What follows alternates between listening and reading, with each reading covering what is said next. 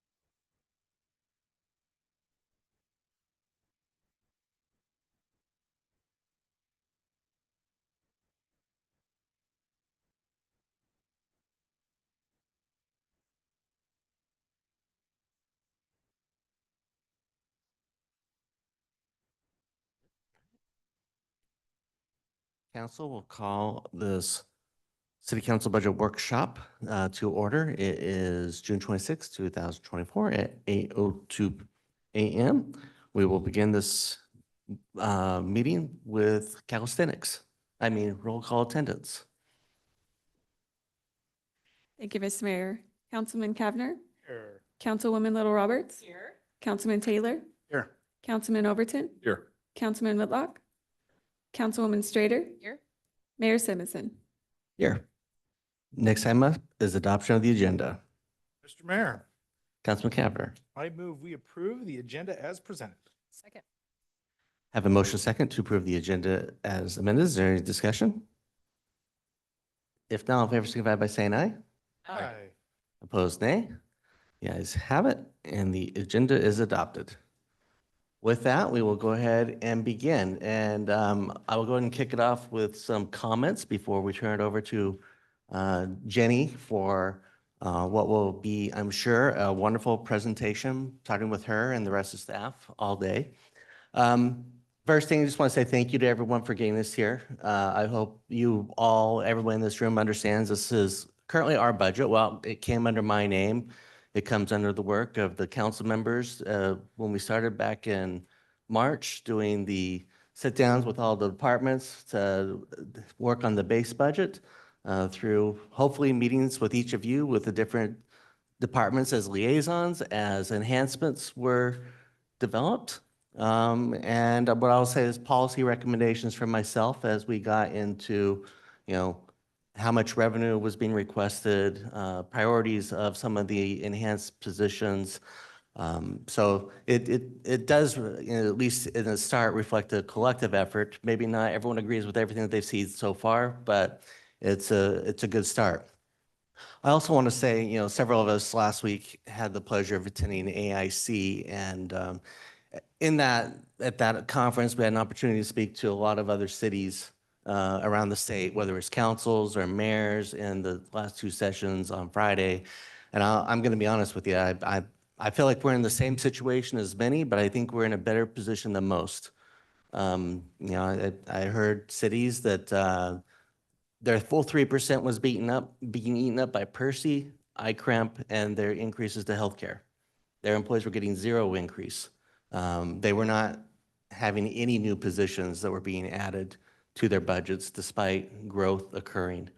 One of the things I also heard very consistently from many of the cities was foregone was in their budgets for this year. I think that there's just a whole host of sweeping situations that Jenny and others will share that has put us into this situation. Luckily for us, with just the 3%, we are able to meet those obligations that are being imposed upon us by others, as well as put in some positions, not all. You'll hear from the departments on those that are not in the budget, some new positions, able to provide some help me up with our compensation efforts amongst the city, provide generally most of the cost of living that we track for the employees. And the foregone that is being recommended is actually to enhance our level of service to meet the obligations in the future of the SAFER grant, which is an enhanced level of service to go to 4-person staffing as part of the model. So to be able to bring forward a budget with you that I think meets a majority of the needs of our city in the base, with a recommendation of applying the foregone towards, a save for future need, I think is in a better position than most from the conversations that I've had. May not be what we would prefer, but it's a start. So I look forward to the conversations we have today and any future days. You have all the subject matter experts in the room, and my opinion. So there you go, as the case may be. So unless Council President has any comments that he'd like to start, I'll kick it to Jenny. Yep. Council, staff, mayor, thanks for this. And I echo many of your comments that it's not just Meridian that's faced with some challenging decisions during budget season. It permeates across the state at all levels of government. First, just to staff, particularly our finance staff, appreciate the quick responses on questions that council has sent previous. I think council today, I would encourage you to come with kind of 2 ears and 1 mouth, and let's listen to our subject matter experts as they present the budget. Certainly there is an opportunity to ask questions, but we're really here to hear both the qualitative along with the quantitative data that we've already been provided. My hope is for all of you council that we keep capturing those questions. We'll field some of those into a parking lot that we can address in our July budget hearing. Would also encourage after today's budget hearing, before we come back together in July, keep those questions coming, find opportunities to meet with department directors, subject matter experts. If there's a piece of equipment you need to go see, we can make time to go do that. But let's do our best to work collaboratively. I appreciate the mayor's comment. While this is the budget that he presents, it is a collaborative effort. And I think in that theme, we should be working collaboratively together as well. And look forward to the conversation today and into the future. So thanks, Mayor. Thank you. All right, with that, Jenny, I'll turn this over to you. Thank you. Good morning, everyone, and welcome to our fiscal year 25 budget workshop. Just to set some stage for us today, here's the agenda that we're going to approach. We're first going to kick off with some housekeeping items like welcoming, and then talk about what the objectives or expectation is for today. We're also going to present our budgetary assumptions, overview of our budget, and then our departments, our subject matter experts, is going to present to you what their budget requests are. And then we will conclude with questions or discussions. So today, you'll hear from our department staff. We, again, echoing what Councilman Cavanagh and Mayor encourage questions regarding our budget, our proposed budget. Again, our subject matter experts are here. If we have any items during the presentation that requires more in-depth discussion, we will ask to park those in the parking lot items and circle back after the presentation so that we can keep our target.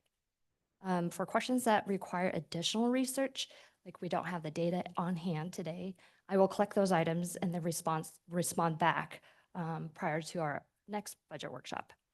And then also, I would like to point out that the order of the presentation that you're going to hear today from our departments, the budget requests aren't in priority order necessarily.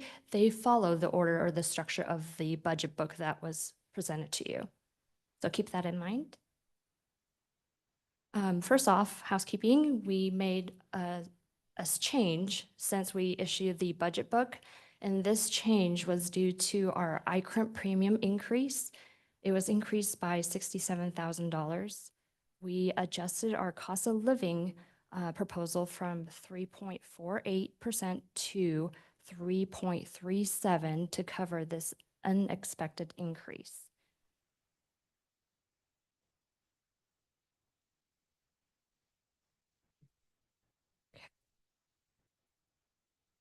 With that, I'm going to jump right into our budget proposal. What is included in our proposal, these assumptions, property tax, our overview of our city revenues, and the total expenditures.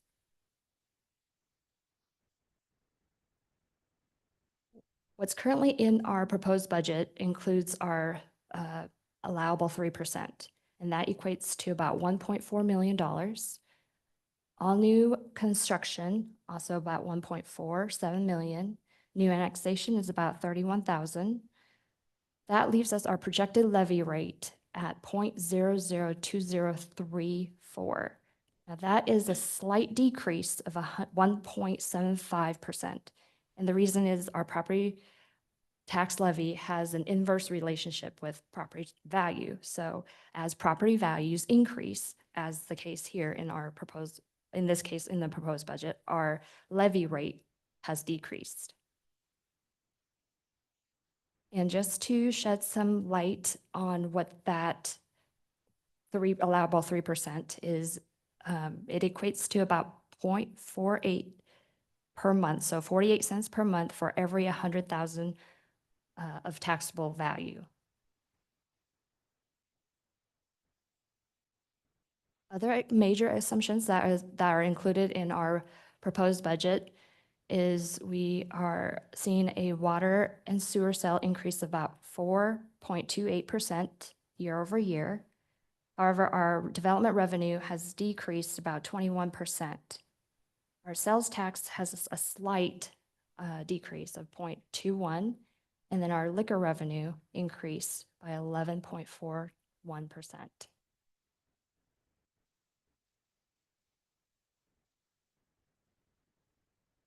Also, within our budget, we are proposing of 8 FTEs. It includes this 1 FTE for our legal department, 2 FTEs for our police department.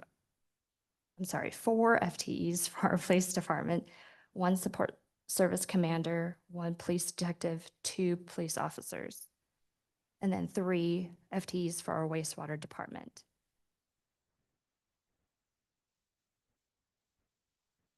Now I'm going to give you some comparisons, a budget overview of what our general fund and enterprise fund budget includes.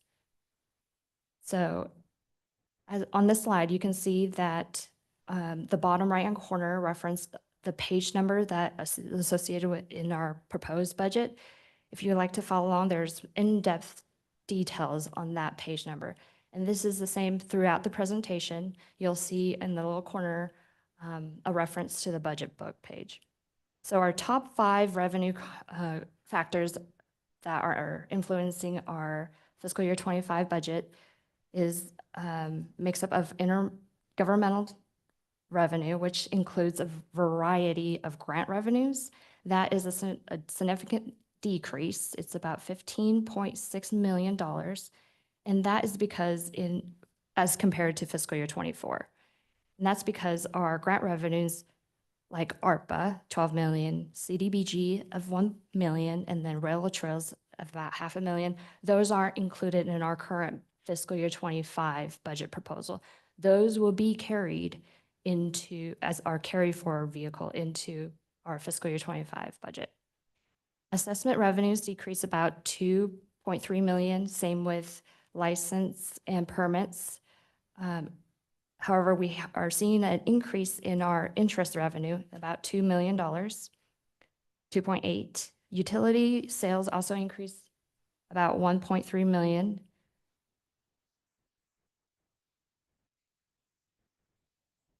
I'm going to switch sides to now we're going to talk about expenditures. The total city expenditures decreased about $58.9 million. That's about 24.7% decrease as compared to last fiscal year 24. And major projects that are in fiscal year 24 that are not included in our current budget proposal includes various well sites. That equates to about $15 million. Canada lift station, about 14 million. And then again, the grants impact our fiscal year 25 budget. Lakeview Golf Course also has improvements that are currently in fiscal year 24 that is not in 25, and that equates to about 3 million. Discovery Park improvements is about 2.3 million. So all these add up to what you see a current decrease as compared to our fiscal year 24 budget.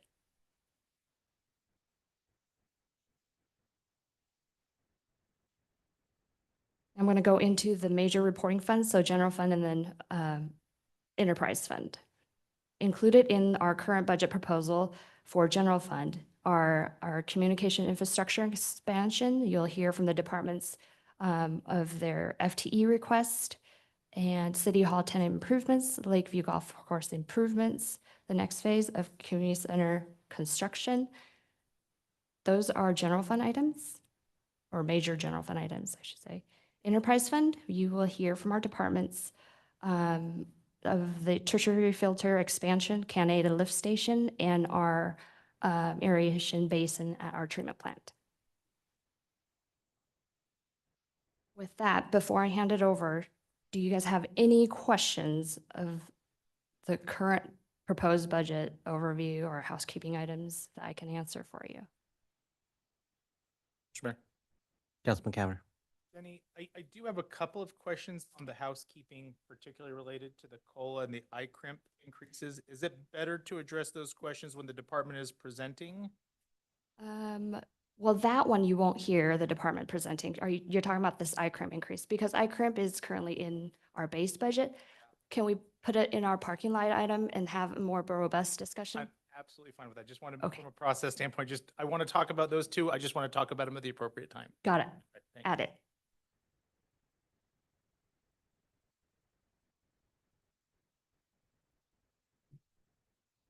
Any other questions I can address right now? Mr. Mayor, Councilman Strayer. just for the parking lot, and I think specific to what Council President Cavanagh was mentioning, when if we are going to put off the ICRIMP discussion to the July meeting, which is I think our parking lot, is that the It won't be goal? put off till July. It'll be today. Today? Yeah. Okay, perfect. Thank you. Yep. We do have time slated later on today after our presentation. If we can't alleviate those, if we can't answer any more of those parking lot items, then we will carry over.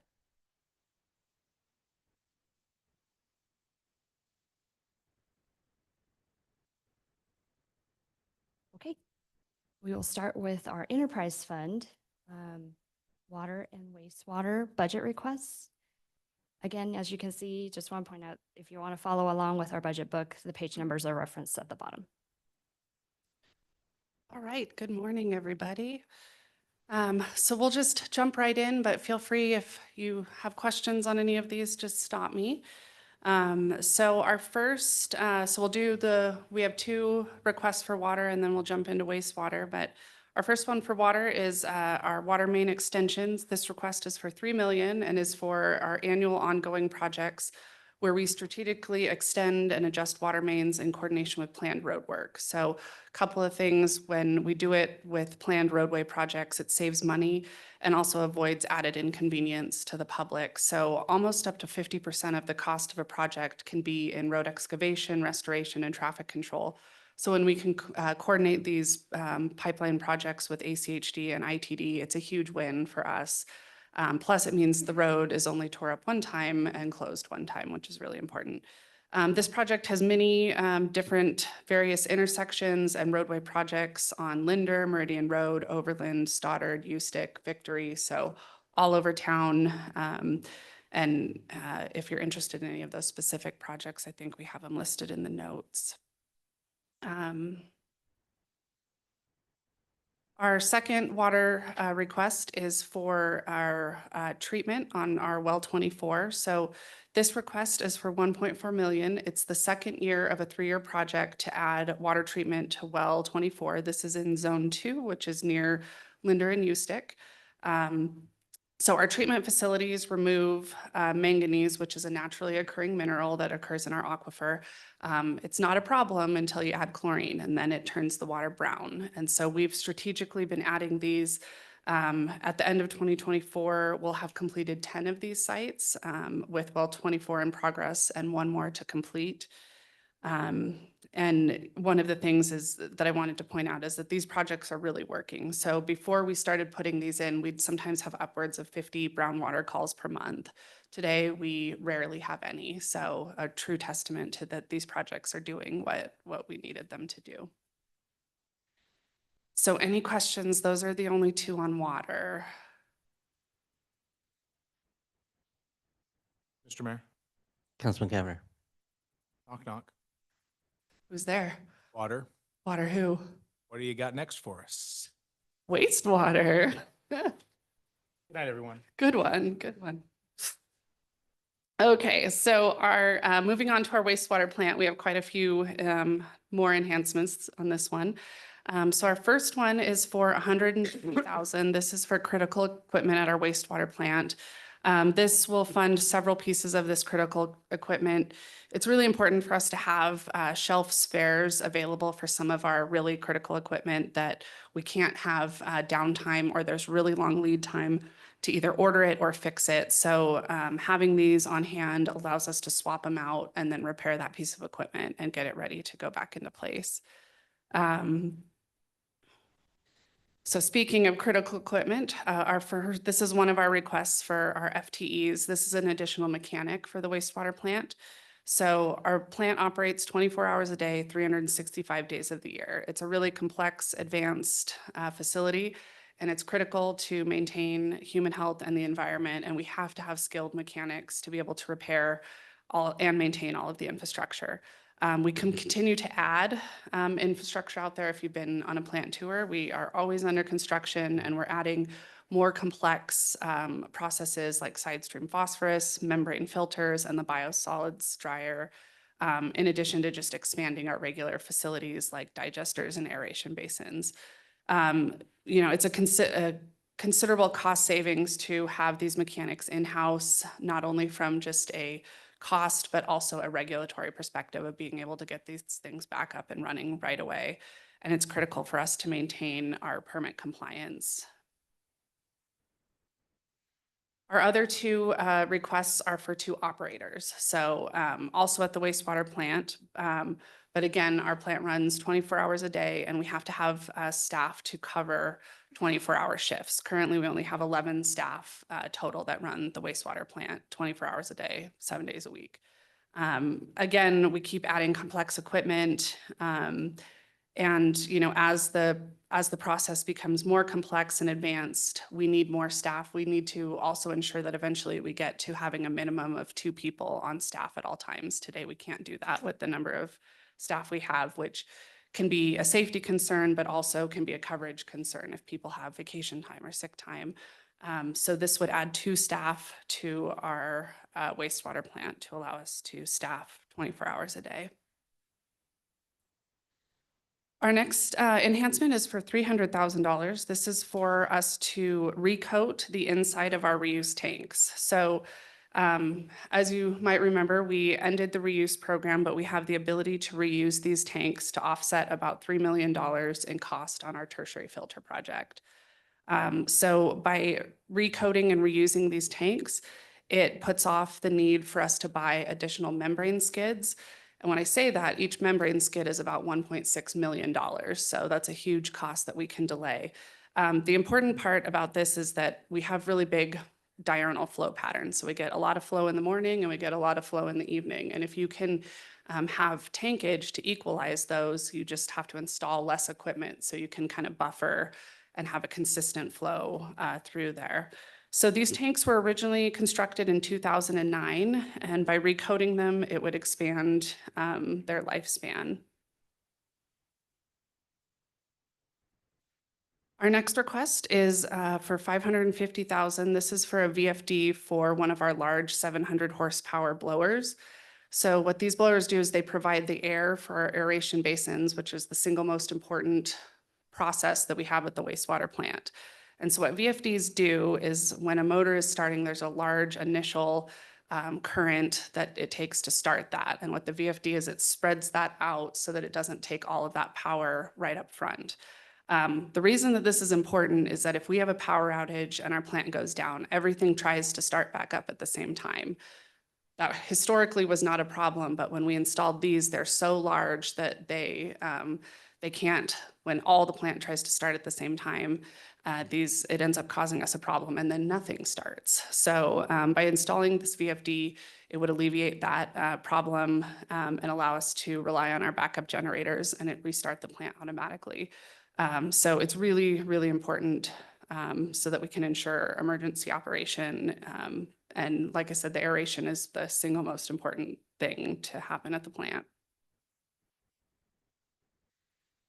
So our next request is for $125,000. This is for money to build a second access road. So we have exceeded the threshold of building square foot to need a second access by fire code. So currently we only have one access out the front on 10 Mile Road. So if something were to happen on that road, if fire couldn't get in, if EMS couldn't get in, which is why they're requiring us to put in a secondary access. We've thought a lot about where that should go for future building expansion and kind of future plans for the site. But what this would do is design and construct an all-weather gravel access road, and it would go along our current existing pressure sewer easement, so we wouldn't have to get any additional land to do this. It would be designed at this point not for regular use, but for emergency use. And then this would be added to, this may sound familiar because we have asked for money for this in the past, but because costs, we just don't have enough. So this would be added to the $100,000 that we have in carry forward to complete this roadway project. Our next request is for $450,000. This is for our South Junction box. So this is a concrete box that initially was constructed in 2004. And almost 60% of our incoming wastewater flow at the plant goes through this single box. That's about 5 million gallons every day travels through this. And failure of this box would be utterly catastrophic. So what's driven this is the internal lining of that box is starting to come off. And so we're concerned that it could come off and clog a pump and the whole thing would back up. So the reason this is so expensive is that to recoat this box, you have to bypass the entire plant flow for the duration of the project. So we've actually bid this out twice, trying to find more affordable solutions. We have a plan now to install some infrastructure like a new manhole to allow us to bring the bypass pumping down, which would allow us in the future to build a second junction box. So we're not so reliant on this single critical piece of infrastructure. But this money would be again added to the carry forward money that we have to complete this project.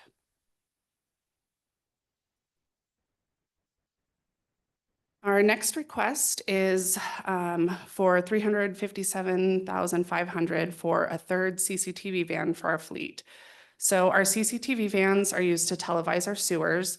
Our original CCTV van was purchased in 2009, and then we purchased another one in, I believe, 2015. And they've been in heavy use ever since then. So what we're asking, we were just going to ask for a replacement on this, but similar to what we've been doing with our fire trucks and our hydro cleaners, there's a lot of value to keeping this piece of equipment. So hence, we're asking for a new one or a third one, and our 2009 van would become sort of a backup, less frequently used vehicle, but still used. Staffing and vehicles have helped us get to where we need to be, but we still have a large workload backlog here. So we use these we use CCTV vans for two things. One is to just periodically, we try to televise every single line in the city. Our goal is once every 5 years to at least get eyes on everything in the city. This is important for a couple of reasons. One is it allows us to see any damage, deterioration. One of the things that's been a big thing for us is bore strikes. So when cable TV companies, utility companies come through, if they hit a water line, you know right away. Because it's under pressure. So everybody knows you hit that. If you hit a sewer line, it can take a long time for that to back up. But in the meantime, you get infiltration or it could cause, lots of problems. So that's one of the things we do with our TV van. The other thing we do is all of our new development projects have a 2-year warranty on them. So at the 18-month mark, our staff go out and camera all of the new development to make sure that the infrastructure that we're taking in from developers is good as it should be. And so that serves the city for the long term, that we're not, taking on something that might have some flaws that we haven't caught. So anyways, requesting a third van for our fleet, the new one, and then the 2015 van would become our primary vehicles, with this one doing some of the backup or secondary work, or when those vehicles are in the shop, it keeps this crew out and moving. So our next request is for the Canada lift station. This is for 6.2 million. So this is the final year of a 4-year project to install a new lift station and associated sewer mains to serve the Fields District in Northwest Meridian.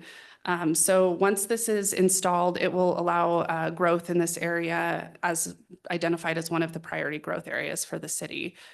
So we've been planning for this one for a long time, and this would be the second and final year of construction. This request is for our sewer line extensions and adjustments. This is identical to the one I talked about on the water side. So this is where we do the work with ACHD and ITD when the roadway is already open. Again, same on the water side. It saves us time, money, and inconvenience, or not adding inconvenience to the traveling public. Our next enhancement is for $21 million. This is for our tertiary filter expansion. So this is year 4 of a 5-year project. This is one of the projects that is required by our IPDS permit at the wastewater plant. Actually, in the permit, it requires that we have it installed and operational by 2027. So what the tertiary filters do is they allow us to filter out and remove the last little bit of phosphorus that we're required to remove before the discharge goes into the creek.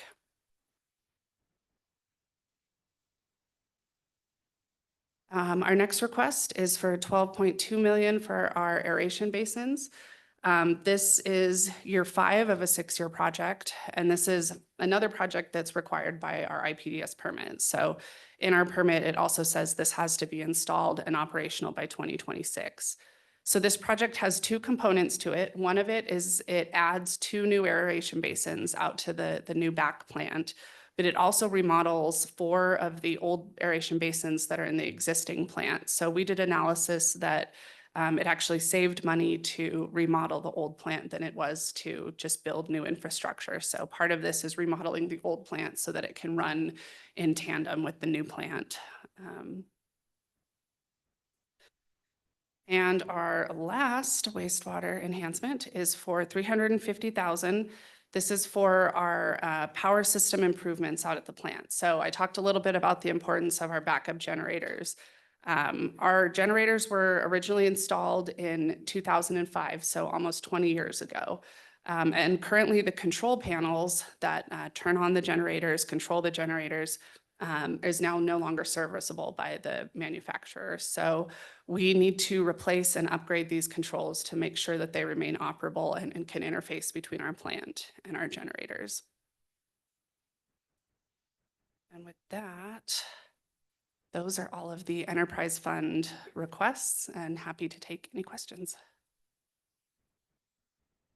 Councilwoman Schrader? Mr. Mayor, just a couple quick questions. Thanks, Lorelei.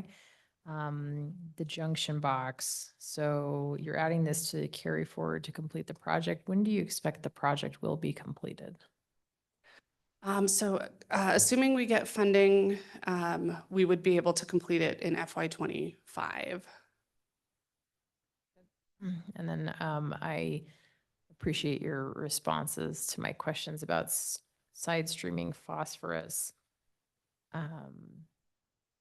What do you think the timing is around that? Just curious. So we've just completed the ability to side stream phosphorus. The struvite, we have, I guess, a discussion to have with DEQ, but I mean, 233 tons of something is not an insignificant amount. I would hope we could turn that into a resource for the city. Yeah, me a so that's a flavor for great that. question. So I think we need a little bit of time to operate and ensure that, some of the assumptions of how much can we produce, how much chemical and electricity does it take to produce. We did, when we built the building, it has the space for the last piece, which is the harvester. So to actually get the struvite out of the stream, you have to put in a harvester, which would pull that out. And there's some capital costs with that. So I think we just need probably a year of operational data to validate some of those assumptions and then plan for, it's, probably a couple $1 million of capital expense to put those in. And so we just want to make sure that we balance that with the right time and then also understand the regulatory of how you would dispose of that. Mr. Mayor, Councilman Strader. is it worth, have we kind of initiated a conversation with DEQ to try to see if we can kind of create some alignment? I think we can definitely do that over this next year, especially, while we're not under the pressure of doing anything, is sort of have those preemptive conversations. So that's a great idea. Yeah, I really appreciate the philosophy of turning trash into treasure. So I think the more we can do of that, the better. Thank you. Mr. Mayor. Councilman Cavanagh. Well, I want to chat a little bit about the CCTV Mhm. request. Can you kind of share with council, what's the anticipated hours of usage of the backup? I guess current fleet, but would become the backup. What's the anticipated hours a month that would be used versus how many hours a month would the new vehicle? So I don't have that off the top of my head, but we could add that and definitely get Parking it lot, to that's- you. Yep. that's what I'm flagging. Yep. And then it's inevitable that we're going to need a third full-time CCTV operator. And so we see this from time to time, right? We hold a vehicle and then we hire, and I kind of want to forecast kind of what that plan is. When would you anticipate needing a third CCTV operator? So I know we have those planned in the 10-year CFP. I don't know the year off the top of my head, but And Yeah. Mr. Mayor, Councilman Cavanagh. all right, for you, everybody in the room, it is not an expectation that you know that off the top of your head. I'm more flagging, these are great follow-up things that have just kind of popped up through the conversation. Mr. Mayor, additional question, if I can. Councilman Cavanagh. Well, not as part of your budget presentation, but there is a vehicle replacement request that's in the budget for a GMC Sonoma. Mhm. So low mileage, not really used a lot. Even in the replacement, it kind of says, hey, it's never going to necessarily meet the mileage requirement for a replacement. So where I didn't quite understand why the need for a replacement this year. And so I was hoping maybe you could give me a little more flavor for that. Sure. So one of the challenges with this truck particularly, it is our last stick shift truck, and we are having more and more trouble with employees that know how to drive stick shifts. So that doesn't mean that we have to, right? Like that's not the sole reason, but that is one of the drivers on this. Not to mention though that it's, older and is getting into the higher mileage and having more repairs. So, I think with any of our vehicles, we could always defer another year. I think one of the challenges that we're going to face is an eventual vehicle replacement bubble that we're going to hit when everything is, hitting the replacement at the same time in the future. So one of the things that the city's done over the last year under the mayor's direction is to establish a fleet committee. that has representation from all of the departments. And all of these requests, you know, it was a significant number that was cut down from the initial request to these ones and have been validated by the team that we feel like these ones are the ones that did meet the threshold for bringing forward. But also really, you know, interested to if council has different thresholds that you want us to use, just more for conversation, if we are happy to apply those to that committee too. So I think we have 5 total vehicle requests across the city to be replaced this year. And Mr. Mayor, Councilor Lorelei, I Cavan. think those other 4 weren't questions. I felt like I could follow the matrix that made that justification.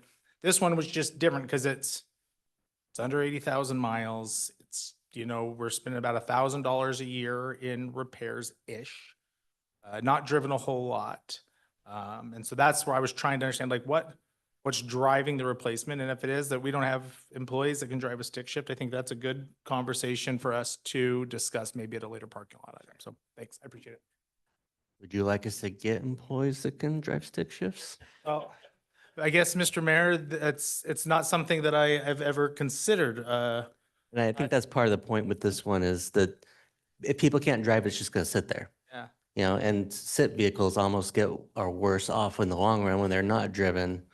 But it's just it's a unicorn in the world of our fleet. And sometimes unicorns need to go away, otherwise the value won't be there. But Somebody drives a stick shift, I think unicorns are majestic. hey, trust me, if the city wants to give me a city car, give me this one. I would love to drive around a stick shift for a while. It's been only 30 years. Noted. Thanks, Lorelei. Appreciate it. Mr. Mayor, Councilman Taylor. so many questions. I had the opportunity of asking lots of questions as the liaison on our Friday 7 a.m. meetings for 6 weeks. So I do want to make a couple of comments, though. First, I just want to compliment Lorelei and our team who are here. Such a big part of the budget, lots of big numbers. But I think when you look at it, there's just a few things that are essential, critical services that the city has to provide its citizens, and infrastructure for drinking water and wastewater is at the top of the list. I think what we found as we went through the budget, I think the focus was on the essential services here, and the requests were pretty well focused on the things that kind of had to be done. But if you do look at some of the sticker shock numbers, they're largely driven by the compliance requirements we have with DEQ and EPA. Just another reminder why we love the federal government and their mandates on states and cities. So a lot of what we have in here in terms of driving the big numbers are related to that. Yeah, it's big, it's expensive, but again, it's kind of what we have to do. I would say, as we think down the road, this is not so much a conversation that needs to be had today or tomorrow, but we do have the benefit of having pretty new infrastructure when it comes to our water and wastewater. At some point, those will have to be replaced. And because our city's grown so fast, everything's so new, it's nice now. At some point, that could be an incredibly expensive thing to address. So I would encourage us to think about this as we're, longer term. We probably need to consider what sort of an appropriate schedule would be on tackling some of these challenges. Again, this is a few years down the road for sure, but I think as we think about it, this is going to be incredibly expensive. And if it fails, it's incredibly devastating to the city. Can't have that. So I just wanted to make a couple of those points, but again, I want to compliment Lorelei and your team. Again, did a good job, big and expensive, but I think it's a pretty good budget request that we have. Mr. Mayor, Councilman Overton. tailing on Councilman Taylor's comments, I don't have questions, just a comment I want to share. Especially sitting through AIC last week and having to get a hold of you to ask questions because of listening to other communities throughout this state and all the struggles they're having in this specific area of everything you're addressing. I have to commend you and your staff for how on top of it we've been over the years.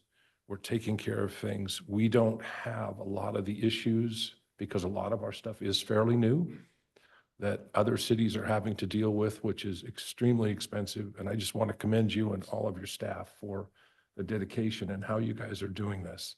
You know, everybody in this city wants to know when they turn the handle or push the lever on the toilet that it all works, and they'll scream bloody murder if it doesn't. And you guys do that. They don't get to see that every day, but they depend on it every day. And a big thank you to you and your staff for everything you do, for the hidden parts of the city that nobody gets to see. Thank you. Well, I just question back to the CCTV truck. Would it have been in replacements alone, but for the request to keep the other one? Yes. Okay, so that would be the question before you is it just keeping the other one or even replacing the other one, which would have been the request? And that can be a parking lot. I just want to get that out for mental consideration as we get to that point. So. Yep. All right, Mr. thank you. Mayor, Councilwoman Schrader. just maybe a housekeeping thing, but if it's possible, if finance could flag each enhancement, if they do require an ongoing source of revenue to fund it, I think that would be really helpful. It is in each one has an ongoing component when they show on the screen. So that one had a $7,500 ongoing cost, which I even question that cost. That I think that's probably finance's required number put in there for each Yeah, that's vehicle probably for cost, gas and. which really would come out of the other one, because if you're using one, you're not using it, but that's how I do math. Thank you. I didn't see that there. That's very helpful. Appreciate it. Mr. Mayor, Councilman Taylor. just a comment on the CCTV truck. I think the amount of pipes and infrastructure that now needs to be monitored with the amount of growth, I think it's a really smart decision we need the new one, but then keeping the old one available, especially if you have repairs. You know, there's a schedule, you get behind the schedule with inspecting things and it just stacks up. So I think it's an appropriate, decision to kind of have that availability still. All right. Thank you very much. All right, thank you. Okay, I don't think we're quite ready for a break unless council, so with that, we'll go off schedule already and move on to general fund, admin, city council.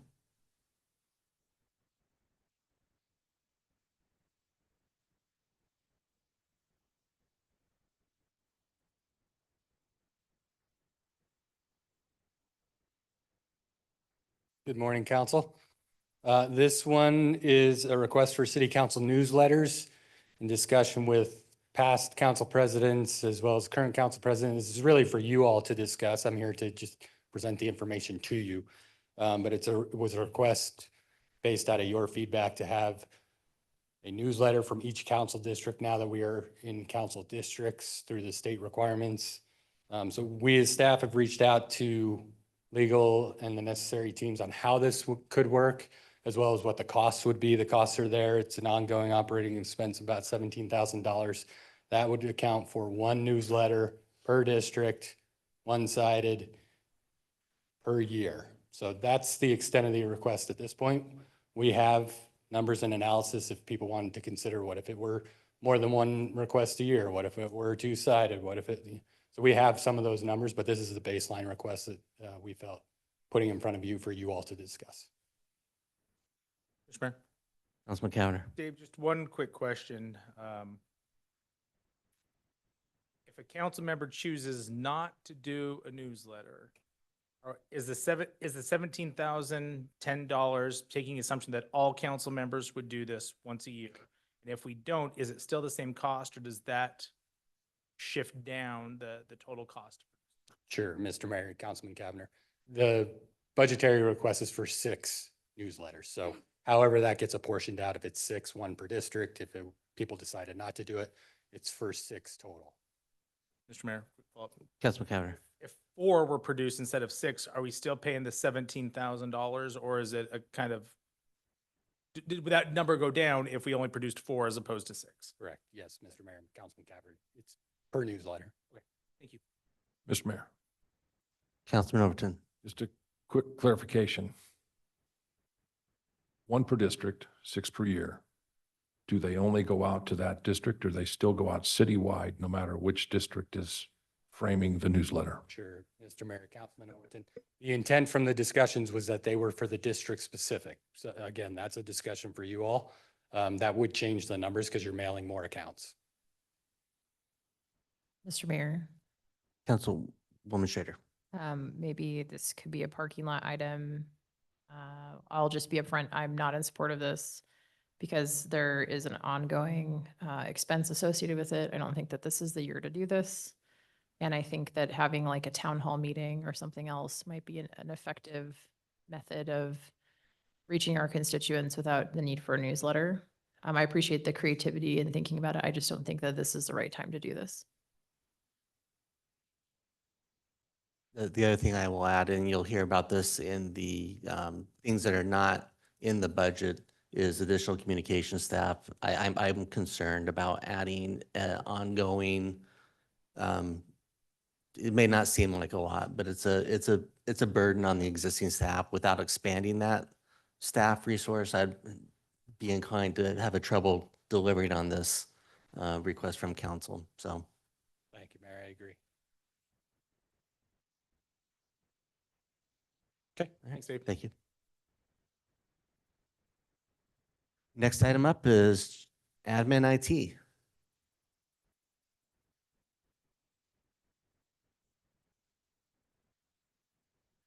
Good morning, council members.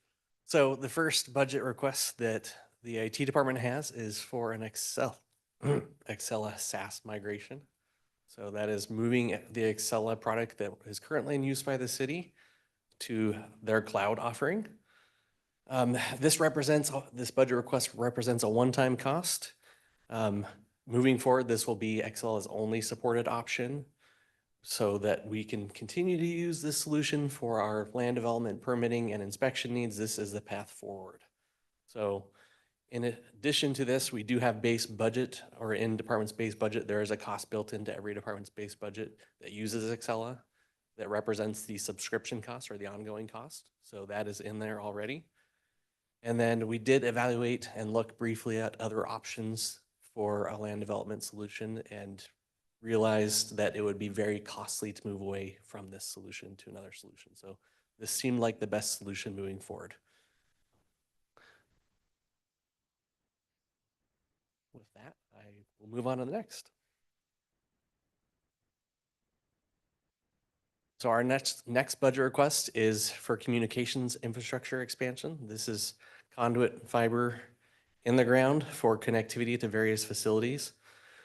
Many of these projects have been on our radar for a number of years. Some of them have been delayed due to potential ARPA funding, but that did not or was not an option for these projects. So they came through as a budget request instead.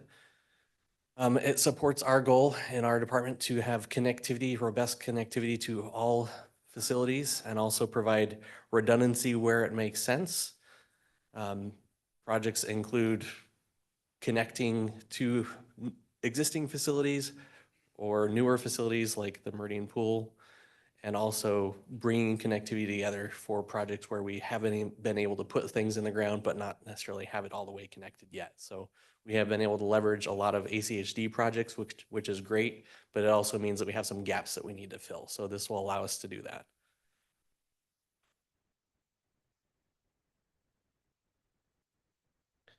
Our next request is for a GIS architecture design. So as part of our server replacement cycle that we go through every 5 to 6 years, our GIS servers will be touched this coming year. And as we do that, we would like to take the opportunity to engage with consultant Esri Professional Services to look at industry best practices and standards and make sure that we are following those with our GIS solutions. So this would be bringing a consultant on to help look and review at what we're doing and make sure that it is up to standards, but also give us an opportunity to address some of the concerns that we have currently, which is we spend some time doing repairs or troubleshooting various aspects of the technology from our automation standpoint that realistically we shouldn't have to do. So in the long run, we expect this to save staff time as well. This is also a one-time cost. So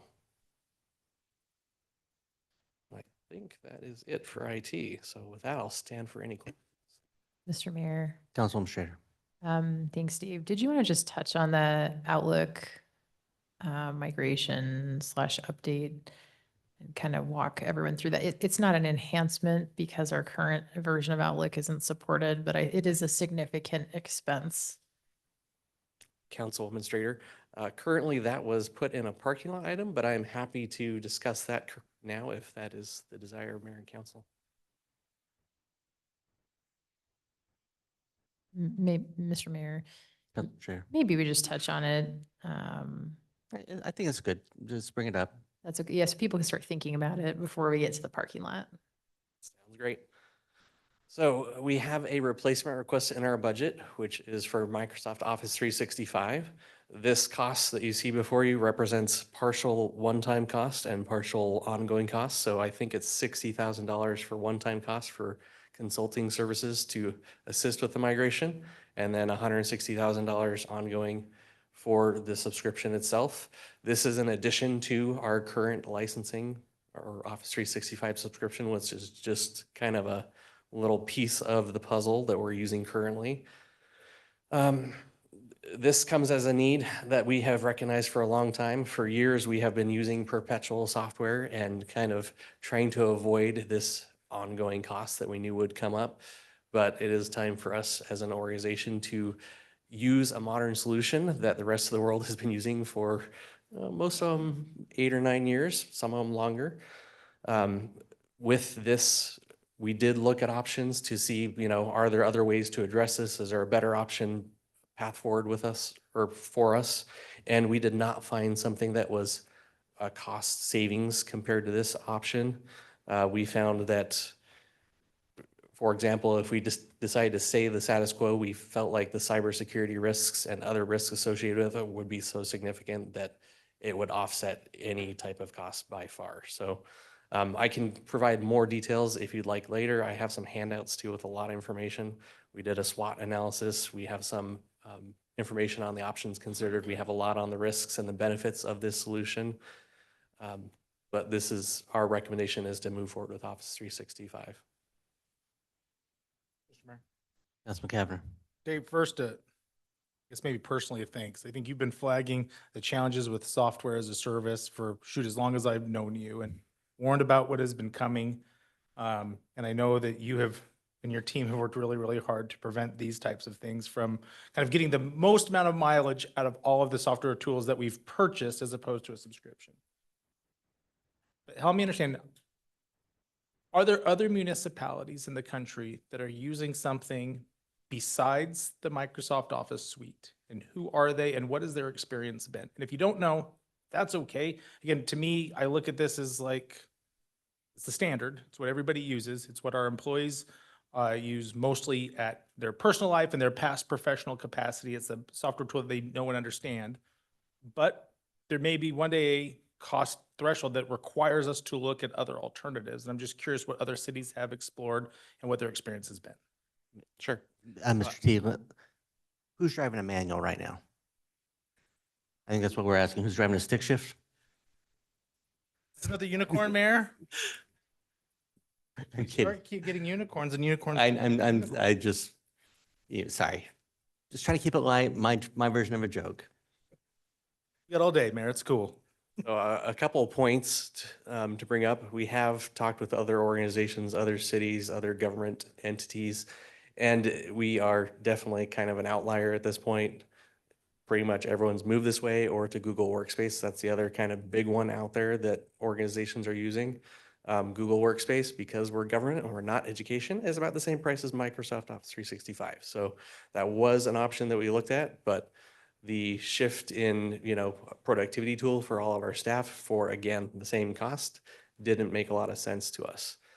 Eli and I were at a cybersecurity conference about a month and a half ago, and it was unanimous. There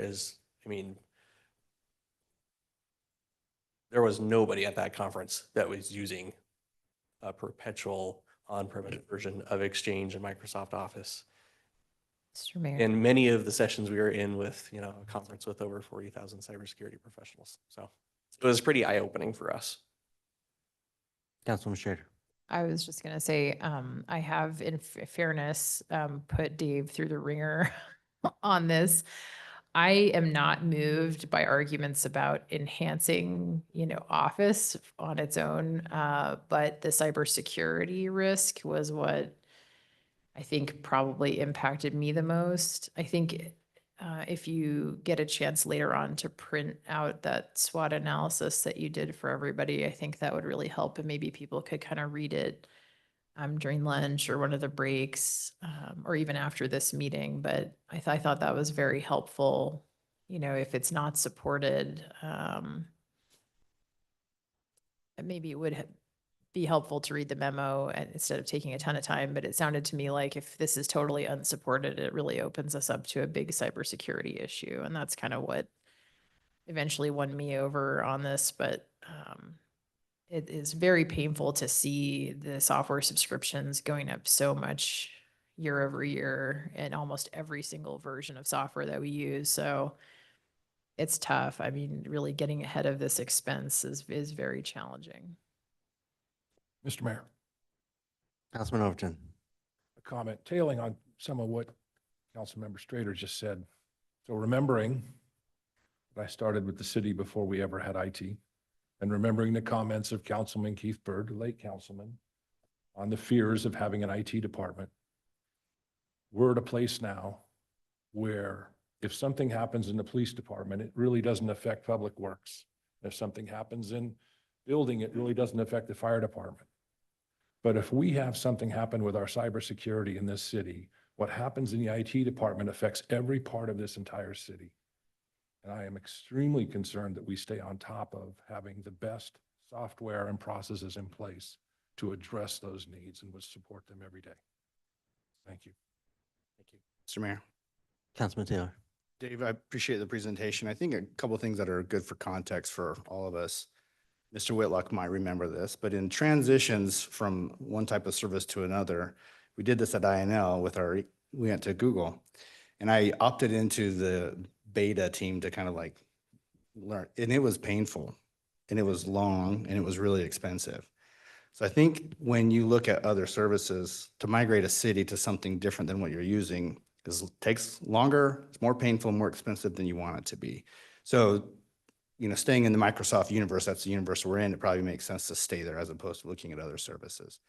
The other thing too, it is incredibly expensive to do the software as a service, but if you study what the state of Idaho has been going through the last few years in terms of trying to migrate different agencies into this sort of component, what they all had is they had independent architectures for whatever they need, and they built something creative for that was a great solution, and then it got old and it couldn't communicate with the new stuff.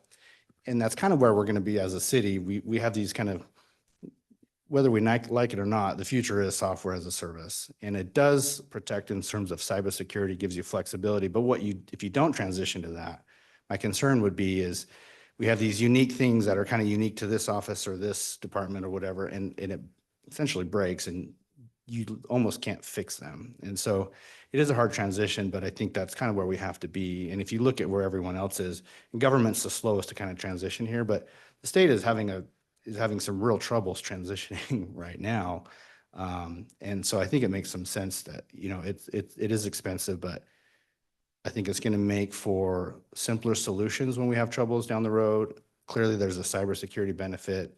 We know that's the biggest threat that really we have in terms of our infrastructure is managing that. So, I think those are some good context, I think, to think about this.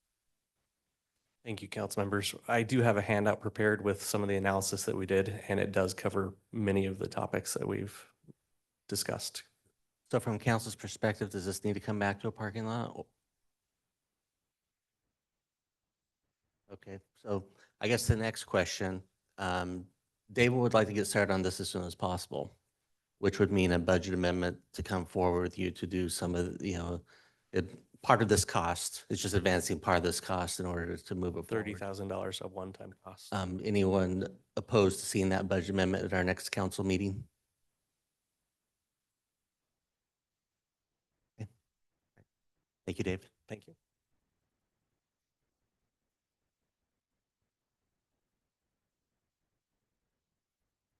Okay, next up, we'll have Mr. Nair with legal. Thank you, Mr. Mayor.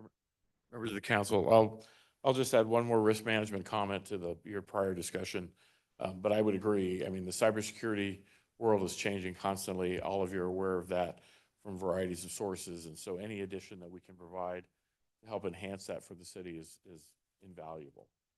And every city that's had any issue would probably tell you the same thing, and the cost would be insignificant compared to what it would cost to have a breach.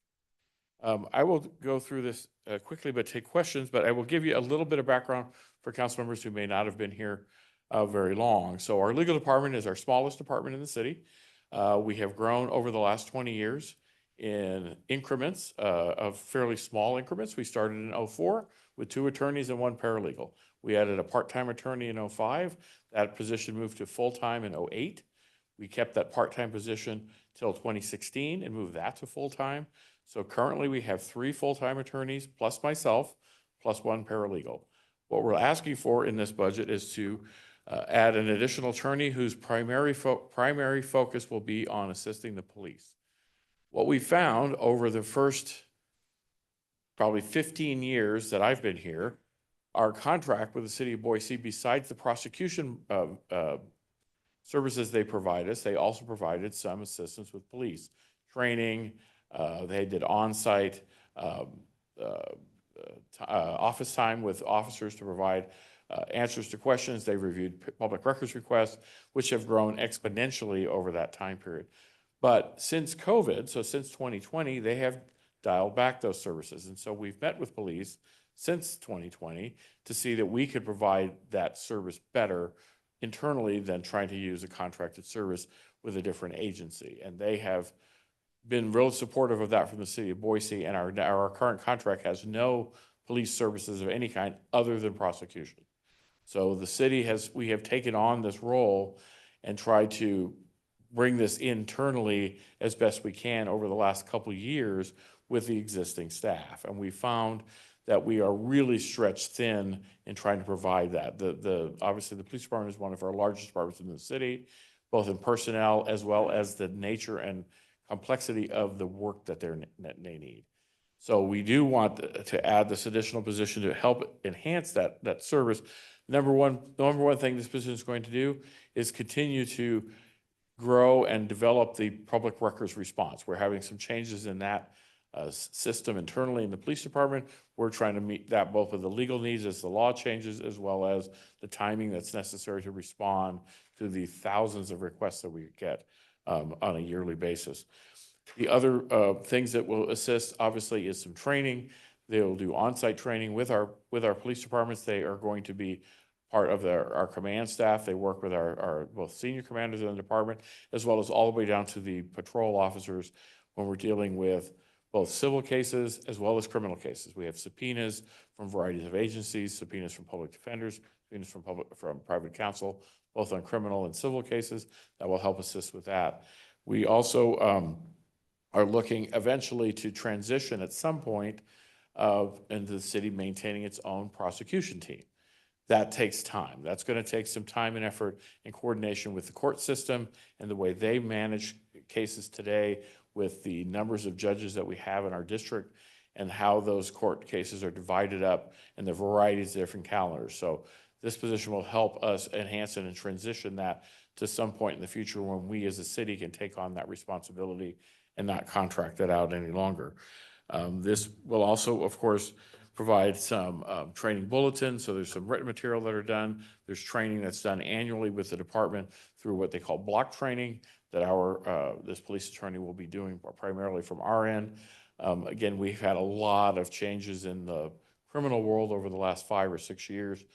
This position will help in coordinating with our department. The officers in the street have lots of questions oftentimes on what's the newest thing, what's happened recently, how does that affect this weekend, tonight, this recent circumstance of whatever they're dealing with, and having that closer contact and closer connection with our office with more timely response that we can provide as a staff, I think will be of more value than what we had previously with a contracted service.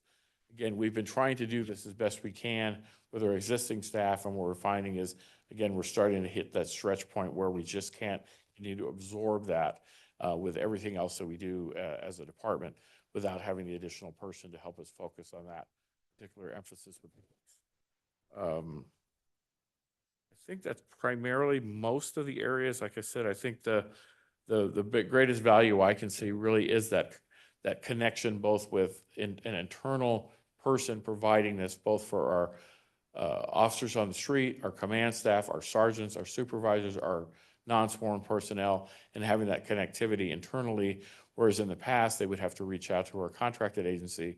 And the response pre-COVID was better than the response we've gotten since.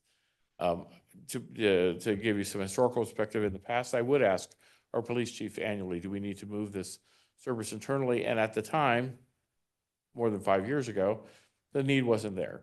The need is there now. And we really feel this would be a greater enhancement for the city, more value to the department, more value to the community, and us being able to provide that directly as an in-house service rather than a contractor. Mr. Mayor, Councilman Overton.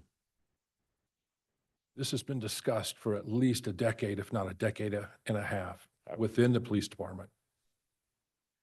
By doing this and hiring this person, we're going to have finally a person in-house that can teach from a perspective of our policy manual, our city's policy manual, and not have any confusion between how two different cities operate and how our people are instructed. I know that sounds like a minor thing, but it can be very frustrating at times when someone comes from a different agency and comes in and tries to teach or handle our issues in the city of Meridian. We're big enough now. We need our own.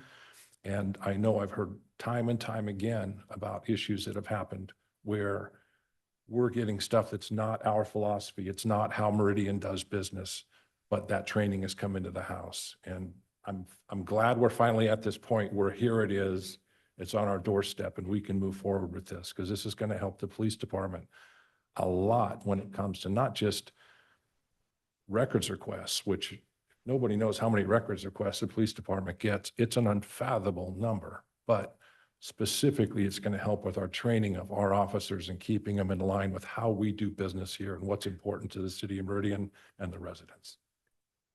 Thank you, Councilmember Overton. I use the word thousands because then I wasn't being facetious. It is thousands of public records requests that we get at the police department. Mr. Mayor. Councilman Taylor. Bill, can you speak to a little bit more about what's a time frame or sort of the plan for what does a fully capable in-house prosecution team look like? How many prosecutors do we probably have to have for a city of our size? And kind of how quickly or slowly and methodically can you build that out? Like, do we ever hit a point where we're like, okay, we got to go all in now and get everybody and build it, or can it be slow and incremental? Can you just speak to that, kind of like the longer term plan on that? Sure. Members, Mr. Mayor, members of the council, Councilmember Taylor. The greatest challenge with the prosecution piece is it is difficult, if not impossible, to do it incrementally. It's difficult to simply pull out a piece of prosecution and say, well, we'll handle these things and we'll leave the big stuff to another agency until we can get there. It really doesn't work that way. The court system isn't built like that. The ways cases are divided up in this county are not built that way. We have approximately, give or take, 20 to 25% of the entire caseload of misdemeanor arrests and citations in this county. So that's a significant number to handle. And right now, when we've talked with the city of Boise and we've talked with Ada County, you're talking about potentially somewhere between 3 to 5 attorneys to handle that type of caseload. Now, it may not be 5 all at once, but it certainly is projected to be somewhere in that neighborhood. And then you're talking about at least 1 or 2 support staff, because 1 is almost impossible to manage with sick, vacation, people gone, turnover, things like that. So you're talking a unit that might have potentially 7 people in it or more. So you're looking at space allocation for that. Where would you put them? You're going to look at some infrastructure needs of equipment. Again, the courthouse is downtown, so you're going to have to travel. And you've got, again, a number of personnel, a number of courtrooms that people have to be in. So a lot of it begins right at the front end, which is coordinating with the court. And that's one of the functions that this position is going to help us with, is working through the court to figure out if and when we can pull this trigger, how does the workflow going to happen?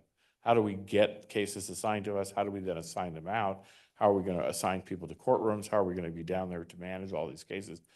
Again, the courts, judges have, when I was a prosecutor in this town 35 years ago, judges were pretty forgiving if you didn't make it to court because they recognized it was me. I had one person to cover 6 courtrooms at the same time. Now we have more than 6 courtrooms to cover, and most judges aren't quite that forgiving of you not showing up because you're too busy or you have another place to be. They expect you to be there. So the expectation of the court system is great. So time-wise, I couldn't tell you, but the amount of people to actually pull that off more effectively, that's where I think the discussion is going to be with this council over time is, are we ready to do this? Because we're going to need to ramp up with people, hiring, training, get them on board, begin that process, pivot from an outside agency managing it to us managing it. That's going to take a little bit of time.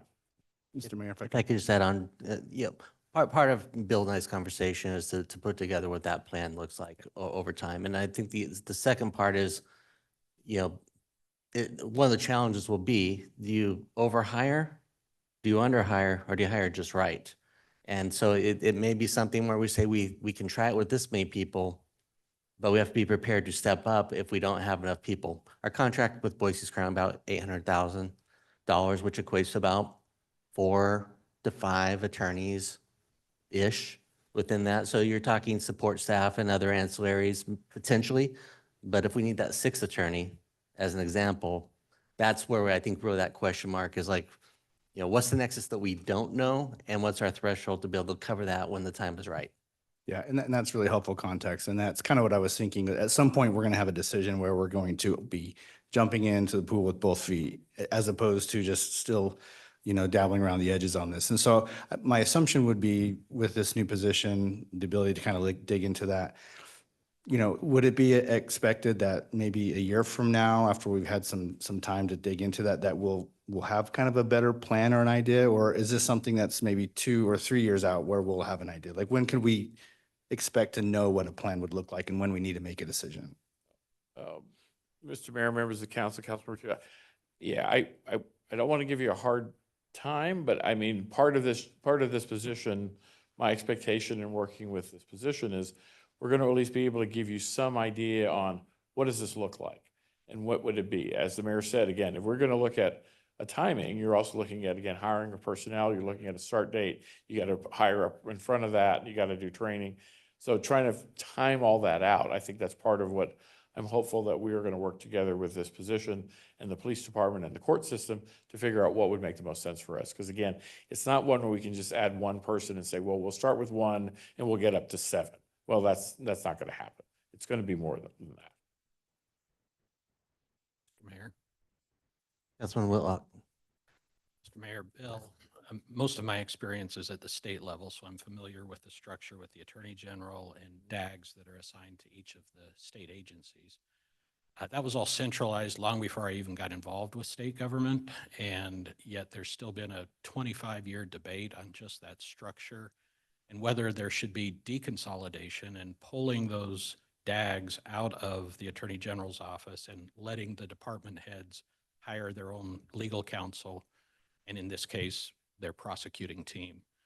Talk to me about just this structure and looking 25 years down the road. Do we go with deconsolidation at the front end of this, or do we endure that deconsolidation debate for the next 25 years? That's a great question, Mr. Mayor, members of the council, Councilmember Whitlock.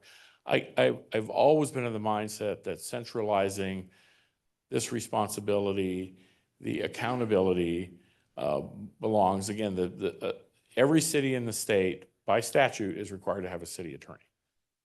So you have an accountability system built into the structure of cities.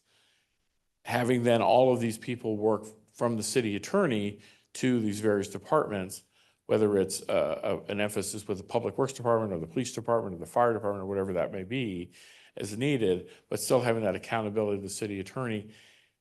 has always just made sense to me. It gives you and the mayor, the council members, where does the buck stop and who's responsible and who's accountable? And the answer in the question today is me. And I don't think you should want to change that. I'm not saying that in the future that may be a better system. Certainly, I'm aware of the same thing you're saying, that the state has had that, and they've done it both ways, and they haven't liked either one of them, and I'm not sure either one works better for them. But I have seen in cities where they have tried to separate those out and let departments sort of have their own. And when I first started in this county back in the 80s, City of Boise was exactly that way. And they found, again, a huge disconnect between departments and the city attorney. And I don't think that's better for the city. I don't think that provides the city the greatest service to have essentially competing interests. You should have somebody that the elected officials, the mayor and the council feel is looking out for the best interests of the city as a whole. The department is a part of that whole. They're not independent. They don't independently operate from the rest of the city. So to me, having that centralized makes the most sense. Again, in the future, that certainly could be a future discussion. But today, I think this is the way to do it. Mr. Mayor, Councilwoman Schrader. I think it might be helpful also to hear from the police chief how high of a priority this is Certainly. for PD. My question on this has always just sort of been, why is now the year to do this as opposed to waiting one more year? So, Mr. Mayor, members of Councilmember Schrader, fair question. I mean, and I guess, I don't have a great answer to, can it wait? Yes, the wheels will not fall off our bus. We will make this work regardless of the outcome of this discussion. I think the issue is still going to be there, and trying to continue to manage with our staff. Are we at a breaking point? No. Could we be? Yes, I don't know. I'm trying to always try to stay in front of those push points where people are overworked, we cannot keep up. We're reprioritizing things constantly and trying to figure out what's the biggest fire to put out today. Again, I know the long-term objective that we're looking at is on the prosecution end for police. For a lot of the reasons that Councilmember Overton talked about, we do things differently. We have a different philosophy than other agencies. We'd like to maintain that. Will this help us get there sooner than later? And will putting it off a year put it off a little bit longer? Potentially, yeah. It certainly could. But I think the chief can certainly weigh in on his perspective, so. And if I could add, at least from what I've heard, and you can correct me if I'm wrong, but a shrinking level of service from our provider who may have helped do some of the stuff in the past. Mhm. Yeah, Which currently, we're just turning to our team to do the work. right, yeah, the city of Boise only does prosecution now. They don't do any of these things that we're talking about. It is all on our team now. All right, you got Chief there to answer Councilwoman Schrader's question. Mayor, Councilman Strader, that's a good question. And I think Councilman Overton hit it on the head. We've literally been talking about trying to do this for a decade. Can we push it off one more year? We can. But is it going to be a struggle for the department? Absolutely it is. Proximity really is key. Having that attorney at the department that can, an officer, when they have a question, can come up and walk in that office and say, hey, this new court ruling just came out. How does that affect us moving forward? Or I'm going to court and here's what the judge is asking.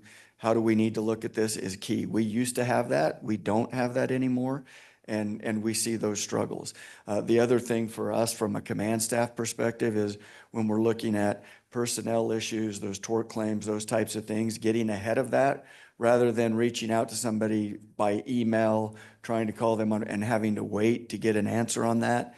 And those things get lost in the translation. Those are very big things for us. Mr. Mayor, Councilwoman Schrader. how does this priority compare to adding, sworn officers? Is this more important, the same importance, or less importance? I would say the same importance. Okay. And how will this help you to alleviate Like, does this help save time within the police department? Like, help me kind of wrap my head around that. Yeah, absolutely helps us save time. Again, having somebody housed here, everything's done by email, trying to catch up with somebody. When we look at the public records requests, I mean, we're looking at right now, year to date, we're sitting at almost 3,000 public records requests right now. And now the law is changing on how those things operate. So having somebody in-house to work with our staff rather than, well, I can make it there on a Monday, but I can't be there the rest of the week is a huge benefit for us. As well as when we want to talk about going towards prosecution and building that out, let's be realistic. Boise City could turn around tomorrow and go, this load's way too heavy for us. Here's your contract, we're done, and we're walking away from it. And we've had conversations with Ada County, and they simply have said there is no way they can take on our prosecution caseload. Mr. Mayor, maybe just one more. Yeah, if I could just kind of answer the question from what I heard from the chief during the process, and I think it was from the team, was I think this was your number 3 priority of requests. It kind of got lumped into your others. So for them, it was above the patrol in their, well, at least they presented, but I'm not going to say it's above them overall, but it wasn't number 1, but I think it was number 3. Mr. Mayor. Councilwoman Schrader. Yeah, and where I'm going with it, I do not dispute at all that we need this position. And I understand we need to kind of lay the groundwork for this in-house prosecution team. I totally understand all of that. Just where, this is a significant ongoing expense for us. I think it would be responsible for us to put this into the parking lot and just to sort of take, kind of take it into account throughout the day and try to kind of weigh it. It's one of those things like where I say, hey, could this wait a year? I think my view would be if it waited a year, it would be at the top of the list for the next year, right? Not something that would go away and not be funded in the future, but something that we could maybe prioritize in 1 year. I'm still kind of weighing it and trying to understand how much it moves the needle for us. So I appreciate the feedback and the context. Any other questions or comments? Mayor, Council, I just want to add, Finance is working in an in-house versus outsourcing model for the prosecution, City of Boise, along with the Idaho Humane Society and our fleet maintenance. So similar analysis is in play. Constantly.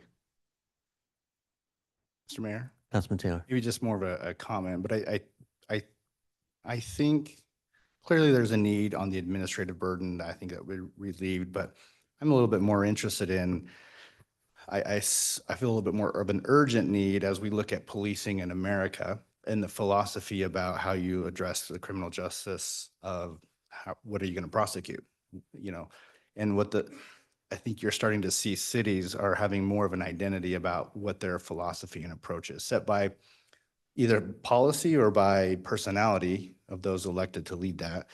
And I think there's a bit of a diverging philosophy between Meridian and Boise, and one which I don't agree with necessarily. So I do think it's important, and I agree. I'm fine with having this in the parking lot to consider it.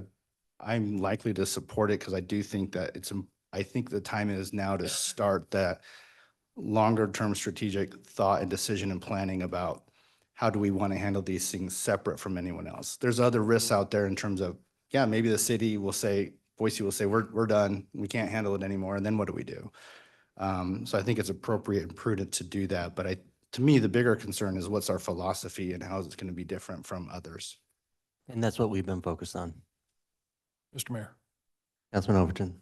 I'm okay with this going to the parking lot, but I think it needs to be said, out of all the divisions in our city, there's only one that has to wear body-worn cameras, in-car cameras, due to the high liability nature of what we force them to do every single day to protect our city.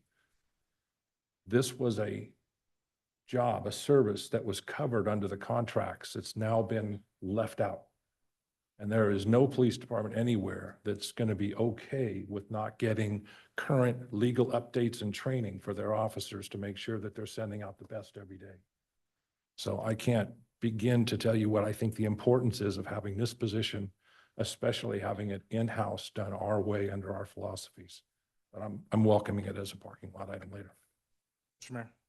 Councilman Cavanagh. I agree. I think it needs to be in the parking lot, but there's three reasons why I really, really support this, and we've touched around them. Certainly the efficiencies is a huge piece, but I think Councilmember Taylor touched a lot on the values. And, you know, when we were a small city, relying on a bigger municipality to handle this for us because we couldn't was a great benefit. And this is a little bit like some of the challenges Meridian said, we've grown so fast that now it's not just adding one, it's talking about adding 4 or 5, and that comes with an added cost. But some of us will recall a number of years ago, we relied a lot on the state of Idaho and our planning and building service department to help us with a variety of different services. And then one day they said, hey, we're not going to do that anymore. And the scramble from the department and the city to build up our infrastructure in such a rapid pace was a big, big challenge on the department and on our community. I look at our attorneys, particularly on the prosecution side, a little bit like our public works infrastructure. It's something that a public largely doesn't see, but is so critical and so important. But I think moving into the parking lot makes the most sense, but I think Chief Bill, I know there's a lot of support for this, and I think more support about where we need to go as a community. And I'm looking forward to the analysis from finance, and maybe we get to the parking lot. I've got some other suggestions for moving forward afterwards. So I appreciate the presentation on this. All right, thank you. So on my ending note, though, I will leave with a joke. Don't leave a So- joke. So what do you call a lawyer with an IQ less than 100? Your Honor. Thank you, Judge Morton, in case you're watching today. I just want to say a fast shout out.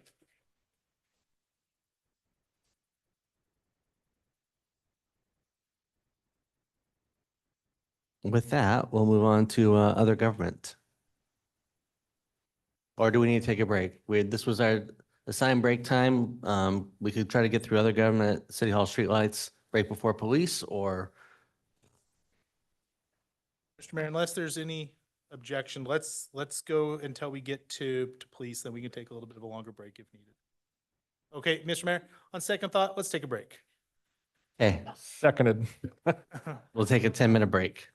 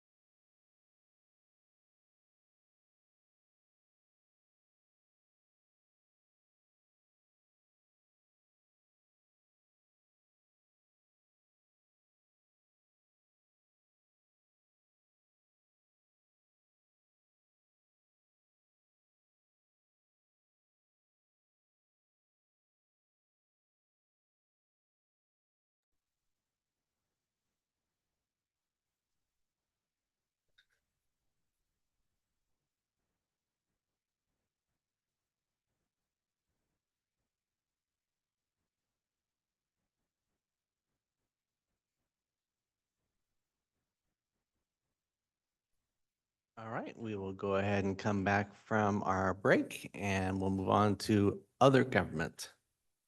All right, thanks, Council.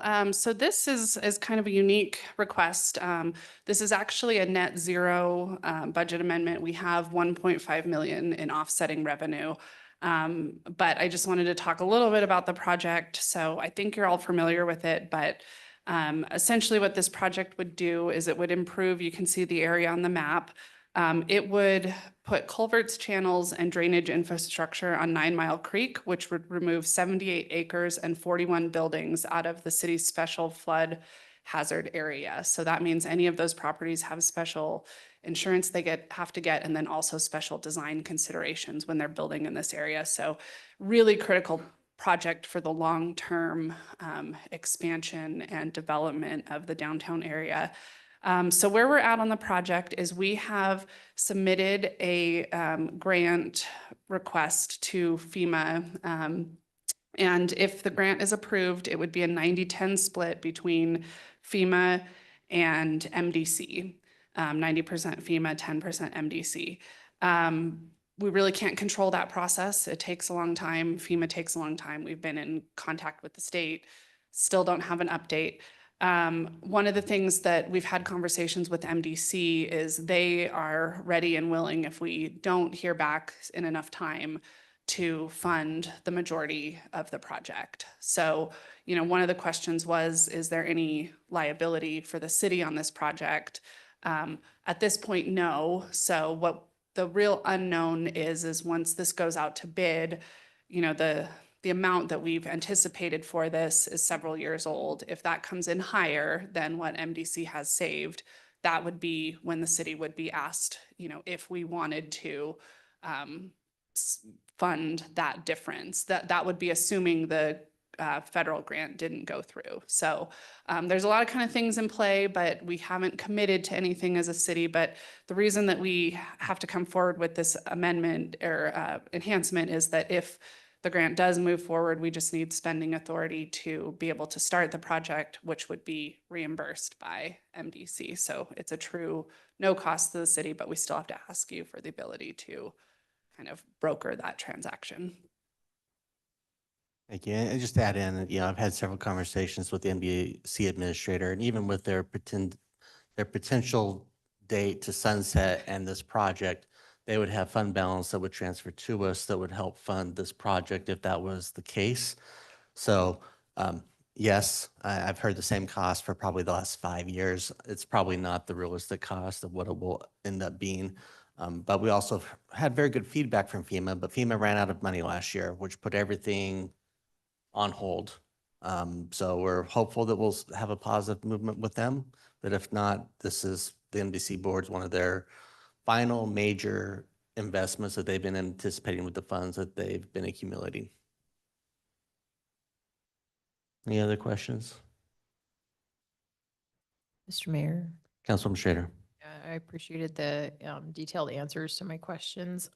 It sounds like we expect to hear back from FEMA soon. Is there anything more specific, or is it just that people's experience with this agency is that it could just, we have no control over it at all? It could take forever. I mean, help me understand. Yeah, so it can take forever. And then when other events happen, like I know when the Maui fire happened and the hurricane season, each time one of those things happen, they'll pause some of these other projects because the funding gets diverted to. So we've been waiting for, it's almost 2 years now, definitely in direct communication with the state. And we've heard from the state emergency management that, you know, this project is really highly scored. And from the state's perspective, as soon as FEMA says yes, it's a yes. But it's more so just, is there funding from FEMA? Thank you, Mr. Mayor. And it looks like we had the 4.3 million, at least through MDC, available today. Is there any kind of, is there something we should keep in mind regarding kind of fronting the money, or, you know, if let's say MDC gets going on this project, is it still eligible for the grant? Can it be reimbursed? Like, how does the mechanic of that work? So good question. So we, MDC has agreed, we were kind of in a holding pattern on design, waiting to hear. They've agreed to just spend and finalize design. There is, potentially some question of that should be reimbursable back to them, but they said it's worth it to just go forward and spend that to get design complete. So that we should have design complete by late summer. And then we would go out to bid, and then we'd know a lot more on the funding. And then I think having direct conversations with MDC of, are you ready to move forward if we don't have an answer on the grant, and kind of evaluate that risk. Thank you. Right. Okay.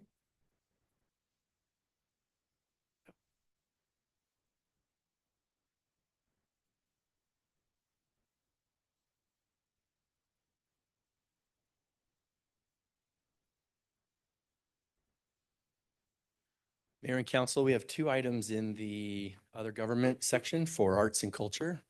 The first is this public art master plan. We had this on the wish list last year. It did not make it into the budget as we were balancing and prioritizing. We are bringing it forward this year kind of as a menu of options. We would like to look at our public art program and develop a master plan for it to help guide their future direction. Our preference would be to fund the full master plan, which I have detailed on the left. That cost is $50,000 and would include policy and procedure development for our MAPS funds, community outreach and stakeholder engagement, a public art site review and prioritization, the updated statistically valid public survey of our citizens, as well as a more robust capital projects plan for the next 10 years. The request on here that shows $30,000 is another version of the menu. And we did submit in response to Councilwoman Strader's questions, the sample scope of work that would look like. We have developed that in more detail, which would include the first two items on that list, policy and procedure development, as well as pretty robust community outreach. It scales back the art site review to just an inventory, and the last two items on the list would not be a specific part of that. But based on the funding approved, we have the ability to adjust and go as far down that list as we can. So, questions on that one? Sure. Councilman Cavanagh. Steve, when was the last time we did a public art master plan? One ever been completed? So we don't have an actual public art master plan. Cassandra is here to help me out. But we did do some outreach to the public. Cassandra, so I don't fumble too much, why don't you just come up and maybe describe what we have on the books today? In I think 2019, we did, there was $10,000 of funding, and that was for a survey. And so we had a survey and it had some recommendations. So that's what we have so far. And that could become part of a master plan, but to date, we don't have a master plan. In the interim, I did develop a work plan, just like a 2-year work plan with a look to the next sort of 5 years for projects. So we're kind of going off of that. So that's what we have. Mr. Mayor, quick follow-up. Councilman Cavanagh. That you're up here. I appreciate you being here. Statistically valid surveys are always of high interest to me. Help me to understand, should that have been included, what you were hoping to achieve? So we do have a survey, but it's been several years. So I think an updated one that's a little bit more robust. It was done during COVID, the whole survey, and the outreach and engagement was supposed to have a lot more in-person interactions and community engagement sort of part of it, but that didn't happen because it was during COVID. So yeah, I think that's something that an update to that would be important. Mr. Mayor? quick Councilman follow-up. Cavanagh.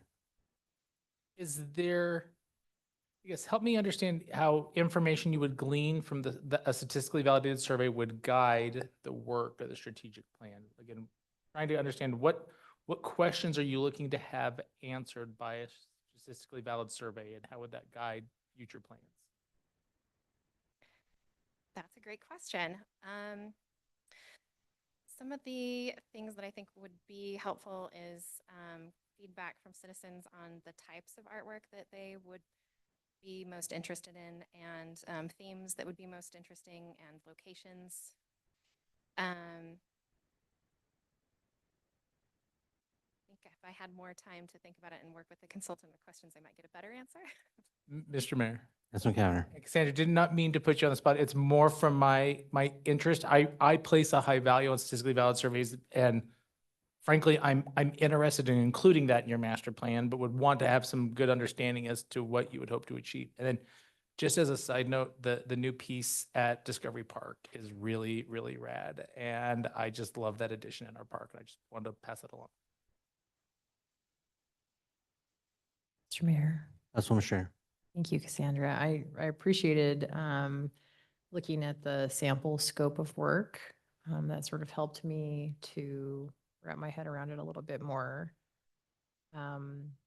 Always a tough question, but what do we get by hiring a consultant that we could not accomplish with internal resources to create our own master plan? Sort of helped me understand what expertise a consultant would bring that we do not have ourselves. Is it just a question of bandwidth with the team? It just kind of give me a flavor for that. The bandwidth part's definitely part of it. I think, so two parts to that. Is it something that could potentially be done in-house? Yes, with a lot of time, and I think I'd have to put a lot of my other priorities on hold. However, having a professional consultant that knows more about best practices in the field is really helpful to bring us in line with other cities and what they're doing with public art, because it's a little bit of a little bit different than some city processes and some city things. Mr. Mayor, Councilwoman Strader, I think bandwidth is a big part of it. If I could just tack on, Cassandra comes with a great deal of expertise, and there probably is an expertise to do a lot of this. Now, the broader range of best practices and things that she just described that an outside professional could bring would be in addition to that. Cassandra and I did have just a couple weeks ago, a meeting where we sat down. She has a growing list of priorities and demands, and she's already faced with having to prioritize and decide what not to do. And so we had a really important question about what is the most significant parts that I expect of her and what can wait. I can't add this to her without cutting more of what I feel is really important for her to keep doing. So I think that the bandwidth for me is probably a key piece of that. I think if it were to be added as an internal item only, I would say the other items that she is doing need to keep going. They're too important to not do to focus on this, and we would just keep the wheels on the bus as best we can without doing this. But because we see value in reaching out and having that engagement and developing a vision and a master plan and redeveloping those policies, that's why we brought this forward. Mr. Mayor? Councilwoman Strader. Yeah, and I'm asking the questions from the perspective of, I think it is really important that we have public art that fits the community's needs and that reflects our community. You know, I think that's really important for the success of our public art program. So I don't dispute that it might be worth the investment here. Just kind of wanted to understand a little bit of the give and take on your resources. So thanks. Mr. Mayor. Councilman Cavanagh. Something, Steve, for you and Cassandra to discuss between maybe now and our July hearing, and not saying this is an either or. We do allocate funds through MAPS every year for public art. Would it be, in terms of a priority, worth foregoing some of that investment in public art to fund this study? If it was an either or situation, don't need an answer now. I think that's something that probably requires some good deliberation, maybe even some discussion with some other stakeholders. But that would be a question that I would likely want to discuss in our July meeting.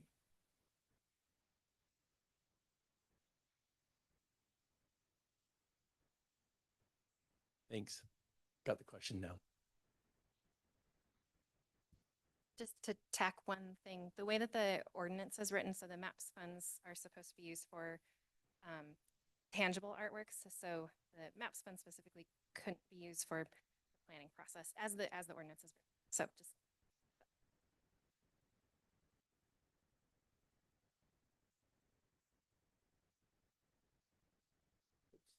I think we both. Oh. Yes, there's one in between ours. So we'll jump to this one. Okay. Youth Performing Arts Projects Grant. This is something we currently do and have been doing through the Arts Commission. We support youth performing arts by offering a grant to the community through $7,000 of our current budget. This year, we received grant proposals totaling $17,870. There's growing interest and demand, and we'd like to see more support and the ability for that to grow. So our request is to basically increase our current $7,000 budget with another $7,000 to total $14,000, just to help grow that program and grow the youth performing arts in the community. So if you have questions about what it does, I still have Cassandra here, but any questions? Mr. Mayor. Councilwoman Schrader. And just, I thought it was interesting, at least I received the feedback that this is a higher priority for you. Cassandra, is that right? This is even a higher priority than $50,000 toward the master plan. Is that true? yes, I think that comes from somewhat of it's a personal perspective. Okay. I would see more direct impact to the community through this, through direct funds for the youth performing arts projects. Okay. Mr. Mayor, Councilman Taylor. just quick clarification. This is $7,000 in one-time cost for just for this year, or do you plan for this to be an ongoing? Thank you. It is not a capital cost. I didn't recognize that was, it is intended to be ongoing. So yes, thank you for that clarification.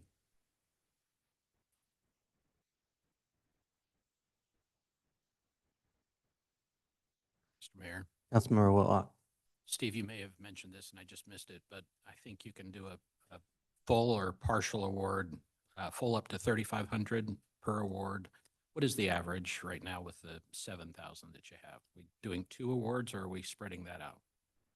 Great question. Thank you. We had this year, so they could apply for up to 3,500.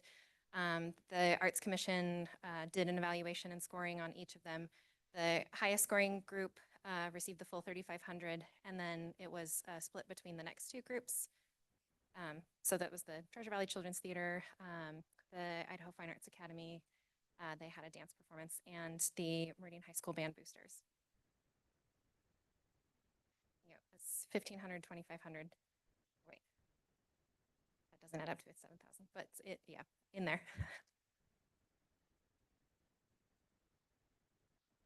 Mr. Mayor. Councilman Schrader. I would suggest that maybe we add these 2 items to the parking lot. I think that was kind of obvious, but just to, I know someone's keeping a list, so. Thank you.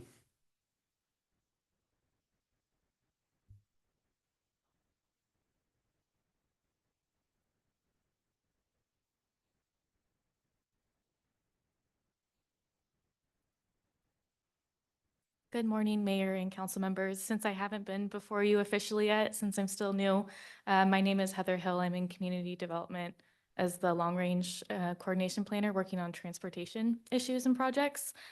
So just thought I'd give an introduction to myself.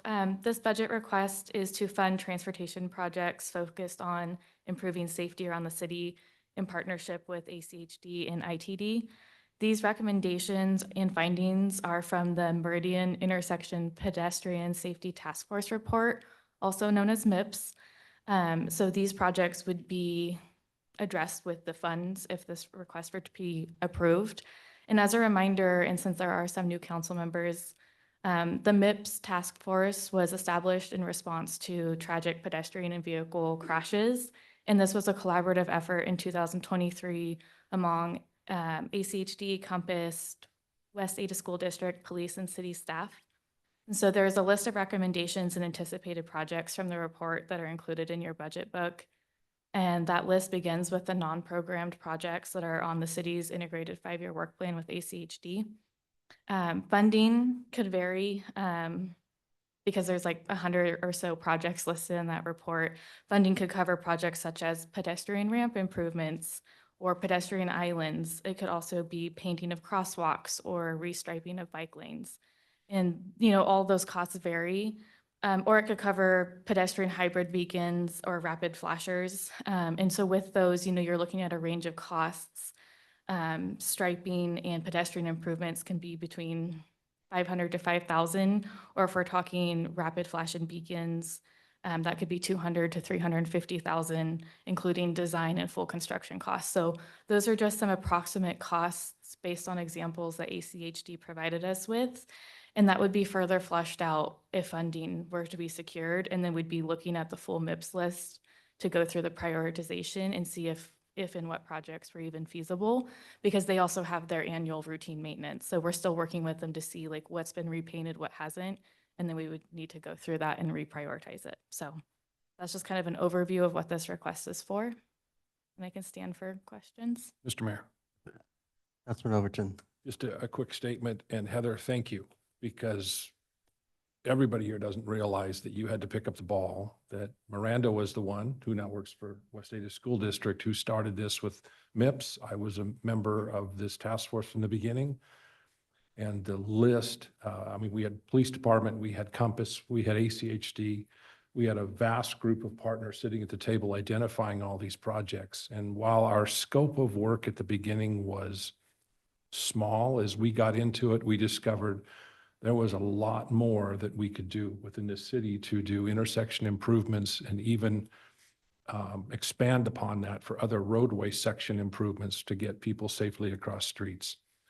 Heather, you've done a great job picking it up, but one of the reasons we don't have this expanded into a list of priorities is because we did get delayed because we had to hire someone as amazing as Heather and then pick up the ball and start to work to get this amount of money secured and hopefully have that list of priorities on items that we need to get done to take good intersections and be great intersections, increase the safety at those intersections, but also determine what those items are going to be that are going to not be funded by some other source.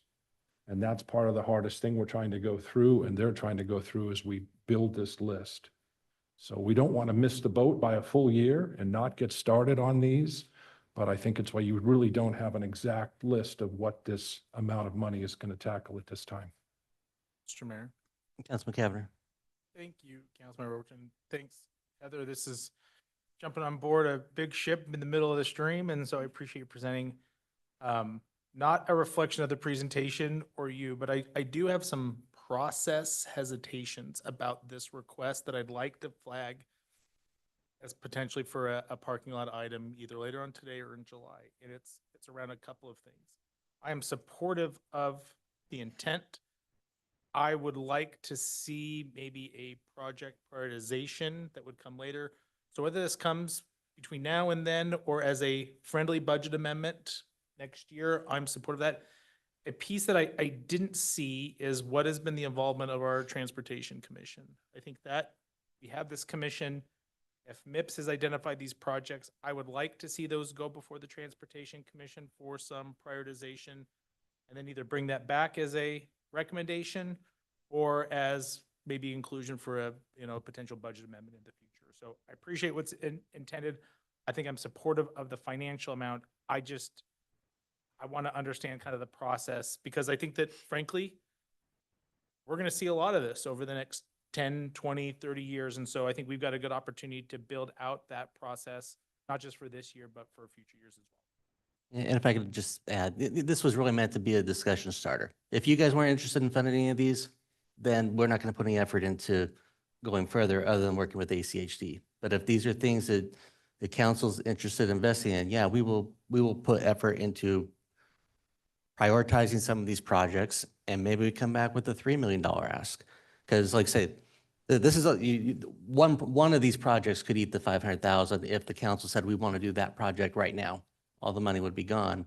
So it would be it would be an effort to do the work. And yes, if you want to take it out, like we've done in previous years, but I don't want to have staff do a bunch of work if council's not interested in helping in being a funding partner to that, which is, could be legitimate. It's a new council. Half of them weren't here for this conversation. Mr. Mayor, I commend that. I like that this is a conversation starter, and whether it's later on this afternoon or in July, I think this would be a good conversation for us as a body to take on. Mr. Mayor. Councilman Schrader. First, I just have a clarifying question from finance. So on page 74 of the budget book, transportation projects was listed as a $500,000 operating cost. And I just want to make sure that this is a one-time capital cost and not an operating cost, because that obviously makes a pretty significant difference in this year.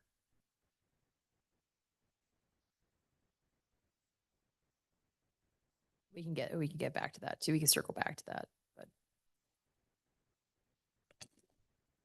It is an operating cost, so our apologies for the PowerPoint. It is an operating cost.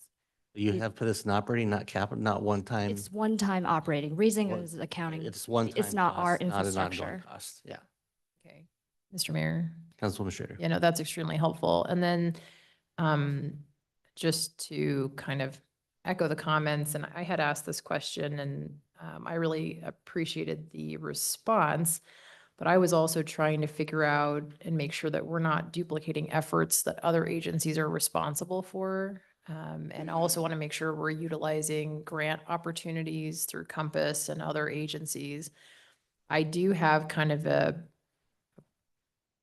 process concern. I think we could have, a great discussion starter could figure out, is there an amount of money that makes sense? What is that amount? But I definitely don't feel comfortable kind of approving a check for undefined projects. I would like between now and the time of our parking lot to get really zeroed in on, you know, if you had $200,000, here are the projects you'd recommend. If you had $300,000, here are the projects you'd recommend, and really understand a better prioritization. I don't feel like I've had a good experience with approving costs that haven't really been prioritized and defined. So that's kind of just a hang up of mine, but I would like us to kind of dig into this a bit more between now and July. And what you probably aren't going to get is a prioritized list, that could go to the Transportation Commission and go through the staff. But I think the question that will help us is, we will do that. I mean, even if you put money in the budget, we wouldn't spend anything unless it came back to council as individual projects to say, here's the list. Or we can do it as a budget amendment, just so we have a dollar threshold to begin the conversations with. Because that's the biggest part is, you know, if council says 200,000, we wipe off several projects from even being part of the conversation.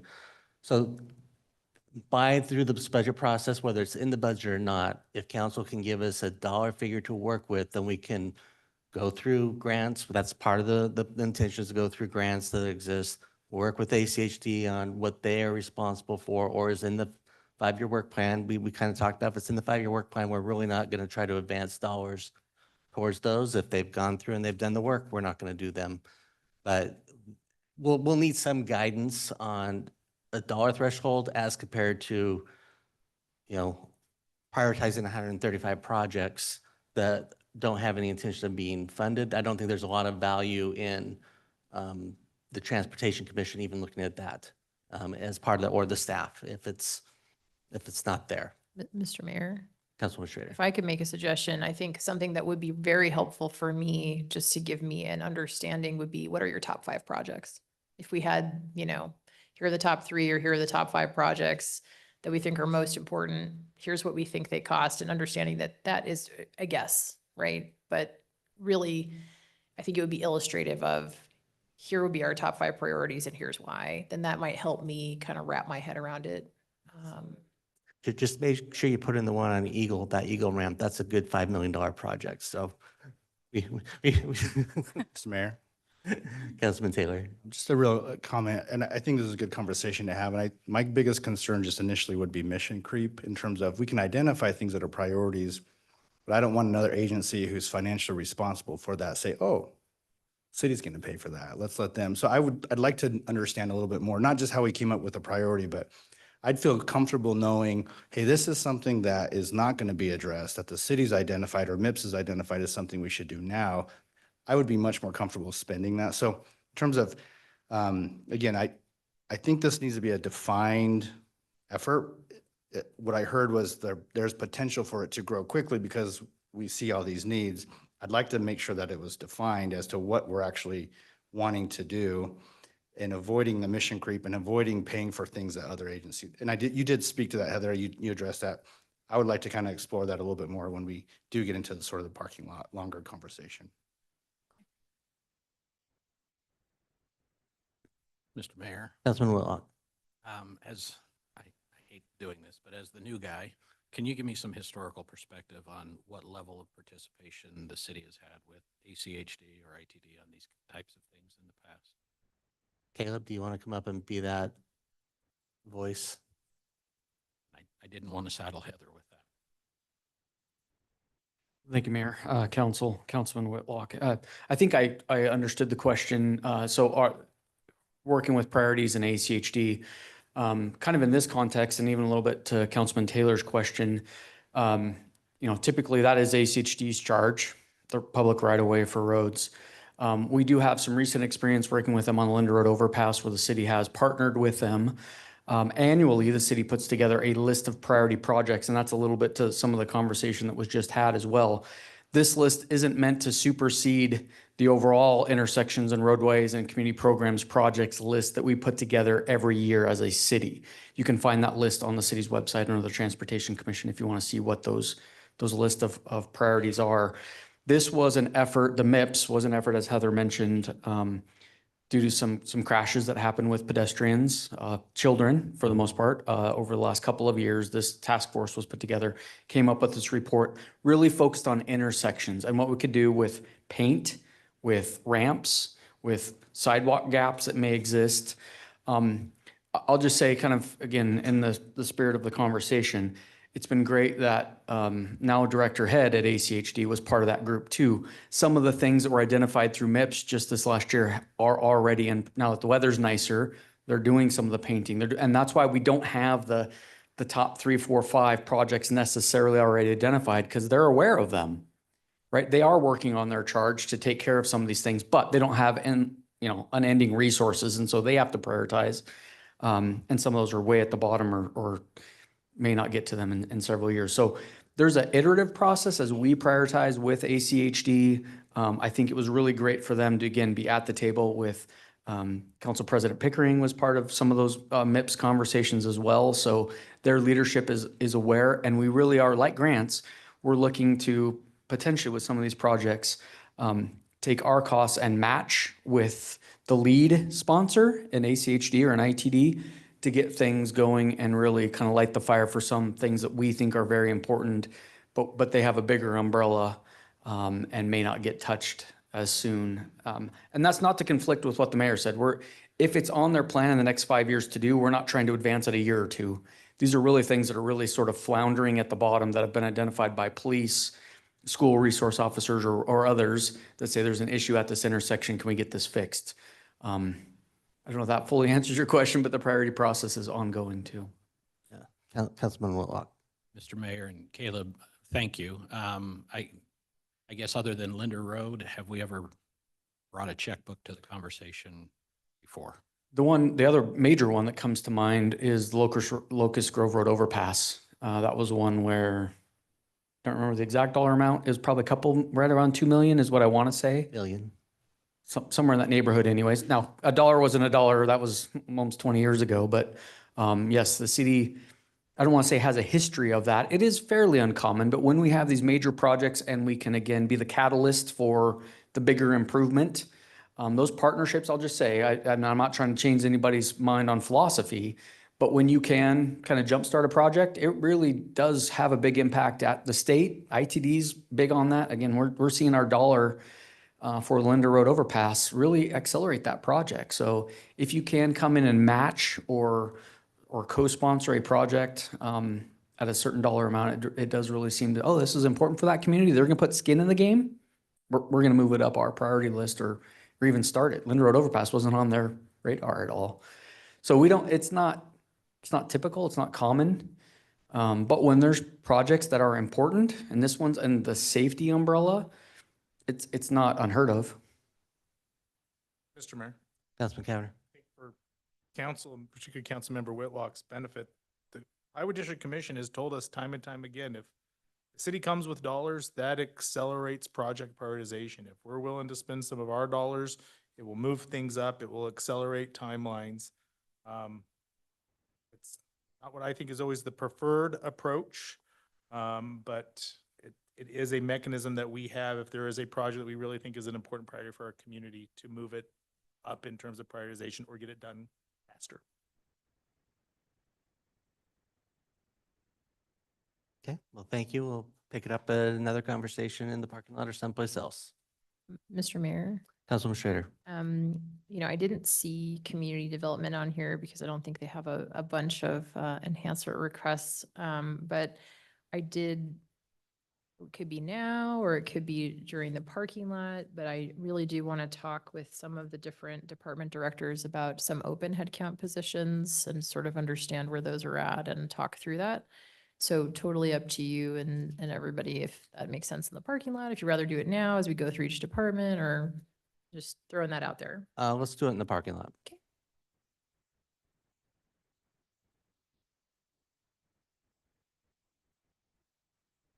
What's next? All right, we're on to the tenant improvement projects. Chief?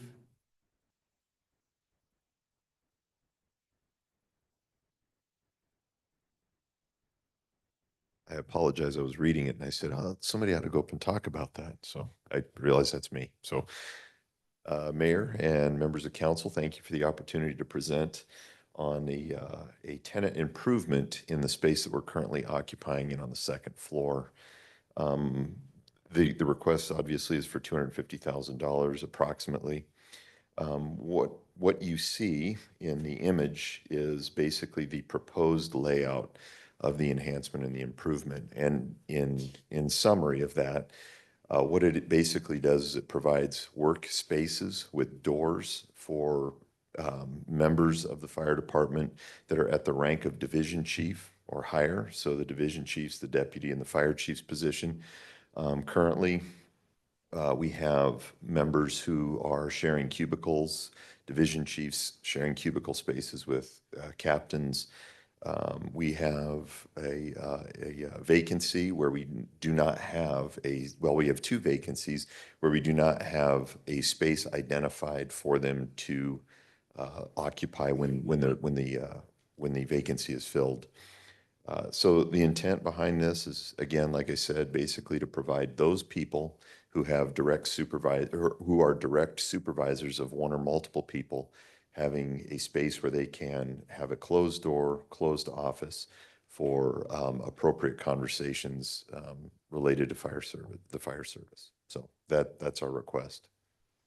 Thank you. And if I could just say, I probably should have done this as he was walking up, but what you're seeing before you on the TIs, the directors all sat down, came up with standards for spaces for positions, whether it's size of space or whether an office space was warranted. So these recommendations or these TI improvements are all based upon those where, positions would meet that expectation in terms of size and type of space.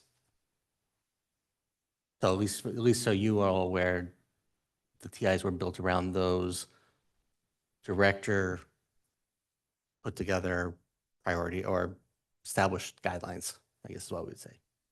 Mr. Mayor? Councilman Taylor. It's only 10:30. I know. It'll be a long day. AM. Chief, do you, the request was 250,000, but do we have an actual cost? Have we scoped this out? Is this just sort of, hey, we think it's 250, but it could be 350, it could be 150? I just kind of, if you could speak to that.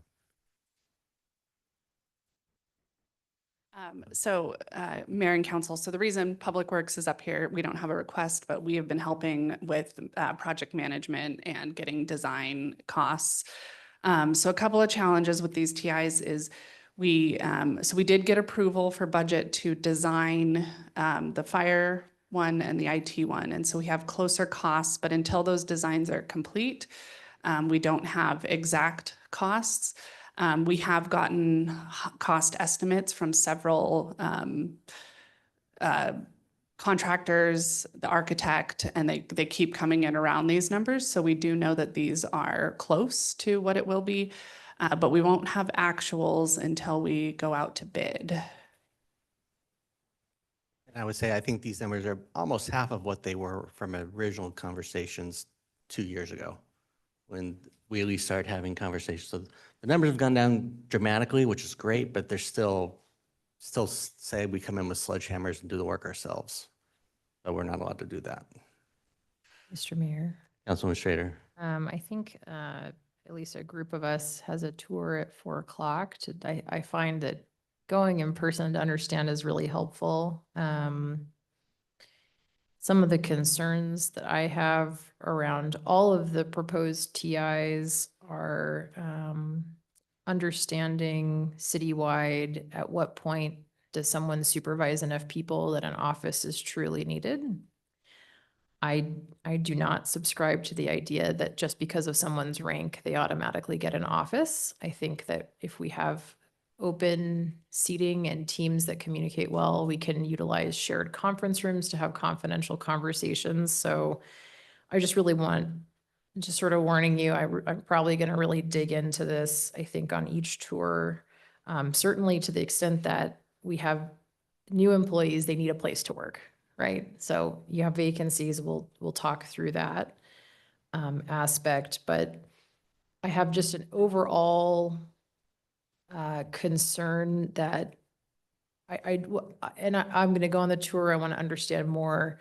I'd like to really think through strategically, are we kind of band-aiding each request, or do we need to perhaps pull up, hire a consultant citywide to determine what changes are needed to our physical space to take us through the next 10 years?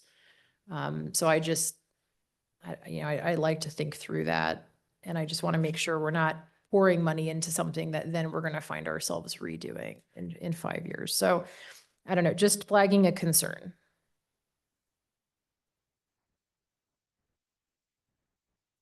Thank you, Chief.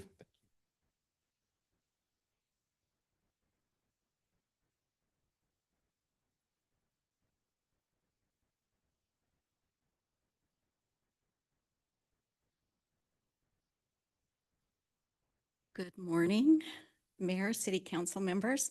I'm here to talk to you about the tenant improvement request for human resource. So the budget request would facilitate providing office space for City Council use and provide a secure area for human resource by modifying access points to their workspace. It also aligns better with the space planning and goals and metrics that the city has set out. So currently, and you can see from the, I don't know if you can see it very well, we have 3 offices sort of in the back area of human resource that are currently used for, one is a mother's room, another one is used to store our personnel files, and then we have one that's a storage space for our wellness program, training, and just things that are needed in human resource. So the request would move the mother's room to the badge room, which we also call our photography studio. The personnel files will transition to digital with the implementation of Workday. That'll be later in 2025. And then the storage room, we've been going through and cleaning that out and moving a lot of that storage to the basement of City Hall. So that's the first thing. That's the use of the space we have. And then the second portion, well, it adds a cubicle too for one of the HR staff.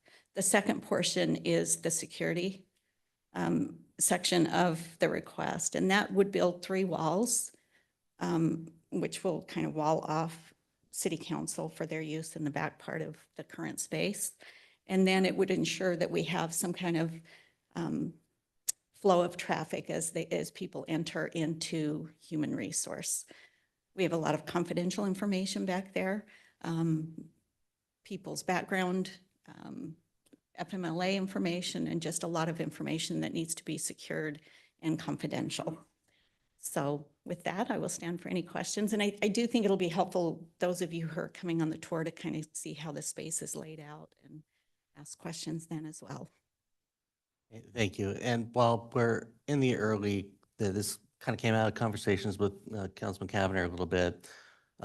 One of the benefits and challenges if this TI were to go in place and council were to move from the current space, that current space actually could be utilized during the other TIs, because we will have significant disruptions in the fire department as well as IT if they were to occur. So we would need a temporary place to house staff so that they can work where that space up there would work.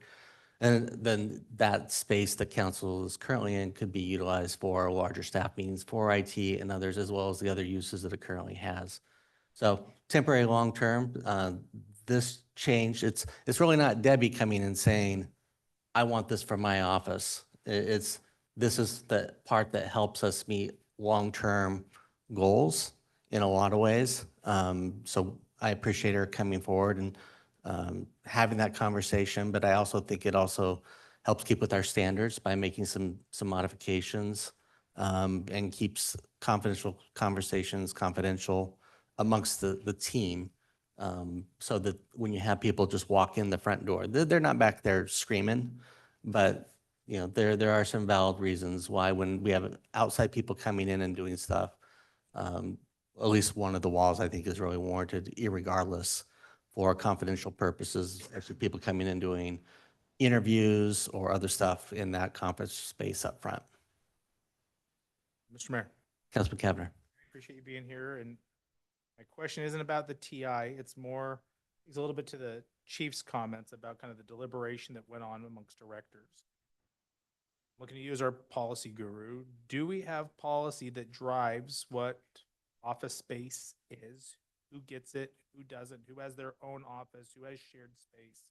Do you have any policy that guides this? There isn't a policy to my knowledge, but there are standards that I think have been discussed, and that was prior to my coming on board. So I'll defer to Mayor if you want to. Yeah, it's not a policy. There's not a right or an obligation. It's just standards that we have set as a baseline. Mr. Mayor, and this is something that probably for a July discussion. I recall when I was just a citizen, and I was here at City Hall when we opened it in 2008, and at the time it was proclaimed this was going to be a 100-year building to meet our city's needs for 100 years. And I know since that time, since I've been in this building, we've had numerous TIs. And some of that is driven by change of administration, change of leadership, change in demands. What we thought we needed in 2008 is not what we need today. Likewise, what we need 16 years from today may not be where we are today. So I'm fine right now with keeping all the TIs in our budget, but I do think that they all should be flagged as a parking lot for deliberation and discussion. Some things that I would like to see to come from that is policy that drives it. I don't support kind of this subjective as administrations and leadership changes that shifts. And I think a great example is why policy is important was my previous question to Cassandra about maps. I was looking to make an arbitrary decision. We have an ordinance that guides how we use maps. Prevent council, even well-intended, from making a decision that was contrary to our policy. I think same with this when it comes to office space. Let's design that. Let's let the council deliberate, and let's use that as our guiding principle for who has offices when. That way, when that threshold is exceeded, that is now the trigger to come back to us to look at TIs. And then just to flag for finance, I would like a list between now and our July hearing of the number of TIs that City Hall has had, what the proposed budget was for those versus the actual, so that we as a body can look and see what we have invested in making changes in this building since we've moved. Mr. Mayor, Councilman Overton.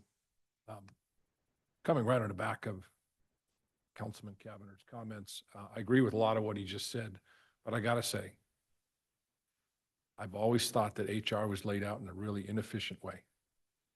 You had a huge open space that served almost no purpose. And I always thought that when the building was built, much like when we had the police department built, we had to go back in and do tenant improvements to increase the efficiency of the workspace that we had. And when I look at this map that you've provided, you're addressing one of the biggest things, which is this huge island that's open and how to make it more efficient and bring in extra offices. We're not talking about expanding the building. We're talking about taking an existing workspace and making it more efficient. And I like what I see. I'm looking forward to seeing all these in the July parking lot and looking forward to the walkthrough this afternoon. Mr. Mayor? Councilman Schrader. Thank you, Debbie. I think it would definitely, we've talked, and I understand that the access issue and having some kind of a gate or more walls in the front, I mean, you definitely need that. I would just ask you to try to break that cost out separately if you can. I know it's a guess, it's an estimate, but if you could work with Public Works to try to understand what that component is, I think that would be helpful. Yeah, and we'll do the tour and try to understand kind of, I think it's a lot easier in person as opposed to looking at a diagram to sort of understand what's going on. Certainly, there's no doubt, City Council does need an area to meet with our constituents and to have a workspace. Yeah, I'm not convinced that having individual offices is necessary or moving from our current space. So I'm going to want to sort of dig into that, kind of understand that more. Mayor, Councilmember Strader, if I can just clarify, you want me to cost out a gate to? Mr. Mayor. Councilman Schrader. Well, from our conversation, it sounded like you have an issue of access and you don't want people to just be able to wander through HR because of your confidential information. So there are obviously different ways of approaching it. Like if you go to the finance department's office, they have kind of a public facing area with it's like a little gate that opens up. I don't know if that's what you were thinking or if you had a different idea about something with badge access. I don't know what you mean, but if you could outline your vision of what that access component is and try to price that out separately, that would be helpful to me because again, I don't view it as like a binary decision. We're either doing all of it or none of it. Maybe we're doing a piece of it. Thank you.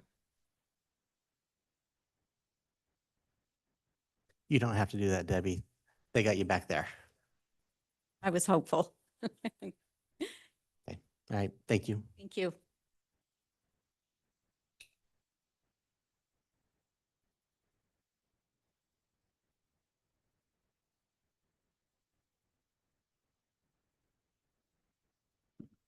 Members of council, Mayor, thank you for having me up here again.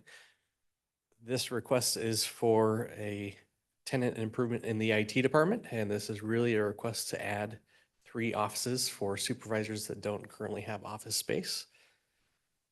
As you can see, this will also create some additional space and some changes in our office. Our training room will be used differently. We'll have cubicles in there. And we will have to shift some things around because of this change. So we have had a number of supervisors that haven't been in offices for quite a few years now, and it has presented its own unique challenges. We have a conference space that they are able to use, but we just feel that it's better to have an office space for those private, confidential conversations that need to happen on a regular basis. And this will provide that. I think that's it. I'll stand for any questions. Mr. Mayor. Councilman Cavanagh. Can you walk council through what the current usage is of the training space? Used weekly, monthly, frequently, infrequently? And then what is maybe walk us through what the plan is to divert the training space, how it will be utilized in the future? Councilmember Cavanagh. So currently we use that space as a training space and meeting space.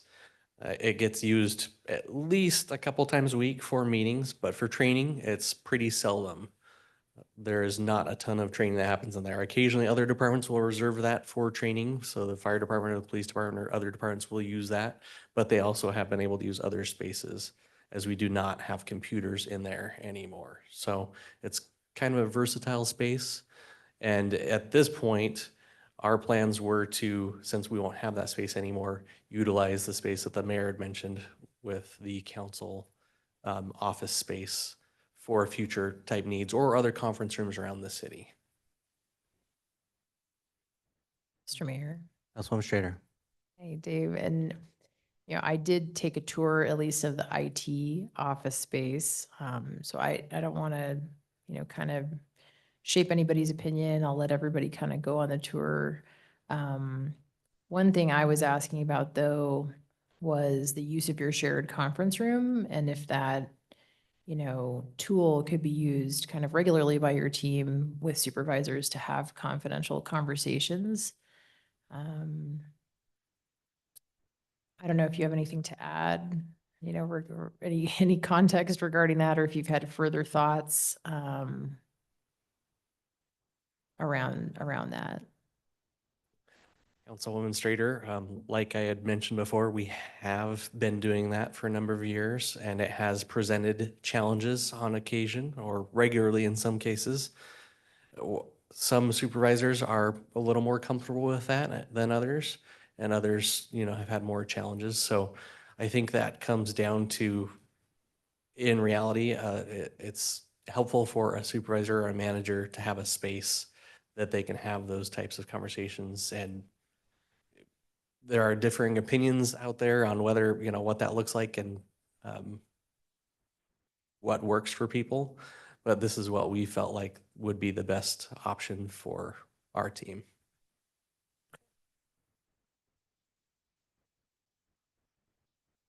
Right. Thank you, Dave.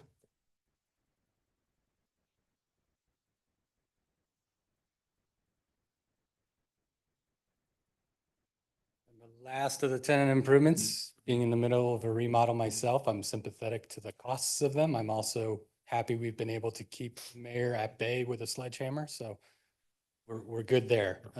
This is for the mayor's office. This has been contemplated for at least 2 years now. The original quoted cost was $250,000 you see on the screen there. What this would do is eliminate 2 current offices that are beyond the standards that we had put in place and researched through the efforts that the mayor spoke about with the director's team in Public Works and looking at various standards and taking tours of other private and public agency spaces. So this would create 5 cubicles and 1 additional office, which would be a reduction. So we'd lose 1 office ultimately. To align ourselves with that layout of the standards we have put in place for which staff do or don't need offices. I can tell you right now, when you take the tour, I have more space in my office than I'll ever use, than I ever need. And I think that goes to a little bit of the conversation of when do you work to put these types of things in place, right? Today, I've got an office I can function with half that office as well. Do you take existing people, existing workspaces today and spend the money to become more efficient, more effective in the standards that you have? Or do you wait until the last critical moment? So I think that's just the nature of where we are as a city with the growth. But that's what this one proposes. We would bring 9 staff in-house. So we currently have 3 in the economic development team that are in the community development department. They would ultimately come upstairs. That would help with our team, organizational reporting. That would help in community development to allow them to analyze their workspace for what's most effective. But we understand also the conversations that have occurred. So we have managed thus far. I think we will continue to manage. I think everybody in the city has shown they're resourceful. So that's the request. Mr. Mayor? Councilman Taylor. Maybe not a question for Dave, maybe for Lorelei or even for you, Mayor, is would all of these, assuming if all the budget authority was allowed, would all of these things happen within a calendar year or the fiscal year? And second on that, if that were the case, you kind of mentioned sort of the disruption of moving people around. How is there a plan to navigate that? And then maybe the third final question would be, do all these need to be in the same year? Because it would seem if we did all these in the same year, this place would be a construction zone, would look like I-84 in the summer. And so I'm just kind of wondering, thinking through some of the logistics on that, it seems really challenging. I don't dispute that there's benefit to these TI improvements for sure. I'm just wondering about timing. Yeah. Mr. Mayor, Councilman Taylor, I'll turn it over to Lorelei, let her answer the time, but yes, there'd be timing needs. So great question. So the advantage of doing them all together is price. So we will get a much better bid if we bid this as a whole package versus each of the individual projects. You are spot on from the disruption standpoint. We will have to think about, and we've done some to the mayor's point of, this will disrupt a lot of people's workspace. And so the plan would be to move them into the council area where your guys' desks are currently, and they would have to work out of that area till they could move back into their work area. I think we'd have to also understand that there would be, the other staff in this office area, there'd be construction noise and construction. So there is definitely some work to be done around staging and about sequencing, but the true benefit is just the cost savings of doing them all together will be pretty significant. Mr. Mayor, just a quick follow-up. Okay. Do you know what kind of cost savings we're talking about? Is it in dollar amounts? Is it 5%, 10%, 20%? Can you give me any sense if you have any? I don't have that. We could potentially ask some of our contractors just for a, high level estimate of what they think if we did them together or not. We could probably get that for you by the next meeting. Yeah, and a couple of these haven't really, honestly, if this comes back at $250,000 to remove a couple walls, I'm flabbergasted at even that concept. So that's why I'm like, these have not truly been priced out. This was a older number that was put together. I'm not gonna say it's not accurate, but I'm still gonna be flabbergasted. So.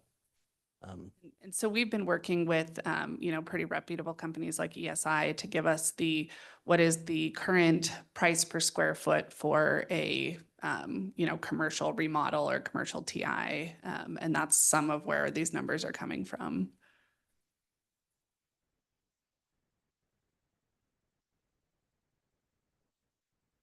Okay, Thank you. thank you. And I think you're probably back up more right for streetlights. Let's see what's next. What's next? Oh, there we go.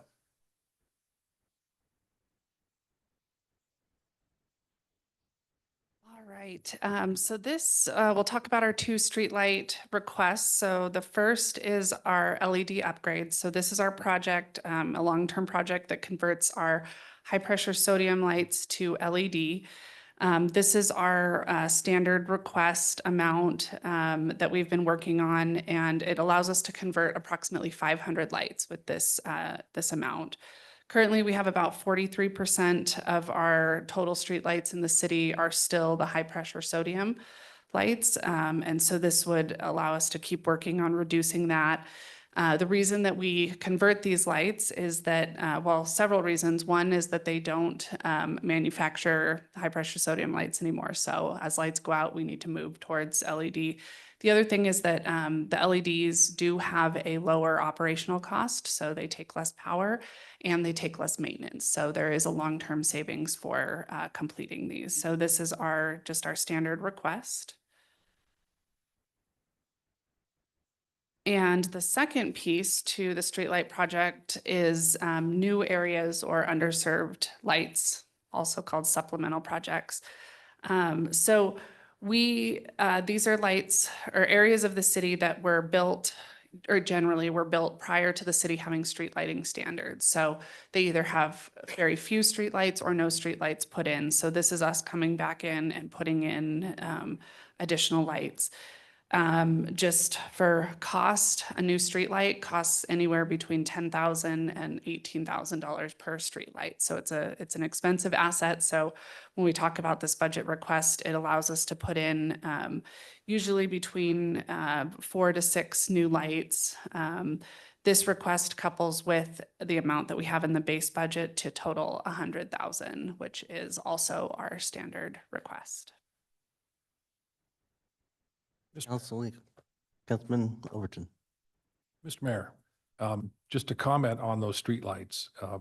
Anybody who's familiar with the term CPTED, crime prevention through environmental design, will know full well that in the avenue of one of the most important factors you can do to lower the reduction or lower the chance of crime in an area has to do with the changing of the light.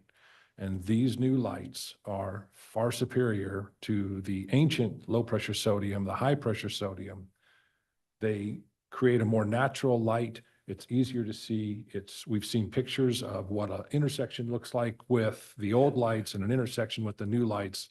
And there's no question about what it does for the intersection and for the added safety features it brings to it. And you can't do them fast enough for me. I think our city's doing a great thing by going in. I'd love to see us double and triple the amount that we do, but I understand there's only so many resources. And that's a great segue into some of the improvements that we're working on. We're not quite ready for it this budget year, but hopefully by the next budget year or potentially a budget amendment. But we're working really hard to correct a lot of the streetlight data and come up with better counts and numbers and be able to bring you guys a 20-year underserved plan. And that, you know, we'll, with our existing FTEs, what could it look like to put all new lights in, get the LED upgrades completed in a more realistic timeframe than what we sit at today with this budget. So hopefully in the next few months, I'll be able to bring you, you know, updated maps, new data, show you what that plan might look like. And we can look at, you know, this would be funding it with fund balance. And so the discussion would be, you know, how fast with existing resource constraints could we increase the budget to get some of that done? Mr. Mayor. Councilwoman Schrader. Yeah, well, I'd like to thank your team for working on the audit. Councilman Taylor sent us a fantastic overview the other day of activity around streetlights. It was extremely helpful. I'm open to a budget amendment if you get through this faster. I think that I'm very open to that. I know you finally, it sounds like you finally did get through the carry forward, so that's good, good to see. We are, yeah, we are close. We will, the carry forward for the supplemental projects, so the new light additions will be spent this year and then we'll just be back to normal. It will have about 100,000 carry forward on LEDs, but we will be able to get that spent by the end of FY25. And I think my understanding, and hopefully finance can jump in if I'm not correct, but I believe this is one-time operating, right? So this is not an ongoing operating expense that chews up ongoing revenue. Confirmed. Thank you. That I think is helpful for people as we understand what trade-offs there are. Mr. Mayor, Councilman Taylor. just want to make a note, when I campaigned, I definitely had streetlights on my list of things that I campaigned on. Interesting, actually a year ago, we had a really long discussion here and I was really fascinated by the length and time and passion by which many members of council spoke about this issue. An interesting topic, though. I think there's a lot of benefit, as Councilman Overton mentioned, with the public safety aspect of it. I think it's great, though, just in our long discussions about it, just prioritizing where and how to roll that out, I think makes a big difference because we're looking at a long time frame here. And then I think I commend you for doing the audit. I think that will be very informative on how we actually want to move forward. So I'm looking forward to completing that and then discussing it, kind of what the next steps are. I concur. I've long been a proponent of getting more streetlights out into the neighborhoods, so I'm excited to see where this goes. Yep.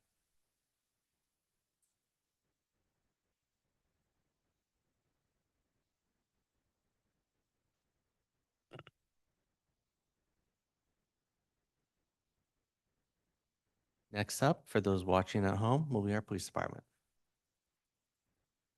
For the record, my son knows how to drive a stick shift, and he currently drives a stick shift, so. And also, thanks to Jamie Leslie and Stacy Peachin on the North Station construction, we probably could have paid for the tenant improvements with the money we saved. So noted. And Jamie also knows how to drive a stick shift, I'm sure, so maybe he needs to give some training to some employees. Yes, he does. Or you could supplement my son's summer income and he could drive the employees around in that. First off, thank you, Mayor, members of the City Council, for giving me the opportunity to present our budget needs for fiscal year 2025. And before I begin, I want to say that I want to express my gratitude to the men and women of the police department, and it's an honor to serve them. And special thanks to my command staff and Stacy Peachin for putting this budget request together. Just to put some things in context, the members of the Meridian Police Department have answered 28,772 calls for service to date this year. That's almost 3,000 calls more during the same period in 2023.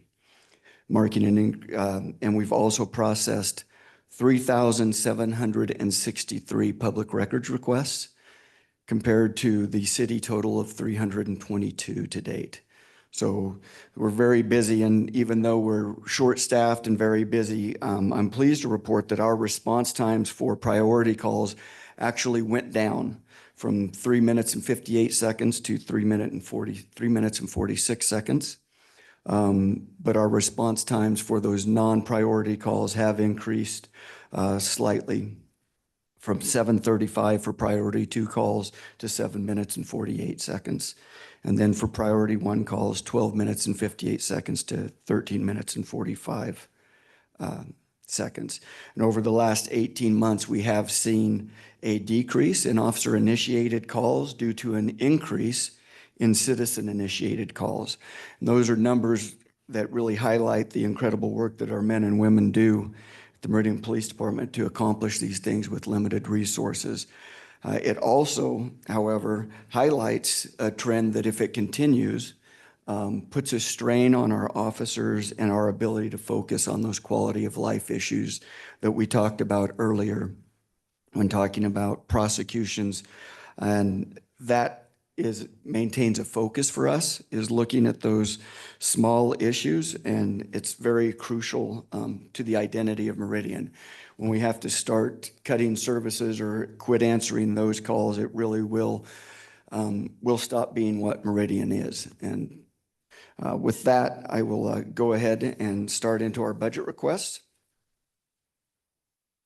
Our first budget request, I think they've got it, sorry. Can you take me back? Our first budget request is for 2 laptop, to add 4 laptop computers to the police department for new hire testing, our oral board use, and for our training unit. So we do all of our written testing by computer, and oftentimes we have people that do not have access to a computer at their home, so they come to the police department to utilize that. And then we also utilize that rather than doing it in a paper format. We like to have our evaluators be able to do it on the computer so that we are decreasing the use of paper during that time. And our next request is the need for a fleet vehicle or a pool vehicle. So we have vehicles that are used daily by multiple employees, many our fleet manager as well as our volunteers. So when they're running vehicles back and forth to be serviced, be worked on, to be built for our patrol vehicles, oftentimes they have to try to find a vehicle somewhere in the lot to take, and usually that's going to be another patrol vehicle that they will be driving around, which I'm not a huge fan of, even though they put an out of service sign on it. Not everybody recognizes that, and it's really not a good use of our patrol vehicles, as well as our evidence techs running to the North Station to retrieve evidence from the North Station to bring it back to the Central Station for processing. The other thing we would utilize this vehicle for is that out-of-town training. Oftentimes when we send officers to training out of the area, they're required to drive a patrol vehicle. And again, nobody recognizes that it's the Meridian Police Department from Idaho if they're driving into Oregon, or even if they're driving into Twin Falls. And so people expect, if there's an issue on the road, that a police officer is going to stop and assist them or be involved, and also parking those vehicles in hotel parking lots overnight in some areas, kind of leave them open for vandalism. Mr. Mayor. Mr. Mayor. Go ahead. Councilman Cavanagh. Mayor. Chief, I think I know the answer, but I'm just going to get clarification. While not in this year's budget, there is a need for a in-house special vehicle technician. And part of the benefit of that, right, is we would have greater control of repairs and maintenance of our vehicles. But that wouldn't go, the benefit wouldn't be so great that it would negate the need then for this particular budget request. Is that correct? That is correct, because we still have to service those vehicles. They would just be building the vehicles and servicing the emergency lights, the radios, those types of things. Mr. Mayor, Councilman Overton. I'd just like to add one more thing to this pool car argument. In favor of it is I spent many years driving a March unit out of our area for training classes. And there's nothing worse than being in another community. And for me, it was Twin Falls County when an incident happened in front of us. And what people don't realize is we had no communications because our car radio could not communicate with any other emergency vehicles. So it went way beyond just the fact that we had a police vehicle that was not actively being an emergency vehicle, but we had no way to communicate with anybody in those other jurisdictions, which just enhances the effect of putting an officer in a tough spot. Mr. Mayor, Councilman Taylor. I just want to put it on the record, I will only support it if it's manual transmission. I'm all for it. I was gonna offer up a truck from wastewater. Just saying, yeah. Well, Any other questions? All right. Our next request is for some traffic reconstruction equipment. So this equipment, it's a GPS surveying tool that measures evidentiary scenes. We currently have one, and an additional one is necessary for expansion of the unit, as well as the fact that in instances where there is no cell coverage, 2 units can be used in tandem to measure that scene. And we're also looking at a Bosch CDR DLC base kit for $5,000. It's a hardware and software necessary to download onboard computer information from vehicles for crash reconstruction. Currently, we're pooling hardware with the Ada County Sheriff's Office. And so there are adapters that are necessary to make the different years of makes and years of vehicles so that we don't have duplicate kits, but we expand our joint capacity. So we currently have put together basically a team with Ada County to reduce costs and time for our reconstruction of accidents. That software also comes with a $1,500 yearly ongoing cost for that software. $1,500, yes.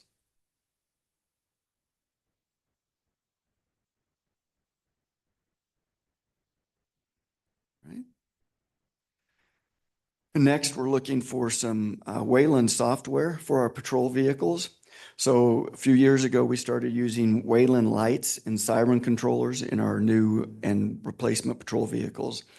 And with many of those current electronics, these vehicles and emergency lights and other controls have systems that are connected to an internet gateway inside of the vehicle that communicates with Wayland's cloud. These systems require firmware updates, those types of things. It's the one nice thing about that also is we can program these and upgrade them over the cloud rather than having to bring them in and actually go hands-on and touch those. Kind of put in a little bit of perspective of how these things work as well. It also alerts our other units that are utilizing this equipment as we're approaching an intersection at the same time. It alerts those vehicles that another police vehicle is approaching that intersection. So hopefully to reduce the chance of having any type of accidents. Mr. Mayor, Councilman Taylor. quick question, does IT manage this software or does the department manage the software? And then kind of a quick follow on. This has been installed in some of the new ones, your new patrol cars. How many of your patrol cars have this software, or what's the plan to kind of grow that?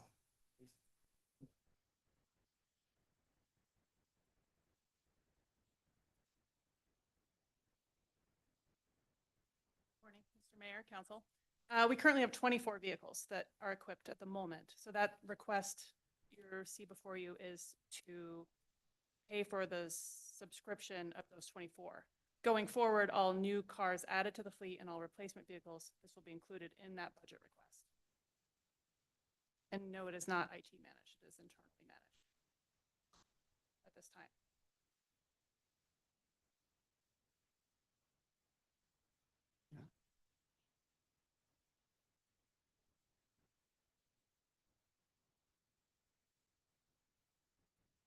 And our next budget request is a request for 2 police officers with 1 vehicle.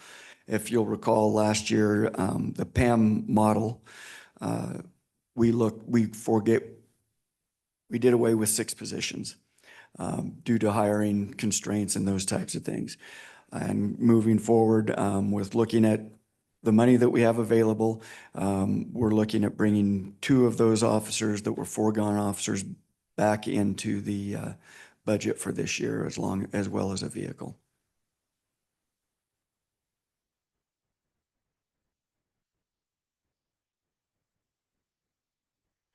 And then also from our PAM model, we did a PAM model of investigations as well. And that analysis, those analysis results came back asking for a property crimes detective.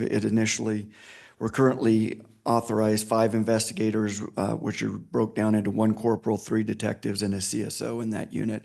And so the PAM model indicated that we needed 1 more due to the caseload of our property crimes. We had not added to property crimes for several years. So, Mr. Mayor, Councilman Taylor. let's ask a quick question. Could you just give me and maybe Councilman Whitlock the PAM model for dummies quick overview to help us contextualize this just a bit? Sure. So it's different for both. So when we look at the PAM model for patrol, it looks at all of the square miles of roadway that we have, or the number of miles of roadway that we have, and then it breaks it down into arterials, feeder roads, those type of different roadways, and then it breaks it down into how many times would we like to see a patrol officer on those roadways. And it takes into consideration our calls for service as well as our unobligated time. And that's how it comes up with the number of patrol officers that we need. When it looks at our detectives, it takes a look at their caseload and clearance rates and those types of things to determine what does that look like, how many more detectives may you need to get better clearance rates, lower each detective's caseload to where it's more manageable. Mr. Mayor, Councilman Overton. not a question for the chief, but for finance. This is a detective with a vehicle, but I don't see a vehicle cost under capital. It's under operating. That's correct. Our vehicle or our capitalization threshold has moved. So this vehicle is less than $50,000. Thank you.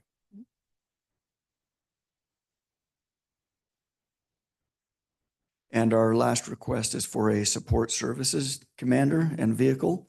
So our support services commander is currently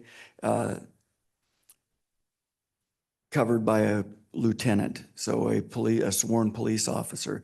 And basically our support services commander oversees all of our non-sworn personnel, our data clerks, our crime analysis unit, crime prevention, Mayor's Anti-Drug Coalition. And while over the years we've used lieutenants to cover those positions, it's really not effective. It's really not efficient. It causes us about every few years, we try to rotate those lieutenants out of that position. And it usually comes about the time they've actually got things figured out on what these non-sworn personnel do and can figure out how to actually manage their projects and those types of things. And so then we start all over again because we're moving them out and we're moving them back into the patrol realm or back into investigations. So what this would do is it would allow us to move a patrol lieutenant back into, or a lieutenant back into the patrol field. And that is also going to allow us, we're looking to change positions or upgrade a position from lieutenant to captain. And that would allow us to keep 4 patrol lieutenants in patrol running those patrol teams. And then also allow for the possibility, certainly, of some upward mobility for some of our non-sworn staff.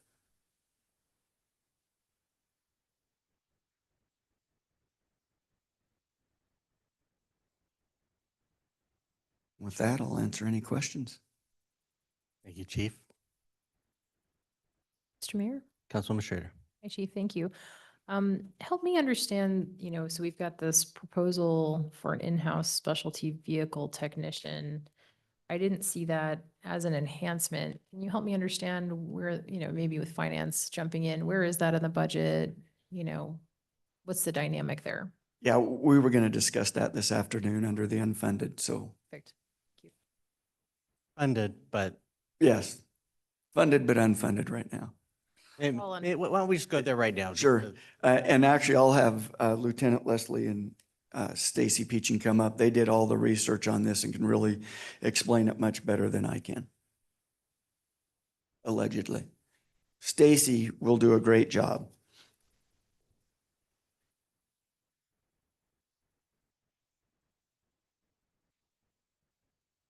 Mr. Mayor, Council, for the new council members, I'm Stacy Peach and I'm the fleet manager for the police department.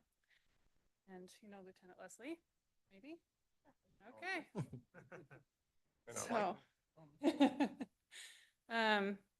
So we are proposing that we bring a technician in-house to work at the police department and build our patrol cars. I don't know if you're aware of this, but when we order a car from Ford or Chevy with the intent of making it a patrol car, it doesn't come with lights and sirens and bells and whistles. We have been outsourcing all that for many, many years. And with the outsourcing of building that, there's also outsourcing of repairing that.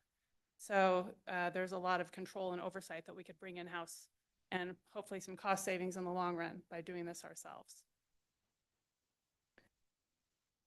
So maybe you currently have a budget that's in there for professional services for how much for these projects or part of the budget process?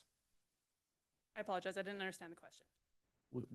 We currently budget to do all this work. Oh, yes. How much? So the question that he's asking is, when we go to build a car, how much is budgeted for the actual cost for the labor to build it outsourced? The labor is about $25,000, give or take, depending on the car. That's for a standard patrol car. It increases if it's a K-9 vehicle. It increases if it has drone equipment, anything special above regular patrol, it increases above that. And that has been a substantial increase over the last few years. While our upfitter emergency responder services, known as ERS in Nampa, does a great job for us. They've had continual labor rate increases due to the demand for trying to keep qualified technicians on staff. Also, with the delays in getting vehicles over the years, many agencies such as ours have received all of our cars at the same time. And so there's a big stack of vehicles to be built at ERS at once. And while we're not their only agency, they do their best to provide work for us, but they have to sort of stagger our work. So it's been slow to get the vehicles since 2021 out of their shop. Yeah, Mayor. So ERS currently has on their lineup about 56 cars to build. I think we have 21 cars. And so an average build time on a car as far as billable hours is about 88 hours at around $130 an hour. And so we're going to be waiting 18, 19 months to get our 21 cars built. So not only does having in-house allow us to provide quicker turnaround on our car builds, they're always consistently built. In a patrol car, you want your equipment set up the same always. And so if we have to go to a different vendor instead of ERS and find somebody else to do it, it's a longer build time now because we're trying to work through the consistency and making sure that the equipment is mounted the same, it's put in the same locations, it operates the same. So in-house obviously would be an efficiency improvement for us to have somebody here, but I also think it would be a savings in cost builds. So I think at the end of the day, we would be able to save money on those car builds that are already budgeted in our capital projects, not in necessarily professional services, but it's there already being spent, but it would be spent in-house with an employee. Also some savings of time. If I have a piece of equipment go down, I have a technician right there to come work on it for me. He doesn't have to prioritize my project and have a car with a minor fix that's now down for several days that I need in inventory. Mr. Mayor. Councilman Cavanagh. Stacy, as I've reviewed kind of the documentation that you provided to us, right? The conclusion that I have drawn is we either spend money on a vendor to do it for us, outsource, or likely spend the same or maybe later years less by doing it internally. So the labor piece, that correlates for me. Like questions that kind of remain for me is where does this work occur? And is that a temporary, or should we also plan for a future budget request for some type of a site or facility to handle this work?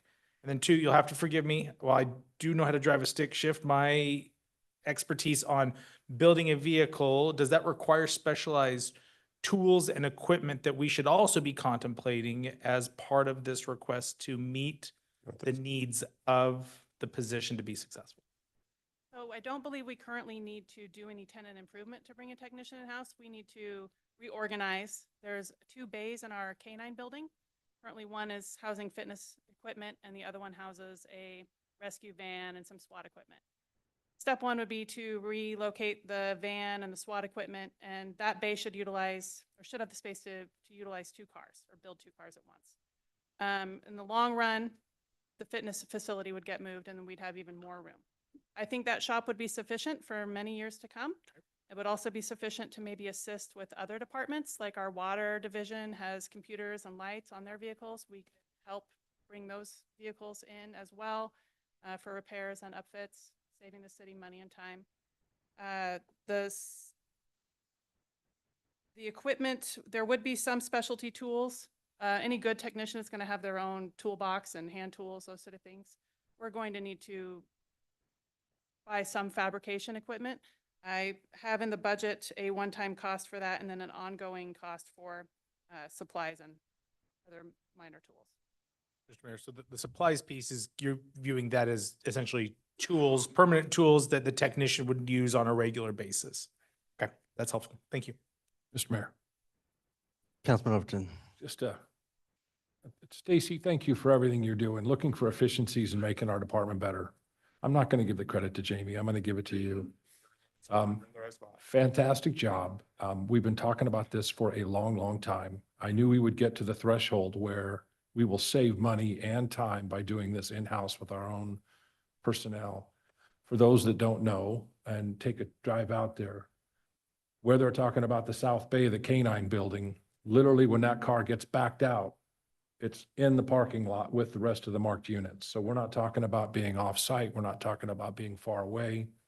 It couldn't be a more closer location, a more convenient location for the police department. It's already within the fencing and it's been sitting there for years. So this is a fantastic location. I'm glad that's where you chose to put it. And I anticipate we're not only going to save money and efficiencies for our police department, but potentially, as you just stated, possibly for other divisions in the city. So if I could just add into the conversation, part of the reason it is where it is we didn't want to put it into more revenue to the budget that would be competing against other things, because it really is viewed as an offset. Now, that being said, finance has to agree that this is not gonna, that they can go in there, plus finding a position, finding someone to do the work. You know, until you find them, you still have to outsource it. So we didn't want to put 2 sets of money into the budget, one to hire somebody and one to run the operational side, because it would have a cost the ongoing impacts. So it's a little bit of a moving target on how and when. If you find the person, then understanding that we could switch to a FTE from the existing funds to go that direction through this process. And so that's why it's kind of nebulous. And it's almost like does council want to move forward with a okie dokie to post a position, or do we need to focus on a position and remove down the budget somewhere else from a financial perspective in order to zero balance this, but allow them, if they don't find someone, to use the personnel dollars to do the work? Mr. Mayor. Councilwoman Schrader. Yeah, this was going to be my exact line of questioning. So I just want to understand from finance's perspective, is this totally offsetting? Do you think we could do this through a budget amendment process later in the year? Like, how would you recommend that we try to tackle this? Because certainly the professional services that we already spend outsourcing this are built into our base budgets, but how do you look at this?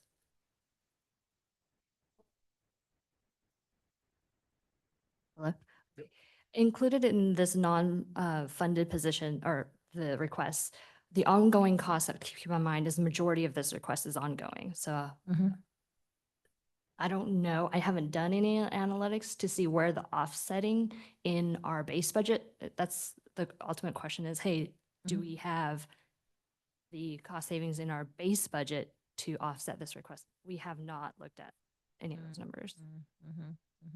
Mayor, City Council, Liz, I think the answer in that's going to be in the number of cars each year that you build. And so it'll ebb and flow a little bit. If we're going to replace 10 patrol cars, then we're going to have that 88-hour build time on each of those cars at $130 an hour. So when you look at that year, we're going to be way ahead to do it ourselves. If it drops to a year where we have 2 or 3 cars, then you may see that drop a little bit where you don't see as much outgoing expense on those car builds. Where we could offset some of that expense, to Stacy's point, would be in building cars for other departments and having that capability on board ready to go. When water adds 10 cars, we could bring in that work to upfit their lights, their equipment. When you look at a car replacement cost, that's where you're going to see that dollar, not in the professional services. So when we build a car, we spend round numbers. A Ford Explorer is about $47,000. When we get done putting our equipment in and spending that $10,000, $12,000 to have it built, we're at $96,000, $97,000. So where we're going to see that savings is really in the volume of cars that we build, and those kind of ebb and flow a little bit. We're kind of in some anomalies right now because of the COVID. So we ended up with a couple backlog years of cars, and we ended up with basically 3 years of cars in our back lot at the same time. And so now we're kind of behind, but on average, I would say 6 to 8 cars is probably built each year. Just to like put a finer point on it, so in your memo, it says that we will spend at least $120,000 on building and disassembly labor in FY '24. So I'm assuming that's built in. It's already built into our capital project or your replacements, your G100s of the that's the vehicles issue. or the additional vehicles, right? If you add a vehicle for every 2 officers, then that's where that money is spent. But that dollar figure is simply in labor to get it done. Yeah, I sort of look at this as similar to the legal department in the sense that this is kind of the beginning of you creating a new capability internally. I think we do probably need to parking lot. It was in the parking lot already, this discussion, just because, you know, we're going to be taking, it sounds like potentially a one-time expense and kind of converting that into an ongoing expense. So we do really have to consider that, whether this is the year to do that. And when I say that, I hope everyone understands, I'm not saying that it's a bad idea, and I'm not saying we shouldn't do it at all. I totally support it. It's just a question of when. And maybe this becomes, you know, at the top of the list for next year. I don't know.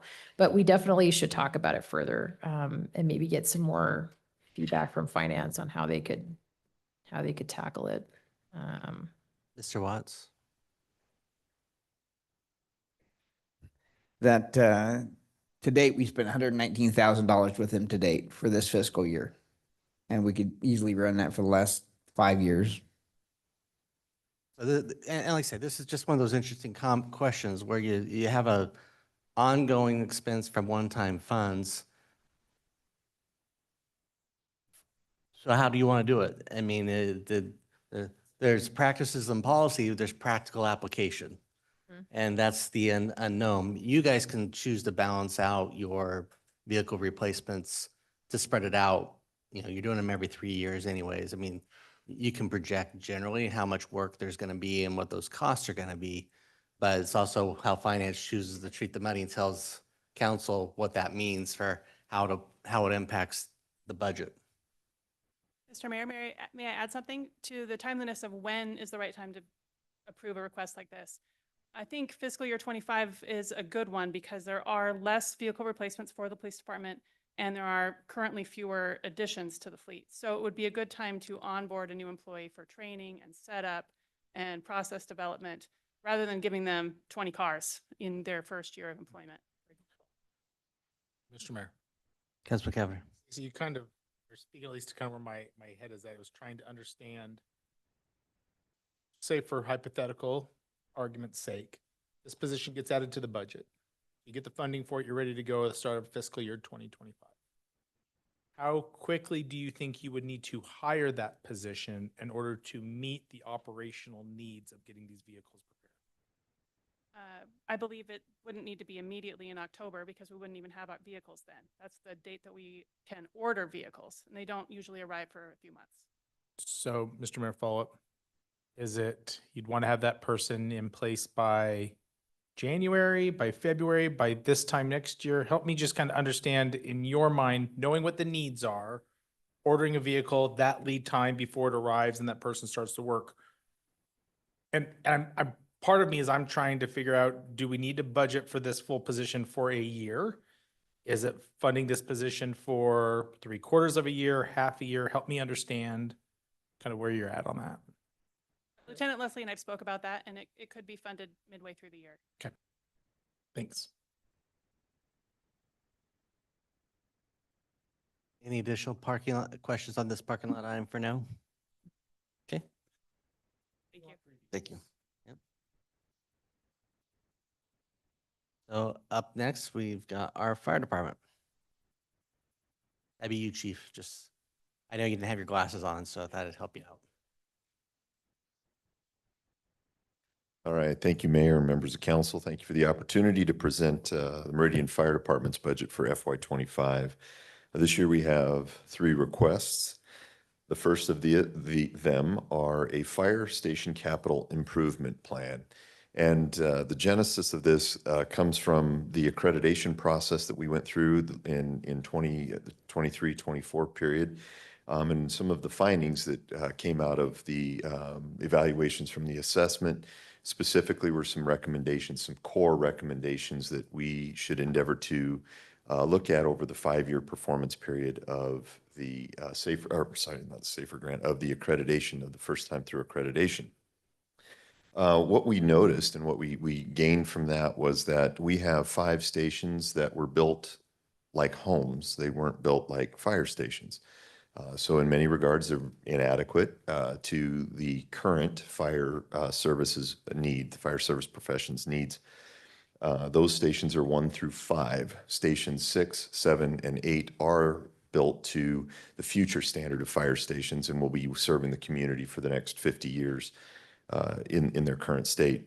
Additionally, our stations do not allow for us to provide any modified service delivery. And what I mean by that is if we were to go into developing a squad or a 2-person apparatus at stations, putting 4 people on one apparatus and 2 people on another, there aren't enough rooms. There are inadequate facilities for that. And the stations 1 through 5 are pretty much maxed out. Specifically in this, in the call out was that there was inadequate areas for the firefighters to work out, as well as, and most importantly, their bunker gear, the turnout gear, are just stored in the apparatus bay where they get continually re-exposed to diesel particulate matter and other cancer-causing carcinogenic. So best practices, industry best practices, is isolating the turnout gear and the workout areas away from the dirty response areas where it's the dirty fire hose, the dirty fire apparatus. And by dirty, I mean they intrinsically carry carcinogenic compounds from fire events with them. So the idea is to engage a firm to generate a 10-year plan where we would do a significant remodel of 1 fire station every 2 years over a 10-year period to come up to par. And these would be remodels that would provide these fire stations to be stations for 2055, not 2015. So that's an important consideration. And I think it's also worth mentioning that speaking with finance, this request is impact fee eligible. And that would be the intent from the fire department. Councilman Cavanagh. Chief, I just want to make sure that I'm hearing you right. The classification that these existing facilities are inadequate are really twofold. Doesn't meet kind of a staffing footprint that you think is the best operational for the city.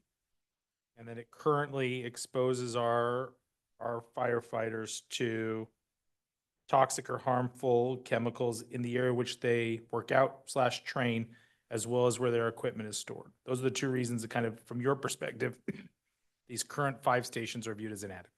Mr. Mayor, Councilman Cavanagh, that's correct. So yeah, the staffing footprint is, we are maxed out what we have right now. And so any addition or any modification of staffing, we would be, at 4 of the 5 stations, we'd be unable to accommodate that. And then the exposure piece, absolutely correct. The surfaces, the surface contamination, the apparatus contamination, air contamination, all of those things become, they're sort of compounding bad opportunities.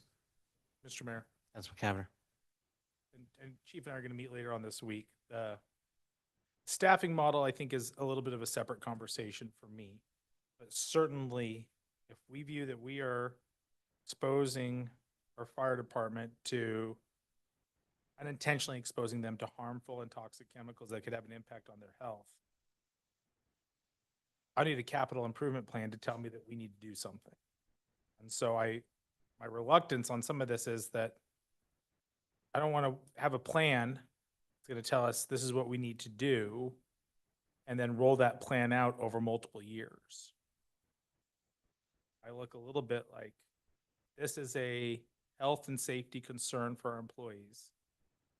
We need to move quickly on this. And again, I trust your expertise. So I don't need a capital improvement plan that says we need to build another site or build another facility. So I have some hesitancy about this request, but it's because I'm concerned about the timeliness that we will allow to occur until we can get a resolution for all 5 stations. So I know, Chief, you and I are going to talk on this into this week with our liaison, but council, I think this may warrant a larger conversation in July about what we need to be doing sooner rather than later.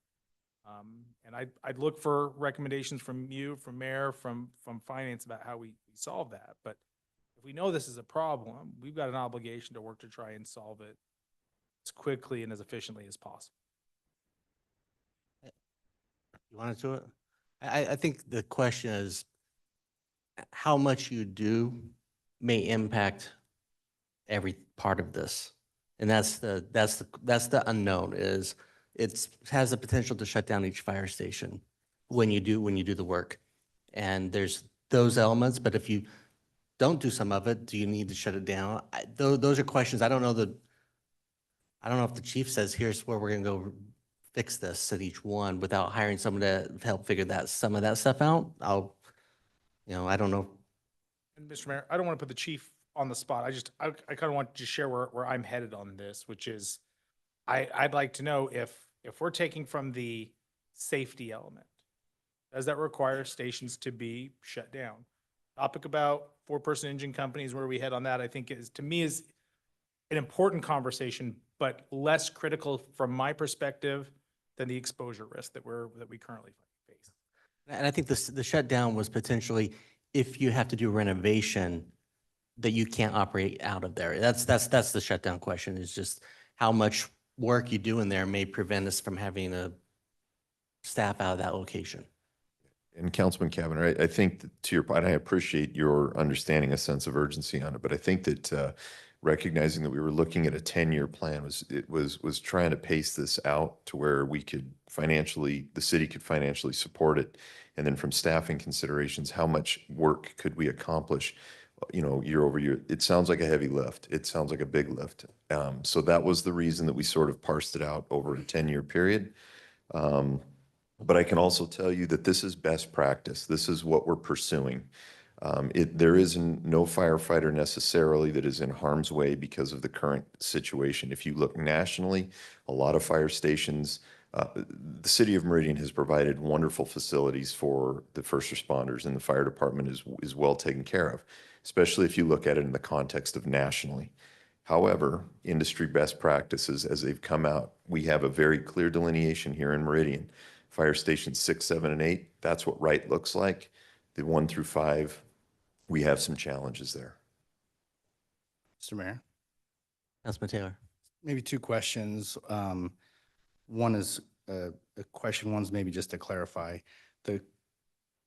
Prior to the accreditation process, were these changes on your radar? Did you recognize them? And then the second question, this request is, are we going to be able to do this in-house with your team, or are we looking to bring in outside people to say, here's the changes you need. Here's how you go about it. Here's the sequencing. Great question. So to answer your first question, Councilman Taylor, I would say, and I could look to staff, we weren't fully aware. I mean, I know of the concerns that were found through the accreditation process. We weren't fully aware of them. However, steps had been taken retroactively at some of the fire stations. One of them very specifically is a product called Plyovent, where it is a clean capture diesel system so that when the fire engines pull in, they're connected magnetically to something that captures the diesel particulate matter.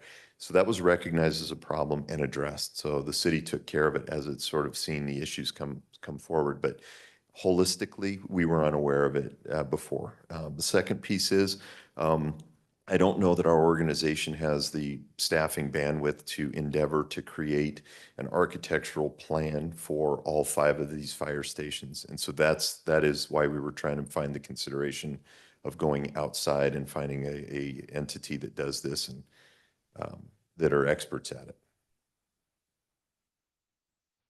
Mr. Mayor. Councilwoman Strader. I think that's really helpful. I appreciated the article you sent me about contaminants and trying to understand that. I think particularly since this is impact fee eligible, that's a great use of impact fees. Again, I think it's kind of zeroing in on, is this a 10-year plan? Is this a 5-year plan? What are the options? Can we compress that time frame? Does it make sense or not? What are the financial considerations, operational considerations? It sounds like you're going to work through those things. I wanted to compliment you on the reduction in your overtime costs. You're at 42% of your budgeted overtime. Overtime in the fire department has always been a challenge for us. And I just wanted to tell you that the council appreciates the hard work that you guys are putting into trying to optimize scheduling and get that figured out. I actually had a question for the finance department around that, which was, if we're looking at the history and the base budget and we're looking at, potentially a reduction in overtime in the fire department, at what point is it appropriate to reduce that base budget item? What are you guys looking for? Are you looking for a couple of years on that? How do you sort of look at that? Just a quick question. Are you talking about the FY24 number at 42%? Yeah. That we're just getting into their high vacation time? Sure. So, I mean, help me understand all of that dynamic. But if I look at the history on overtime, at least it was looking very favorable from what I saw.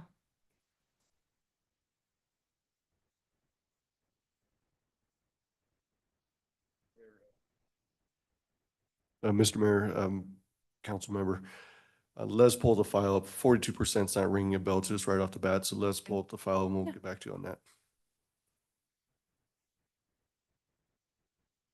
Mr. Mayor? Councilman Taylor. Just ask a question. If this is impact fee eligible, what does that do? And maybe you don't have the answer yet. In terms of bringing online future capacity needs in terms of opening the next fire stations, does that likely push that out? Are these competing funds? I don't know if you can speak to that now, but I'd be curious to know what you have. Well, Councilman Taylor, they're not competing necessarily, in my opinion. They're sort of part and parcel of one another. We would have to do this same process or a similar process to provide architectural designs and plans to do a new fire station. And the nominal amount, I know it's $250,000. Currently, we're sitting on, I think, 4.5 or 5.5 million in impact fees with no known future station identified. And we certainly aren't looking to open a new fire station in the next 5 years. And we will need to utilize the accrued balance of our impact fees before that. Mayor, council member, Thank you. to clarify the statement of impact fee eligible, again, we do have specific guidelines that we must follow, and it's 100% associated to the expansion of the square footage at the facility. So we can use the impact fees for the expansion of the facilities because we're improving our square footage to our citizens. If I want to improve it from a a red chair to a blue chair. I can't do that. I want to improve it from, a different something to, I can't improve things because we like that better. But I can only use the monies to expand the square footage. So his remodels could be more complex than it's all impact fee eligible. Each project, I think we're going to have to analyze and go, that proportionate share is impact fee eligible because that's expanding the square footage to our citizens. But the improvement to the workout area, it's not an impact fee eligible because that's just a want. That's an improvement to something that already exists to our citizens. So I just want to clarify there, we have some fine tuning to do on that statement. It's all depends on what the ultimate plan looks like. Councilwoman Schrader. Yeah, just to help clarify, so I'm looking at the fire department overtime analysis, historical data. So for FY '23, we ended up at 84%. It looks like, based on the spreadsheet that I have in front of me, of our budgeted overtime. And again, you could adjust for whatever seasonality is involved in fire department scheduling. I have no idea what the seasonality is of that, but I'm just saying if we have a 2-year history, well, maybe not quite. At what point do you adjust the base budget, I guess is my question for overtime. So right now, if you're looking at a 3-year historical average, they're executing at 97%. So if you look at the spreadsheet that you have of you, when you reference 42% or 41.76%, that's not a full fiscal year. So if we look at just fiscal year 23, 22, or 21, Sure, the but actual expenditure is hovering over 97% execution. Sure, but I mean, fiscal year 2021 looks like an outlier at 108%. It seems a little bit off, especially if we have like drivers such as a change in schedule that are more permanent. If I look at a 2-year average of FY '22 and FY '23, that's 90%. So we could take this offline and talk. I just want to understand if there are operational improvements that the chief is doing that are improving his overtime. At what point do we think those are sustainable and he should get credit in his base budget for that? That's all I'm trying to figure out. I'm not looking to argue, but just looking to discuss. I think there's also a few, I don't know that this is operational. I think it's good even for you to talk to the chief, how the onboarding of the staffing and when they came on and how they were utilized, especially if there's any relation to overtime as we've grown the department over the last 2 years, could also be having some influence that may not have. Again, I'm not sure how all those positions were utilized through that process. So it'd be a good conversation to have, and if it has impacted our overtime and not during that time frame. Mr. Mayor. Councilwoman Schrader. I just had one other comment, which is just a heads up for you. I don't think this would surprise you. I think I kind of gave you a heads up about this actually over the phone and via Ann as well, but I would like to add the community risk reduction specialist open position to our parking lot items to talk about, and just have you think through as you're kind of reconstituting your department, as you're trying to define what the mission is of that part of your department. Do you have the resources to get through the next year without that position, and then see kind of what your new team looks like and what your objectives are?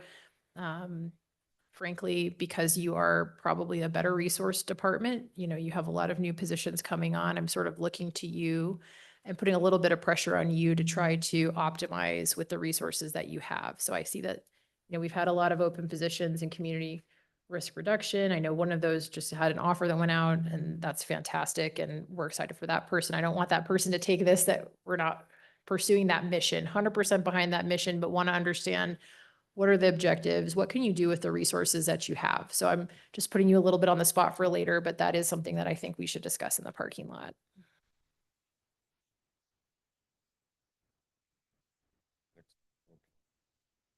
Okay, the next thing that we have in our our budget request is for enhancements to our mobile air unit. And the mobile air unit is a new piece of equipment here in the city of Meridian. It was donated by way of a grant to the city of Meridian. We were actually competing against 3 other cities, large metropolitan departments in California and Texas, and they chose Meridian, Idaho for this piece of equipment. It initially cost $75,000. There's $125,000 worth of onboard compressors and stuff that were installed by the benevolence of the donor. However, once it's got here, we are currently unable to fully utilize what its capacity is intended. And one of the most specific things is that this unit provides compressed air. And when we show up to fire, we need two things. We need water and air. And this, in the past month, we've had 3 house fires where we've actually had firefighters, we've run out of air bottles. And so we have 30 or 40 air bottles sitting in the front yard, and there's no way to fill them. And then worse than that, the fire engines leave the scene with empty air packs and air bottles, and so they're out of service. They're not able to be in service for the next potential call that may happen. This unit would change that, and it has the capacity to do that, but what it needs is a blast chamber to allow the cascading of air cylinders to take place at an emergency scene. And that's very important because, again, we have all the air bottles that we need, and then units, when they leave the scene, leave in service. They don't have an empty air pack going back to the station. So that's a significant enhancement. The second piece to that is because the city of Meridian is the first city in the state of Idaho to adopt the firefighter air replenishment system in Appendix L in the fire code, this unit supports those. So if we go to a fire, or when we go to the fire that occurs in one of these new occupancies that has a FARS system, the firefighter air replenishment system, this unit, as it sits, is capable of showing up and supplying compressed air to the firefighters on the fire floor where they're making their fire attack. And so that's the intent behind this. It also is intended to put some rehab and recovery stuff on the apparatus, as well as response lights and some of the other things that kind of make it uniquely Meridian. Mr. Mayor? Councilman Taylor. Quick question, Chief. Is this eligible to be used by other municipalities when they're having a fire? Like you said, this is the only one in Idaho, if I heard you correctly. So does Boise, Star, Nampa, would this respond? And if so, is it by request? They'd say, hey, we got a big fire, we're going to need this. So how, and also could we recoup any costs from those cities if it were to be sent? I'm not sure how that's used. Councilman Taylor, excellent question. Yeah, it is the only mobile air unit in the state of Idaho. And certainly as we're a regional, Ada County, we work as a regional response. So we kind of support one another as needed. This absolutely could be utilized by the other departments within the Treasure Valley because of the standardization of the air packs that we use are used by all the other departments. As far as the additional question, the downstream question of how often and what, we haven't developed a dispatch protocol or anything for it yet because it's not operational, but that's absolutely a piece of the consideration. At what point does it get dispatched? Who responds on it? Is it an automatic aid, meaning it's the closest available unit and it goes, or is it a mutual aid request, meaning that entity says, hey, can you please send your mobile air unit? We would like to utilize it. So it is a valuable tool for being a good regional partner. And I think maybe the equivalency would maybe be the Boise dive team stuff. Do they charge us when they come over and do work here versus if we were to deploy this out? That's probably your reality of what this would be as compared to, hey, we want to take this up to fight wildland fires. If that may be a different conversation in terms of who might, or a cost portion. Yeah. Mr. Mayor. Councilman Cavanagh. Chief, I kind of want to dig into this, and I need some clarification on a couple of things. Did the city receive a grant and we purchased this, or was this a piece of equipment that was given to us because we received a grant? Great question. So the Firefighter Air Coalition received on a grant the apparatus. They gifted it by donation. It's free of cost to the city of Meridian, the apparatus. So, Mr. Mayor, a couple follow-ups. Councilman Cavanagh. I guess that's where some of I'm trying to understand. We essentially received a piece of equipment, doesn't meet our needs. It has now required a substantial investment to get it to meet our operational needs. Not debating the value and the benefit. It's important. I'm just also trying to understand it didn't cost us anything to get it, but it is costing us to get it to be usable to the department's needs. And so I guess trying to understand, was the department aware of this need when we received the piece of equipment? Or is this something, once we received it, we realized, wow, it's not going to meet what our operational expectations are? Great question. Councilman Cavanagh. The operational need was always there, but the pie in the sky dream that something like this would show up was definitely not there. And what I mean by that is, in years past, when we would go to a house fire, there would be literally, you could call it a bottle farm out in front, and we would end up having division and deputy chiefs showing up, leaving the 8-hour assignment and going to this scene, throwing these in the back of their rigs, and then going to fire stations and filling bottles. And it's like, that is the most ridiculous, in my mind, that's the most ridiculous way to operate. But it's just the way that we did business. It wasn't the most efficient model. Certainly, this addresses the opportunity to provide an enhanced service at the scene. We, quite frankly, we don't have to do anything to it. And it can respond tomorrow to all of the buildings in the city of Meridian, the 4 that have a fire air replenishment system.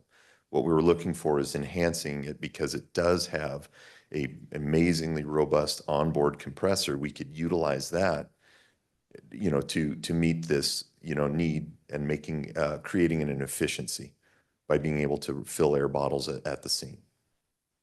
The grant wasn't for this purpose, that they're trying to make it work for that purpose. Correct. Thank you. That's a great.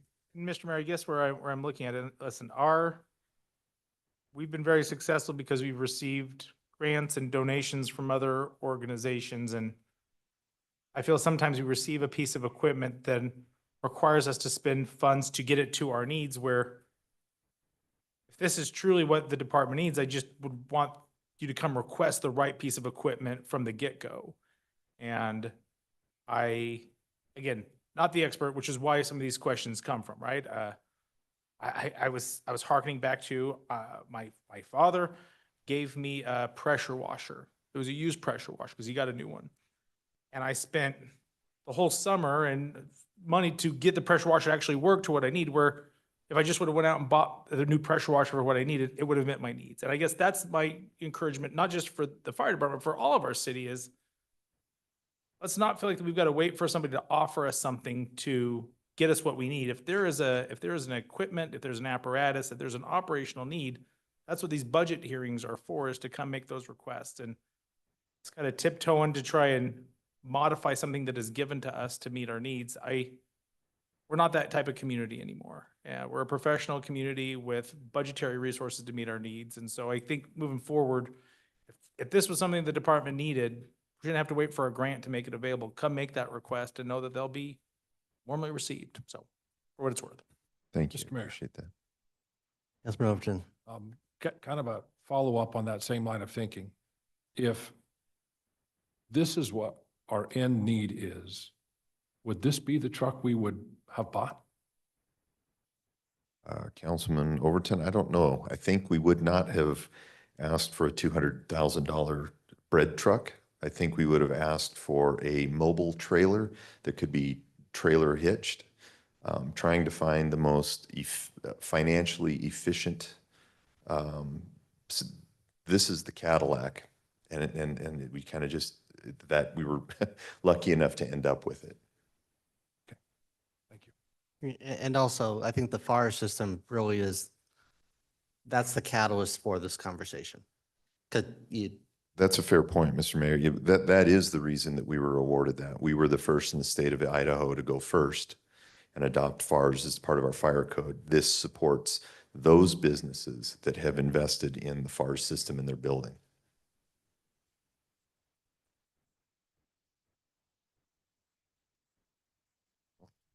Okay, the last requests that we have this year are for video laryngoscopes.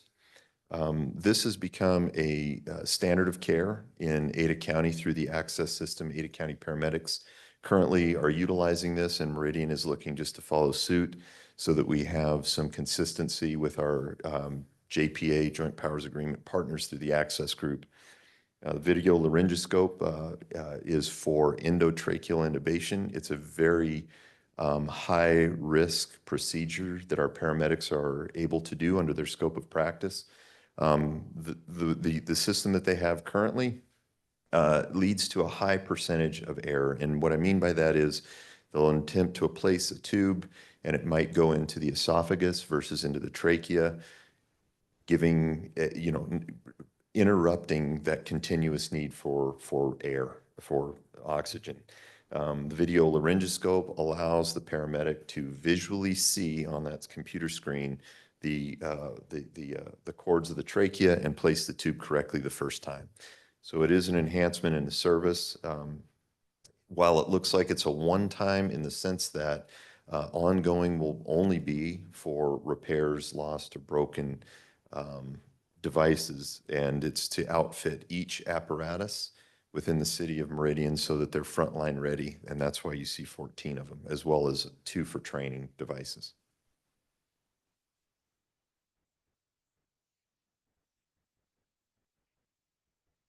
All right. Okay, and that's what we've got. Thank you. All right. Council, we're 5 minutes to noon, which was our break time. Are we wanting to break now, or do we want to hear from Parks and Rec before we break? So we just get into the. All right, then we will go ahead and break and reconvene at 12:30.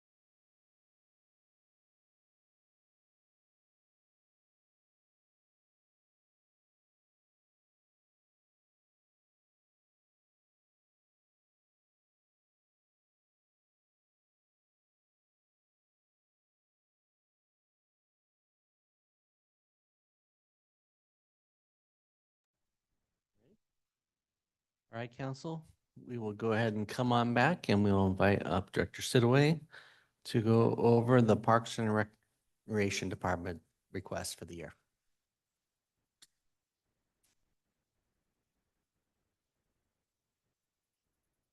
Thank you, Mayor. Members of the council, it's my pleasure to be in front of you today and present the request from the Parks and Recreation Department. Want to recognize my senior leadership team and their efforts in putting this together, as well as our entire staff that I'm so proud of what they do for this community and what we do to help build the quality of life. Really do think it makes Meridian a wonderful place to live, work, and raise a family. The first item on the list is a Fuller Park sidewalk connection. So we recently took over Fuller Park, as you know, from West Araneda Recreation District. And one of the things that we've noticed is that walking through the park or parents driving into the park to drop off their kids to school is a regular occurrence. Looking to see if I can get a mouse. But I was going to use does the mouse work on this, or can't seem to get a pointer? But anyway, right now, kids tend to walk down the drive aisle from that neighborhood road on the north into the park and then down the pathway that connects to the school as a primary route to school. A lot of parents drive into the park as well and drop off their kids. So you have a lot of kids walking in the same place that the cars are driving, and there's no sidewalk or pathway that connects from the road into the park as it's currently designed. So what we'd like to do is build a new sidewalk connection from the subdivision to the existing multi-use pathway. We feel that this would be a great safety improvement for children as a safe route to school during both morning and afternoon school drop-off and pickup times. So, questions about that one? The second item are some equipment and vehicle purchases. They come in three basic categories. They're the service bodies for the truck, a couple of trailers, and then a used truck. And just to go each one in a little bit of detail, the service bodies would be for trucks that we already own. We take multiple tools, things that we use for maintenance from site to site, repairing things from the irrigation lines to the playgrounds, work on buildings, everything in between. The service bodies would allow us to stock the tools and supplies more efficiently and keep everything more organized for quick access for those maintenance activities. The trailers would be used to haul some of our existing heavier equipment that we currently have to road to get to the existing parks, particularly the tractor when we have some of the equipment on it, like the top dresser or some of these other implements. Either the existing trailers are, light duty, or the ramps are too steep to get up on it. So we would use this to be able to take some of those pieces of equipment. I've gone into some of the details on the write-up of why one hitch and the other, so I won't, if you have questions about that, I'm happy to share it here, but it's just the right balance to get the two different hitch styles to give us the most flexibility.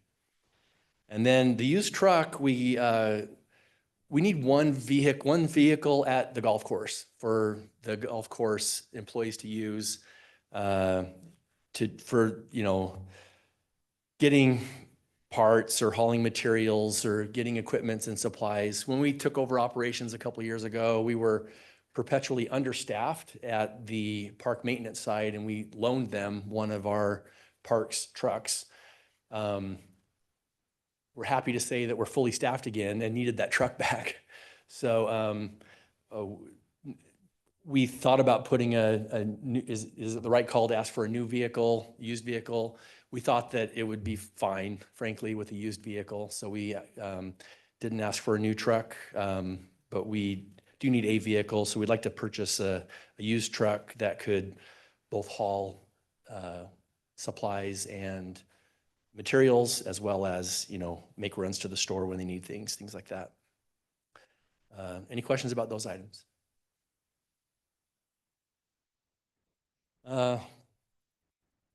This was a late addition for us. We heard that this roundabout's coming. We thought it right to bring to you to say, would you like this roundabout landscaped like we've done the other couple along Eagle Road? So this proposal would do something very similar, keep it in the same family of landscape materials, low water consumptive plants, an inexpensive irrigation system. I think there's a sleeve that's been stubbed to allow for that. And then some funds for ongoing maintenance of the plants and landscaping, but pretty simple, like you have probably seen out at the other roundabouts. Now that this is coming online, we can take care of the landscaping portion of that. Mr. Mayor? Councilwoman Strader. How's it going, Steve, with the roundabouts that we have done with the kind of xeriscaping, low water consumption plants? Like, are they holding up okay? Is that something we're looking to replicate because it's been successful? I'm just wondering how that's gone. I may call up Roger to ask, or Mike if he knows, but from my perspective, it's kind of no news must be good news, because I haven't had any complaints or issues reach me. I believe these sites are just come up and add a couple, any comments, Roger? The maintenance of the existing roundabouts going okay? Mayor, Councilman, Councilwoman Strader, yeah, they're doing really well. We've had some run-ins with them with public access, if you will. They've been hit, I think, 4 times now, but nothing to us. So luckily the external area, the retaining walls, the concrete, that's all maintained by ACHD. We just had the internal with the plants. We've had no damage so far, but they're doing good, doing really good. Yeah. Maybe a question that I would like to ask my 2 council members from South Meridian who maybe drive through this intersection. Have you noticed it wasn't landscaped? Yes. You have, okay. I didn't even realize that there was anything there or not there. Either way, to be honest with you. Mr. Mayor, Councilman Kavner. maybe this is a question for you, Steve or Roger. I do spend a lot of time traveling into Canyon County and notice, you know, that Nampa has opted for more of a monument approach as opposed to a landscape approach. My assumption is that you guys have discussed both options and this is the preferred option. Just wanted to get a good sense of, right, a larger upfront cost for a monument versus ongoing cost for landscape. What are the pros and cons? I think we actually discussed this with council with the original ones, because I think we came with like a high, medium, low level of treatment. Nampas are what I would consider a high level. If you go to Idaho Falls, I'd say there's a very high level. They have waterfalls and, you know, all kinds of things going on, water features in some of their bigger roundabouts. We opted for the low maintenance, let's make it nice but not real nice sort of scenario. We can go as high or as nice as council as a group wants, but this is meant to be kind of the, you know, I don't want to say just minimum standard, because probably a little bit more than that, but it's meant to be landscaped and look nice, but keep the maintenance low. And Mr. Mayor, Councilman Kavner. I think, Steve, kind of where I was coming from, and if I recall, I think the very robust roundabouts in Idaho Falls are privately funded and I think there is some of that. Not something from necessarily from the city. Is there a cost benefit of something that may cost more that is permanent versus landscape that requires kind of an ongoing cost? And if you guys have said, hey, if it falls under, you know, $80,000, it's best to go with a landscape approach. If it's over 100,000, then it's not. I mean, have you guys kind of discussed, is there a nexus about when we should be looking at something that is more permanent but requires less landscaping as opposed to something that does have more flowers and foliage that but requires ongoing maintenance and watering and whatnot? If I may, from an operations standpoint, it's only a matter of time before a car goes completely through them and takes something out. $1,500, $2,500 in plants versus a structure or something like that. Would be my consideration. Okay. Of that. Thanks. So what we're saying was not doing orange or black AstroTurf. No, we are not. All right, our next request is for a shade structure specifically in Kleiner Park near the community garden. I know, Council Administrator, you had some specific questions about this related to trees, so I'll just make that part of my description. But this would be a shelter that would be situated near the community garden. It would sit right near it, but in what is part of our yard area for the maintenance facility.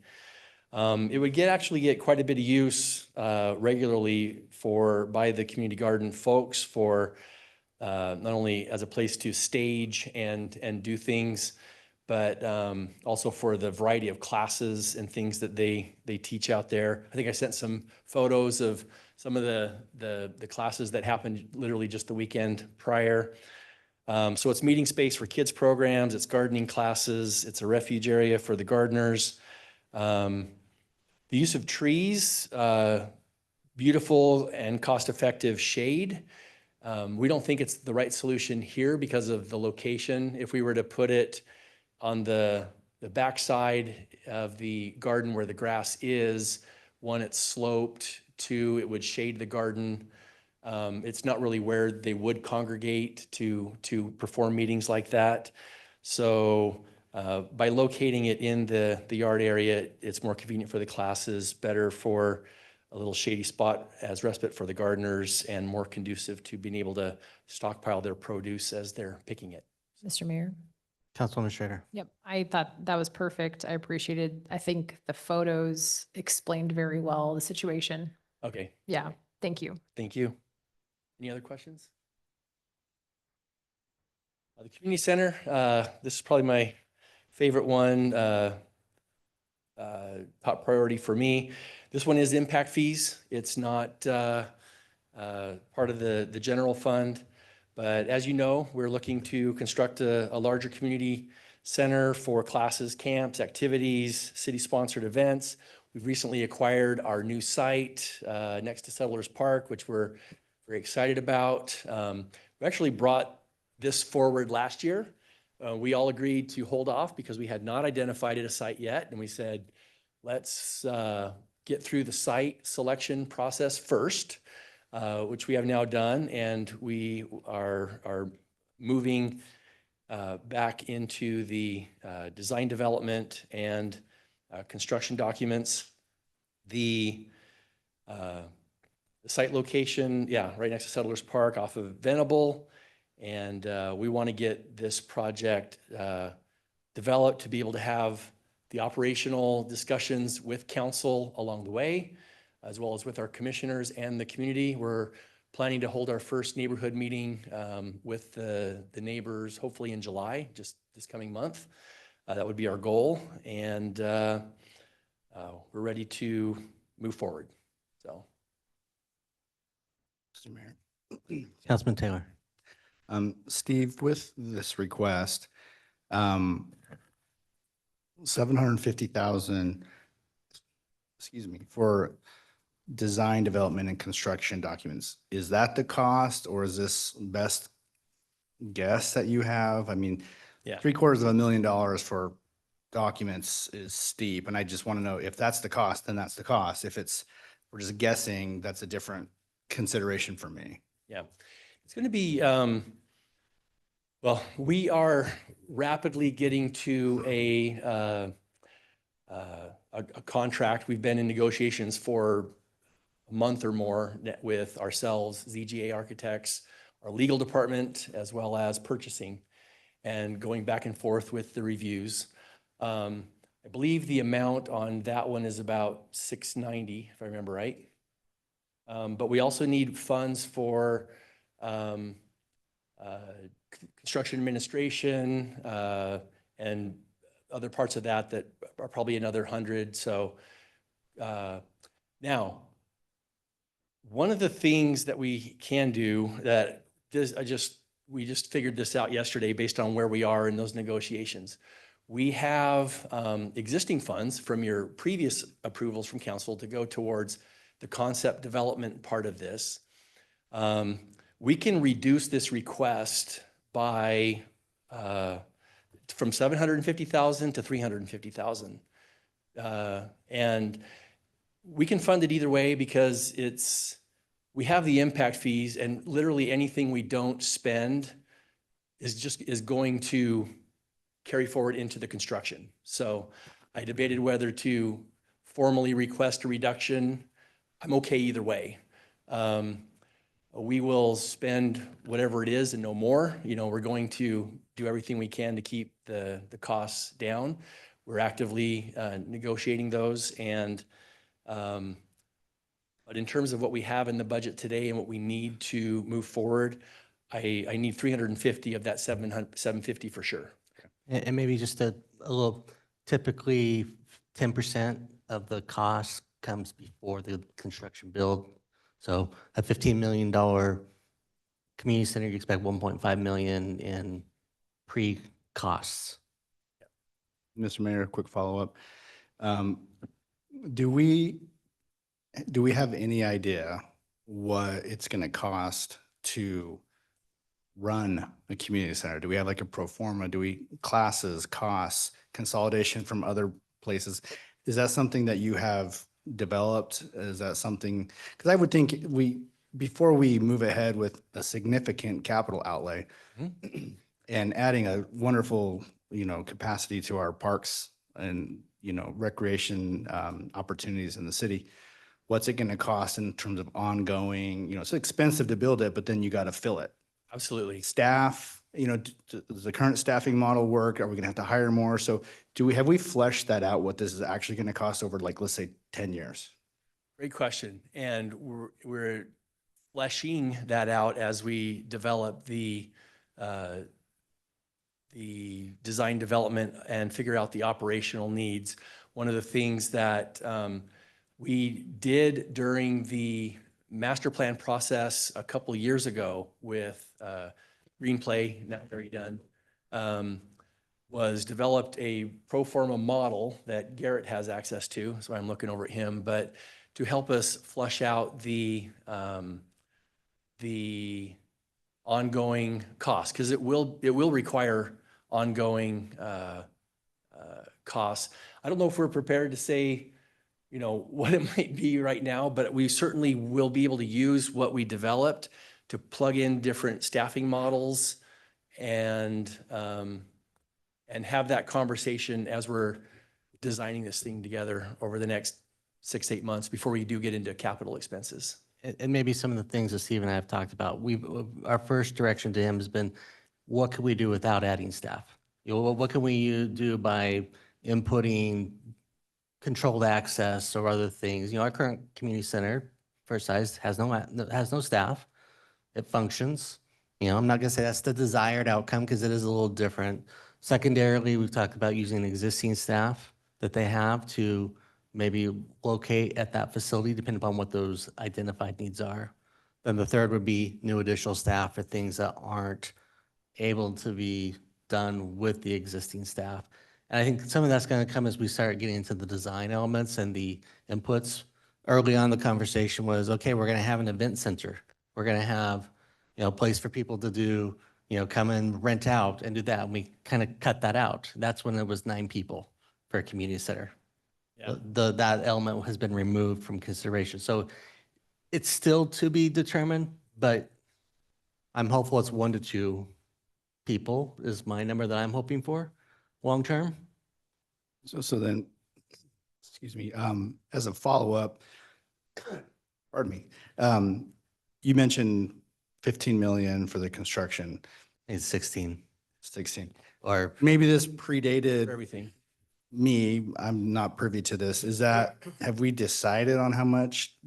Have we designed it out? Do we know how much it's going to cost? Because is it 12? Is it 15? Is it 20? What's the actual construction of the building going to be and look like? We need to go through this process to determine that. There's a combination of how much impact fees are there, which kind of goes to, the impact, it's all impact fee eligible, and it's up to a certain square footage. It depends upon how much of that square footage we build and whether or not we'd have the impact fees to cover that cost, or if we would want to do something different or delay because we don't have it. If construction costs doubled, then, and we want to build the same size facility, then we wouldn't be able to do that. So it's a little bit of a move as we go, but these are the questions that we are trying to evaluate. And it's also somewhat of council's desire. If you want to have a full, a bunch of staff in there on day one when it opens, as compared to can you move into something over time that makes sense? Maybe you only do the first floor during certain times of the day because that's when you can have staffing, or those are all relevant questions. All relevant questions. And I would say approving these funds allows us to dig into the real answers to those questions over the next 6 to 8 months together and get that answered. Mr. Mayor, Councilman Cavanagh. I share some of the same curiosities Councilmember Taylor about this, and I've tried to be upfront with Steve. I do have concerns about the project, particularly the cost. It's been an ever-evolving number. I'd like to move this item to maybe to a deliberation parking lot in our July meeting. I know that we have secured land for the intent of building this facility, and one day we may do that. This has been something that's been contemplated for many years, but we certainly accelerated it due to the proposed development that we expected to see that has not materialized in downtown. I take the cost of this versus the shrinking nature of available land in our community and the growing need for park space. And so to me, it's not a question about if we should do a community center. I think that we as a council should maybe have a conversation about the when. And are we preventing the ability to purchase additional park space for future needs because we're building a community center that we're not quite sure what the use is going to be? So I'll be upfront. I forecasted this with our parks director. I'm not supportive of this budget request right now. And if the council is, I'm fully in support of that. But I think making sure that we're at least on the same page about what's driving this particular facility's need and maybe what we're trading off the ability to do in the future. So this is something I would like to discuss in our July budget hearing. And I would just say, getting to the details of the uses, the design, the access control, which affects staffing, which affects ongoing costs, getting through into the design development further than we are helps us answer all those questions in a more real fashion, unless there's a desire not to go there at all. But and Mr. Mayor, Councilman Cavanagh. I think, Steve, where I come from this is, I think early on in my time on council, we sat through, the city spent funds to forecast what the Borup Park would one day look like. I believe once we get ready to start moving on that, we likely will go through another process very similar to that. And so if the council is bought into, hey, let's get this building built in the next 3 years, then certainly we should spend the $750,000 for construction documents. If the council's saying, wow, we're going to be able to continue to utilize our space in downtown, we're going to continue to be able to utilize our home court space, continue to utilize the space in Meridian Pool to meet our current needs. And because of those efficiencies, we can now use these funds to acquire additional land for parks. And so maybe it's not in 3 years, maybe it's 5 or 10 or 15. It wouldn't be prudent for us to spend the $750,000 because we would eventually have to spend that money again in the future. and I would agree with you. And oh, sorry, Mr. Mayor. I think finance is over there crunching some numbers about impact fees.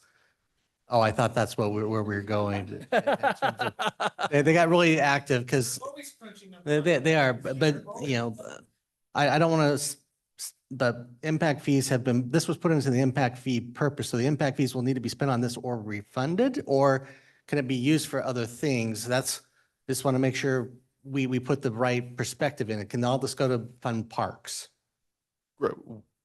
Mayor, we did put a specific building for impact fees to be requested, and we are collecting money. So you do want to spend the money on it. Again, at some point in time, I think like a conversation is, what do we want to use the building for? Again, you can build the building. It's not the greatest thing not to fill it, but again, you have to spend it within 8 years after you collect it. But again, you can collect on the 8th year and then spend it in the 9th year. So you don't have to do it, tomorrow or next year. You have time. But you are correct, Robert.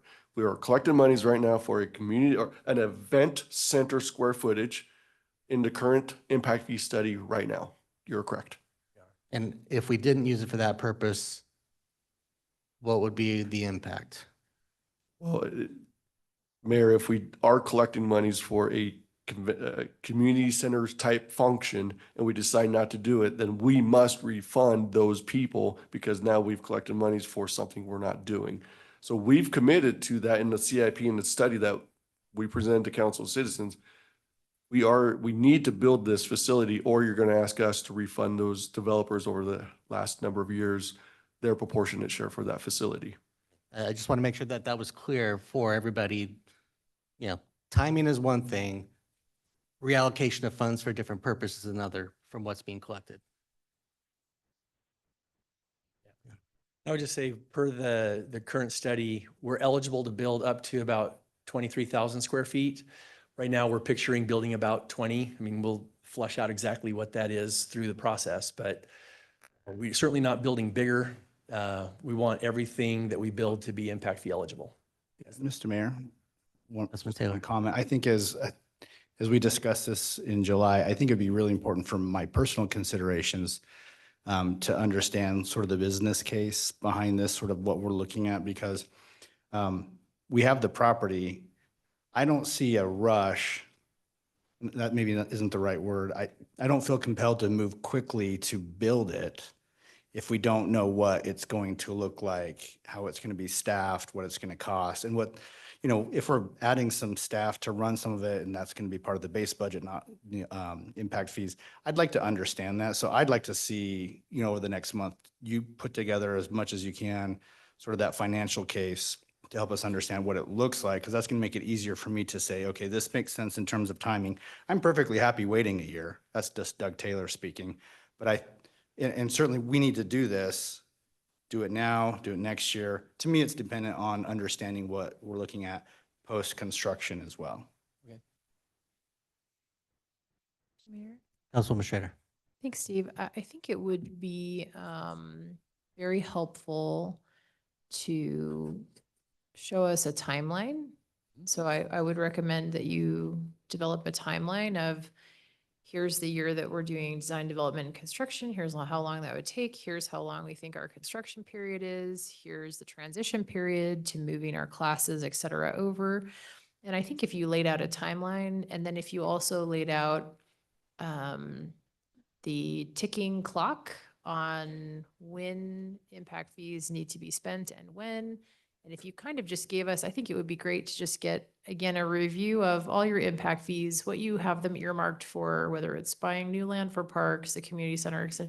Just kind of big picture, because then I think we could really step back and say, okay, if it's like this money's going to evaporate in 8 years, we can work backward from there and figure out, with an acceptable kind of time frame, what are we really looking at, and hopefully build a consensus. Yeah. I think it's great to work on the community center, but I do think having the timing and impact fee piece of it fleshed out is important, so we have our eyes open as we're making those decisions around timing. I do think, if it's one full-time FTE or whatever it ends up being, it would be important for us to know from a CFP perspective and planning perspective at what point that person would come on or people would come on, because as you know, the ongoing expenses are something that we're really watching for the next 3 years. Thanks. And we anticipated digging into the staffing part of this as part of the process. Again, like the mayor said, our ideal staffing scenario that we first came with. You mentioned 9, in my mind it was 7, but 7 or 9, you know, I think we had a 7-person staffing model. That's been pared back to 3. What's currently in the CFP right now anticipates 3 staff. The mayor's challenged us to look at that further through the, you know, the Challenge to access control. look at 0, but is that possible? Well, 0 from where they we currently have 2 people sitting at their front desk upstairs. Could one of those be moved over to help accommodate? We know there will be people there, but do we need to add more people? Depends upon what's in the facility and how it's designed. That's all part of what needs to be looked at. Agreed. And we have a base pro forma that we built that we can plug different scenarios into and help come up with what the outcome is, but don't want to venture a guess at what it is. But, you know, I think just from the home court example, you know, I expect those numbers to be, you know, at least in a few $100,000 of an annual subsidy. I mean, that's very realistic based on, you know, what we know home court costs. Okay.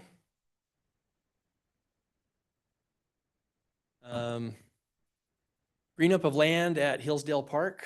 As you know, Marty Hill and DWT Investments generously donated some land that tacks on to existing Hillsdale Park and allows for better access by the adjacent neighborhood that is to the west and northwest of there.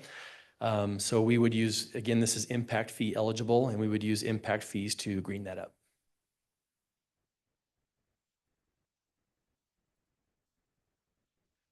Pathway connections, there's 2 major divisions in this. The first is, many of you were at our ribbon cutting for what we call our Golden Spike moment on the 5 Mile Creek Pathway, where we got the bridge built.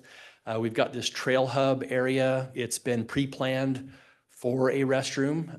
The utilities are already stubbed to the area. We would like to get one added. So we would like to add the restroom to the 10 Mile Trailhead construction. And then that lower photo is Highway 16 next to McDermott. ITD has already built the overpass structure and made accommodation for the pathway underneath it. We would like to go in there and construct the pathway. There is already existing pathway that comes to McDermott from the east, and there is also existing pathway further west that would connect on to Owyhee High School. So we would like to connect that missing tooth, if you will, in the 5 Mile Creek Pathway system now that this bridge is in place and we have the ability to connect it. Councilman Cavanagh. Yes. Supportive of the request, so I want you to know that. But my question is more about our expectation around pathway connectivity and creation. Do you contemplate that our pathways are always paved and I guess are consistent all the way through? And the reason why I ask, right, I've been on different pathways where you've got terrain that changes. You've got parts that are asphalt, parts that are dirt, parts that are gravel. Do we contemplate that it is a consistent paved pathway, if it is a City of Meridian pathway, that it is meeting a certain specification? Yes, our standard is for a minimum 10-foot wide asphalt pathway. In some locations, we've made the determination, like if it's a widened sidewalk along an arterial road, that it ought to be concrete, for example. But for the off-street pathways, the standard would be 10-foot wide asphalt. And Mr. Mayor, quick follow-up on that. Is there a operational or efficiencies that we gain by that perspective? Is there benefits of saying, hey, this part of our pathway is going to be dirt? And what do we lose? What are we missing out on? What are our citizens not getting the full benefit of if we looked at that approach in certain elements? Yeah. Mike, I might have you come up and help me answer this one, but I would say that certainly the standardization gives us the ability to, maintain spray equipment for the sides, et cetera, consistently. I think if it were dirt, we'd be constantly fighting goat heads and things like that a lot more than we do if it's asphalt. But, if you have certainly a walker or a mountain bike could cross different terrains, but if you got someone on rollerblades and they hit a dirt section, not great. Do you have anything you would add? Mr. Mayor, can I make one quick comment before he answers? Councilman Overton. Are we dealing with any handicap accessible issues if we go away from the asphalt and the concrete?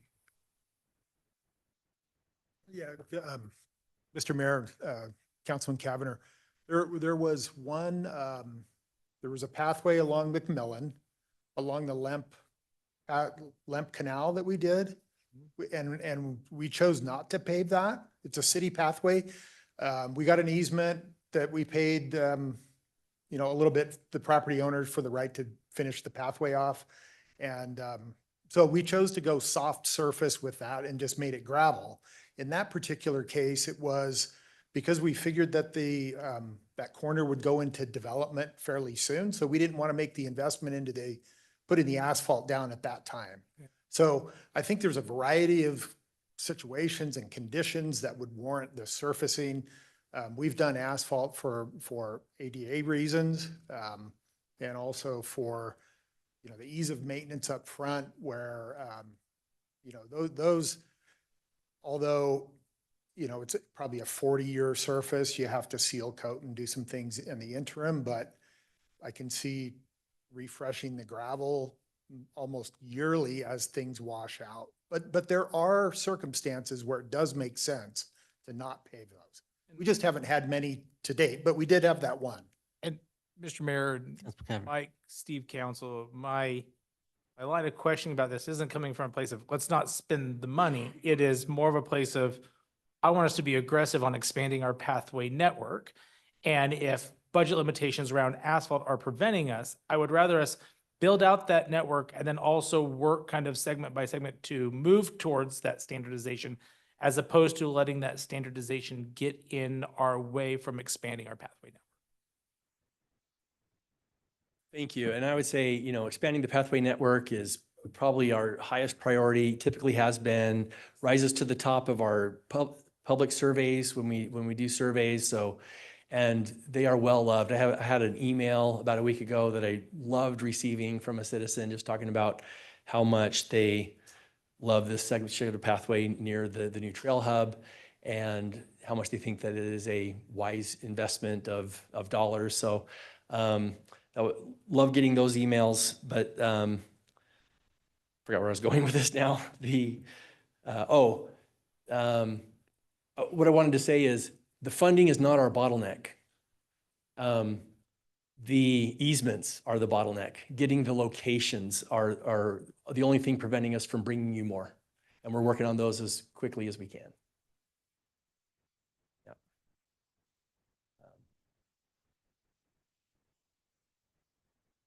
Let's see, I believe this is my last one. The Lakeview Golf Course improvements. This would finish out we're building 2 restrooms this year.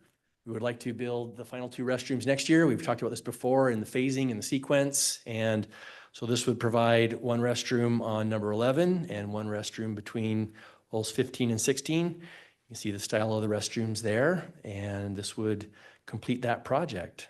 So I believe that's the last of my slides, and I'll stand for any questions. Thank you. Council, any questions? Thank you. Mr. Mayor, sorry, one more, Steve.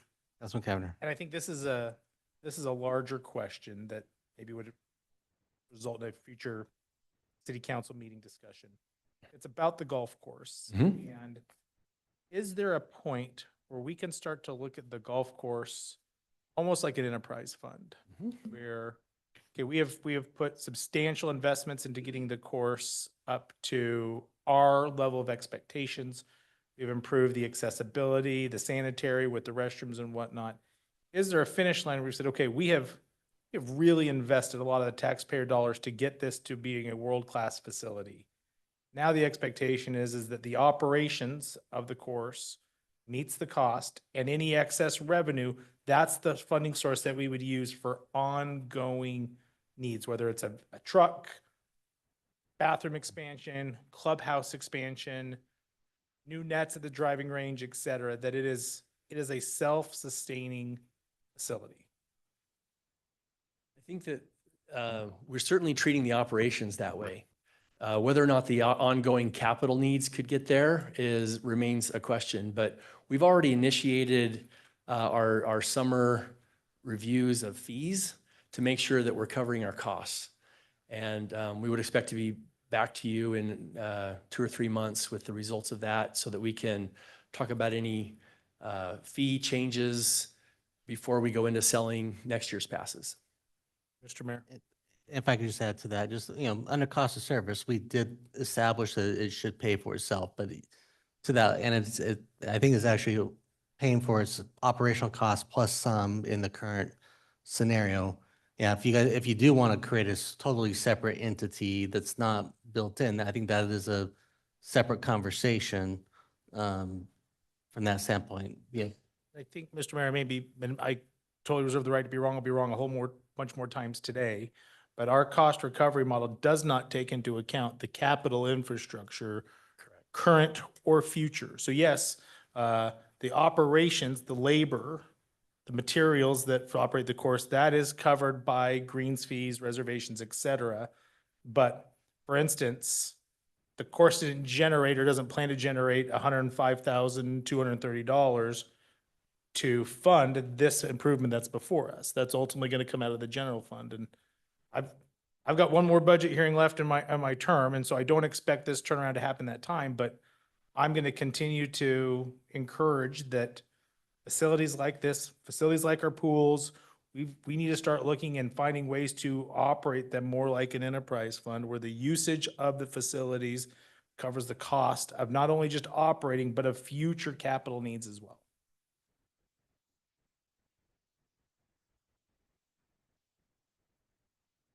Mr. Mayor. Councilman Schrader.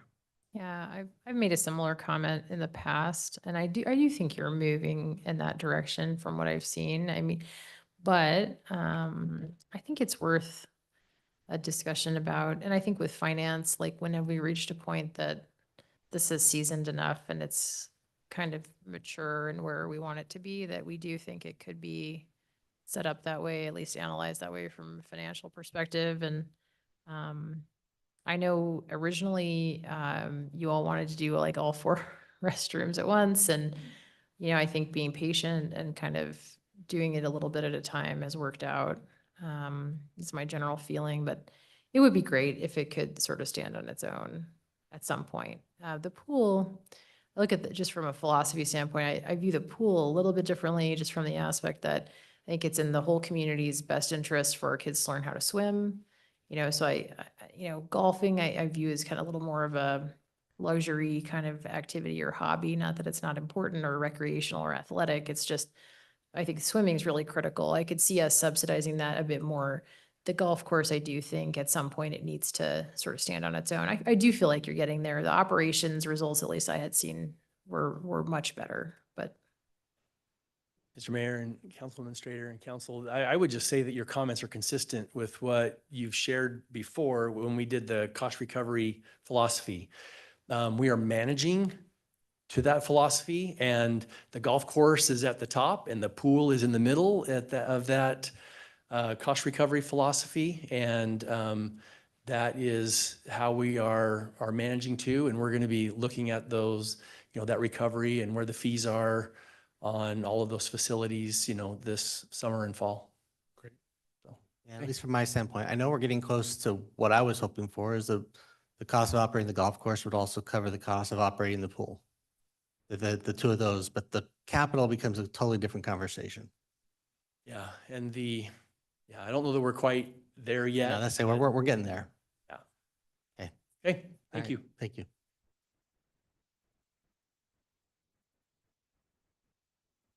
Okay, so we're gonna plow through break and just keep on moving because I don't see people jumping up and needing to get a break, so we will move on to the unfunded items. So council, as we had conversations, the budget that we just heard includes all the things, the working with the departments, either we agreed or I made decisions about what would be the priorities from my budget perspective. And these were the other items that were not included. So you're going to hear that from each of the departments.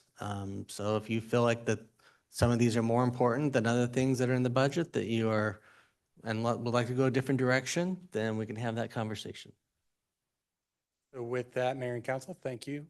It's our pleasure to talk about a request that's currently not funded.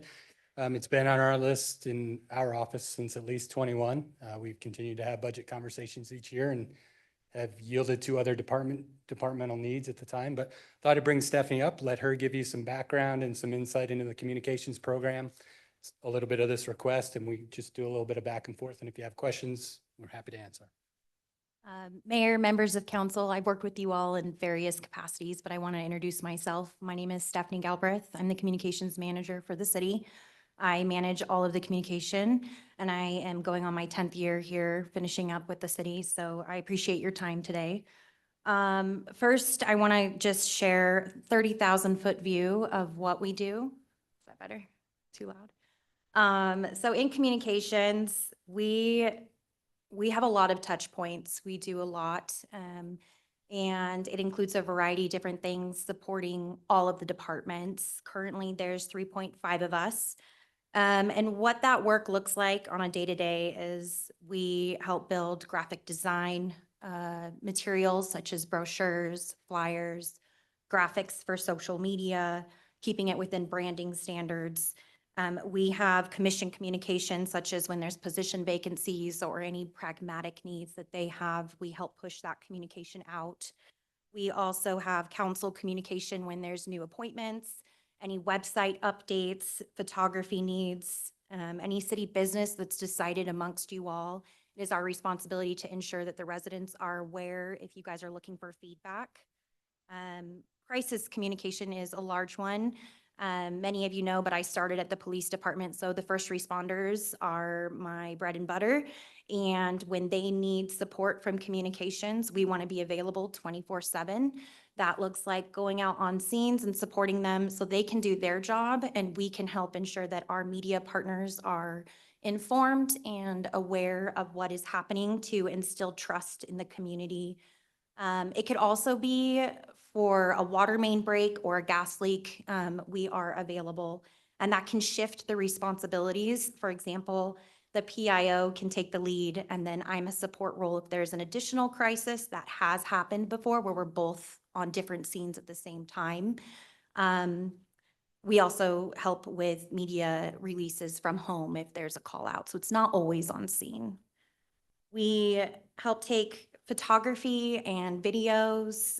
We want to provide visuals and auditory consumption for our residents. Maybe it's for an event or a program that we put on at the city, or it's part of our public safety messaging or our educational materials. We also help with recruiting. We put out a lot of content when it comes to that, printed and paid ads, organic ads. So that's all something that we work through. Internal customers is a really high priority as well.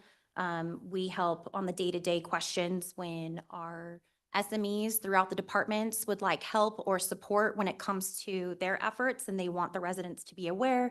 They're looking for resident feedback. That falls on us, and it's our responsibility to really be that resource for them. Another component is our electronic and printed publications, everything from media releases to newsletters. We take on that as well. And then our website is a huge one. Although it's housed in the IT department, it is our responsibility within communications to ensure that we are ADA compliant. We do all the search engine optimization. We navigate all the imagery. We ensure that our sitemap is clean and accurate, and then we make all the updates if there's anything that needs to be updated. And we need to do it quickly, right? If there's a change that needs to happen on the website, it needs to be timely in accordance to the information that's relevant.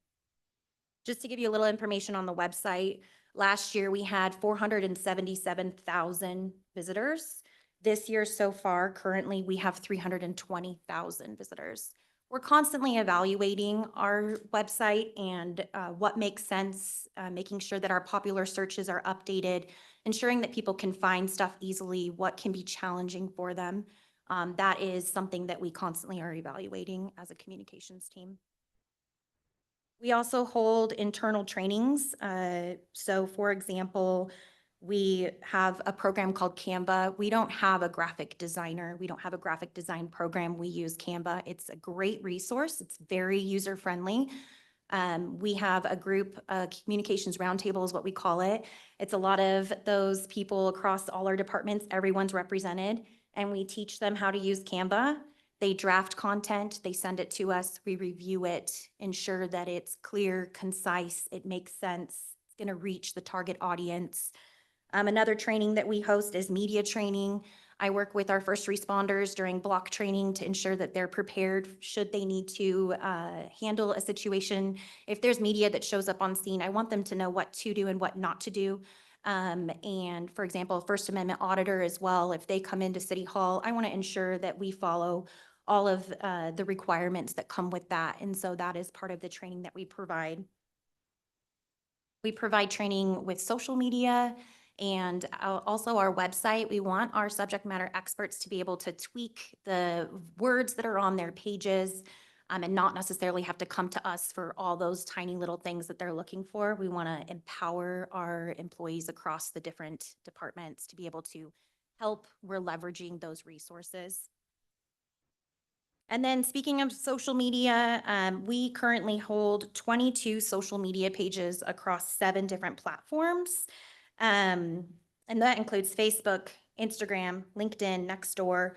We did put together a little bit of information for you, just some data points. This is our population to our posts. This just gives you a large brush of what our level of service is as of right now for our content.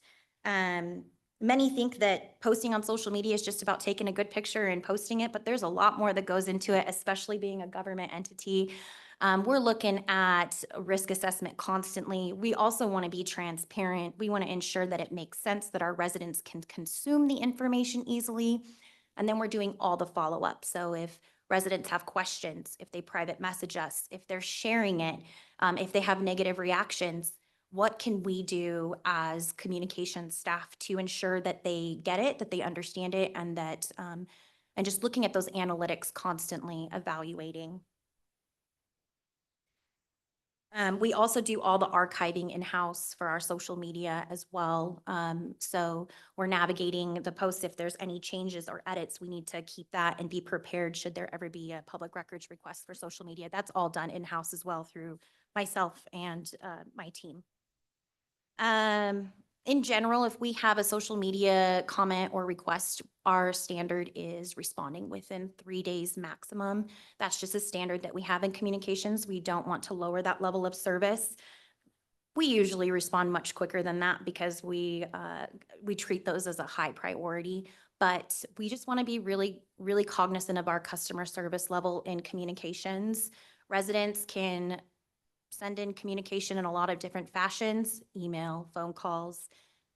Social media is another location, and we take that very seriously as a communications team. Currently, I wanted to share, we're getting to the point where we're very reactive instead of proactive. We get roughly, we did some number crunching, and we have currently 1 media inquiry a day, including weekends. That's just the average. Little over 220 so far this year, so a little bit more than that. Those are not yes or no questions. Many of you know, media want to get information. They want it to be timely, accurate, and that is the responsibility of our communications team. We work with subject matter experts across all the departments to ensure that we have the most correct information. We provide interviews. We will go on the radio with them. We really pride ourselves in the level that our media trust us. We are a valid source.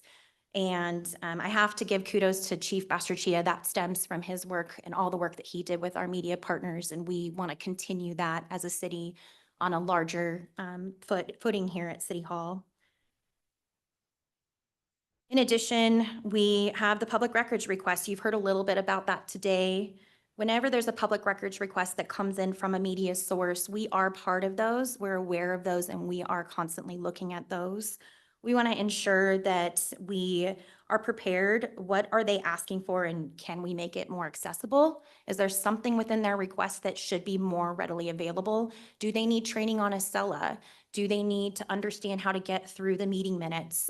Those are things that I constantly navigate, and I have those relationships with our media partners to train them, educate them. My phone number is plugged into their phones, and we talk constantly via text or phone call about how I can help them answer their questions. But should a PRR come in for something larger, I still evaluate those. I still look through those and make sure that we're doing our part. If they put a PRR in, I know majority of the time that means a story's coming, and I want the story to be well-rounded and thorough, and part of that is following up and having those conversations and building those relationships constantly.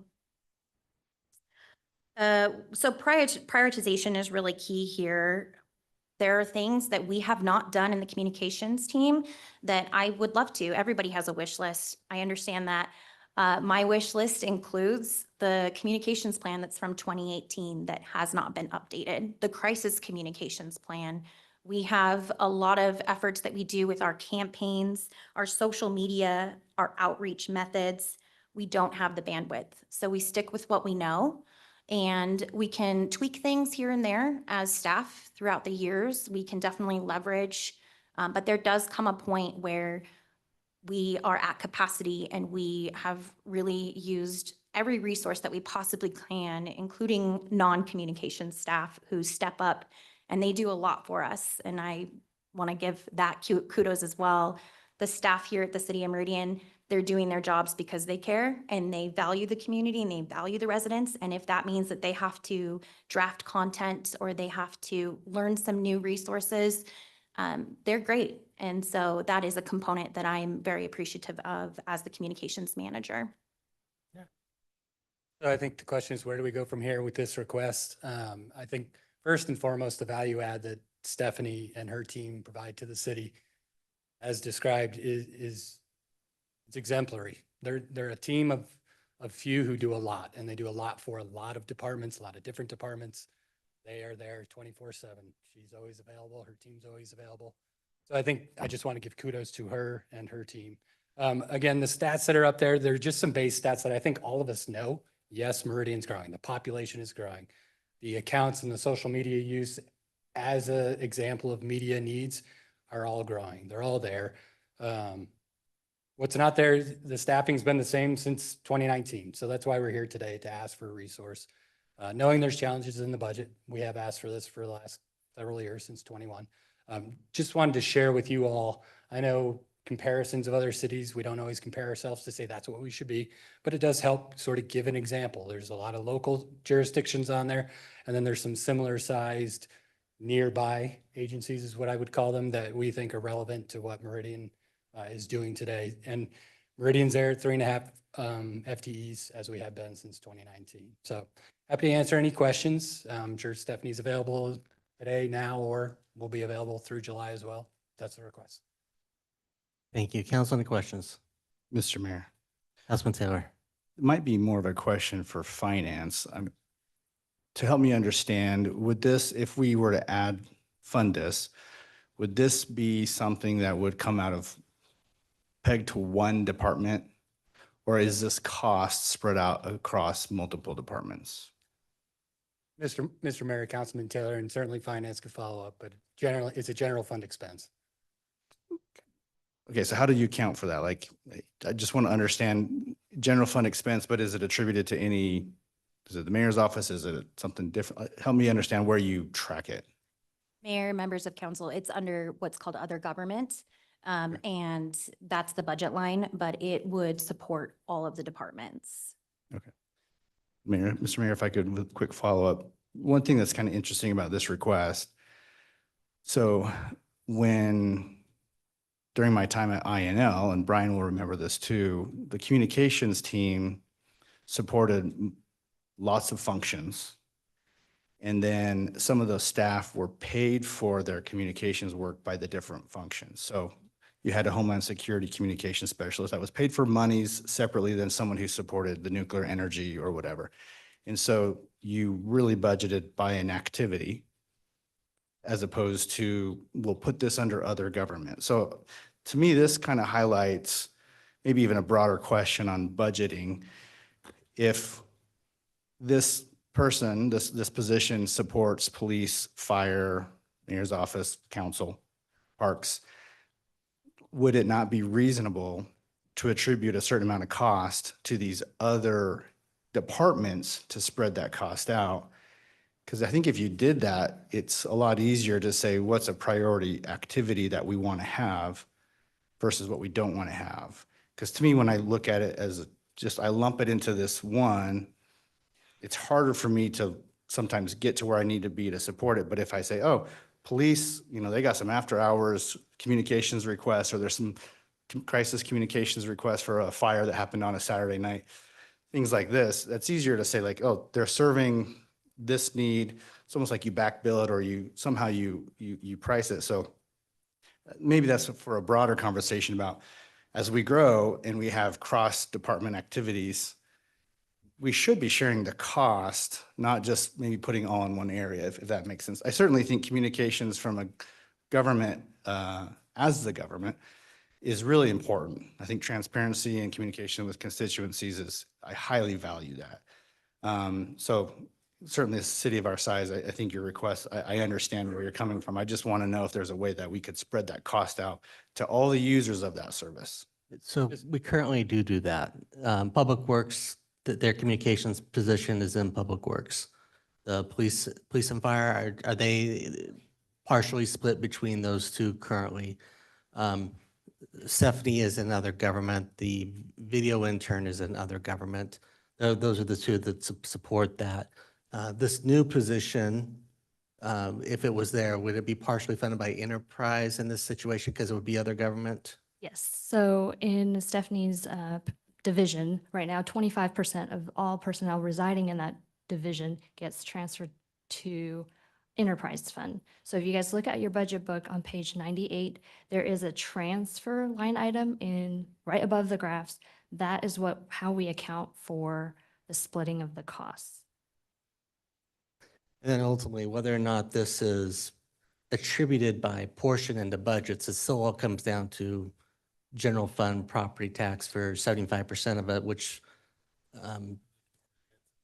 hits it all at the same place in that context. Yeah. Mr. Mayor.